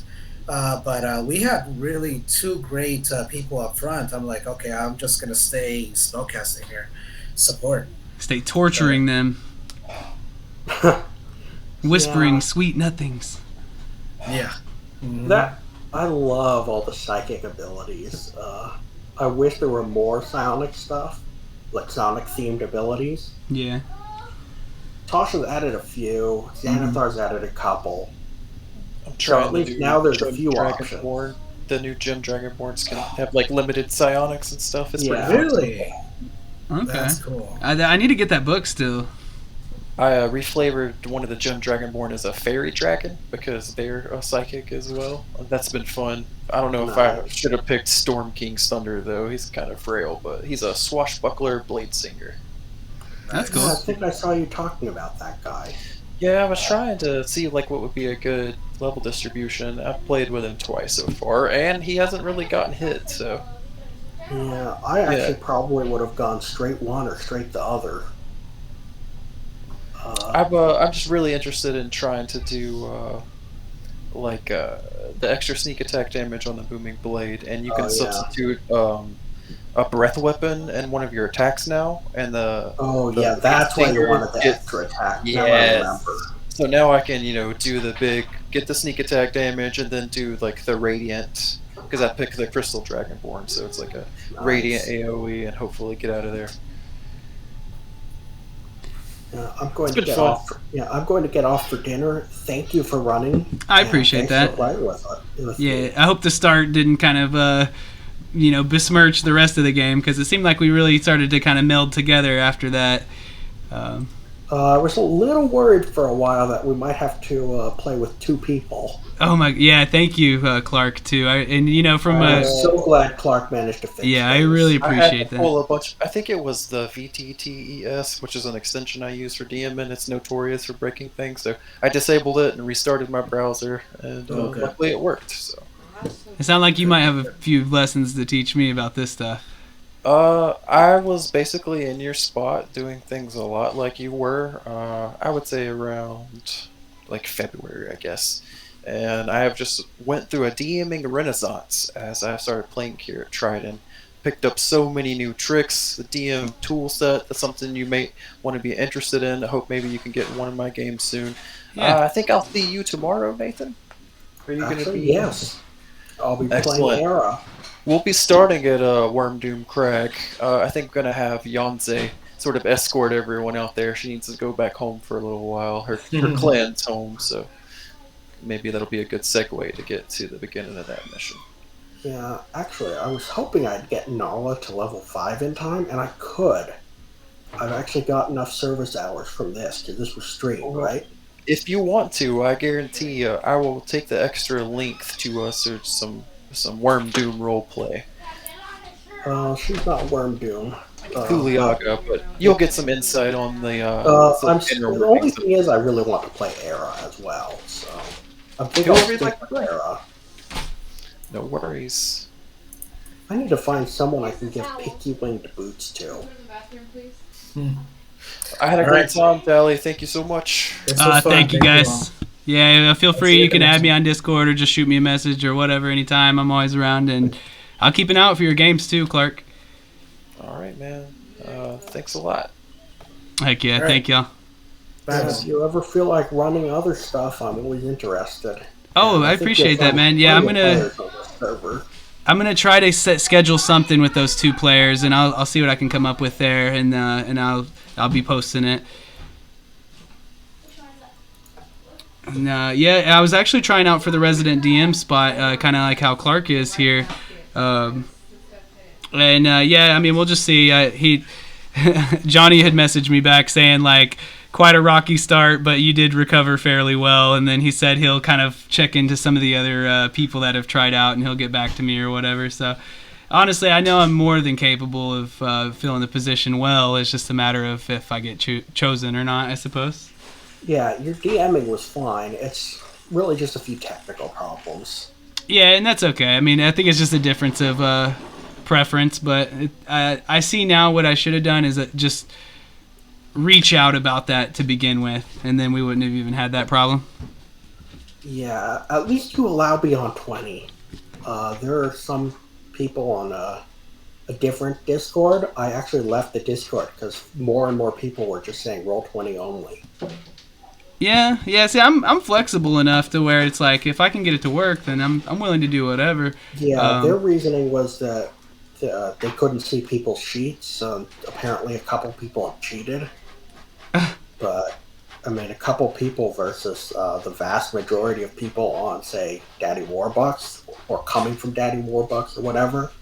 Vast majority of them learn on Beyond 20 because it's the easiest to learn.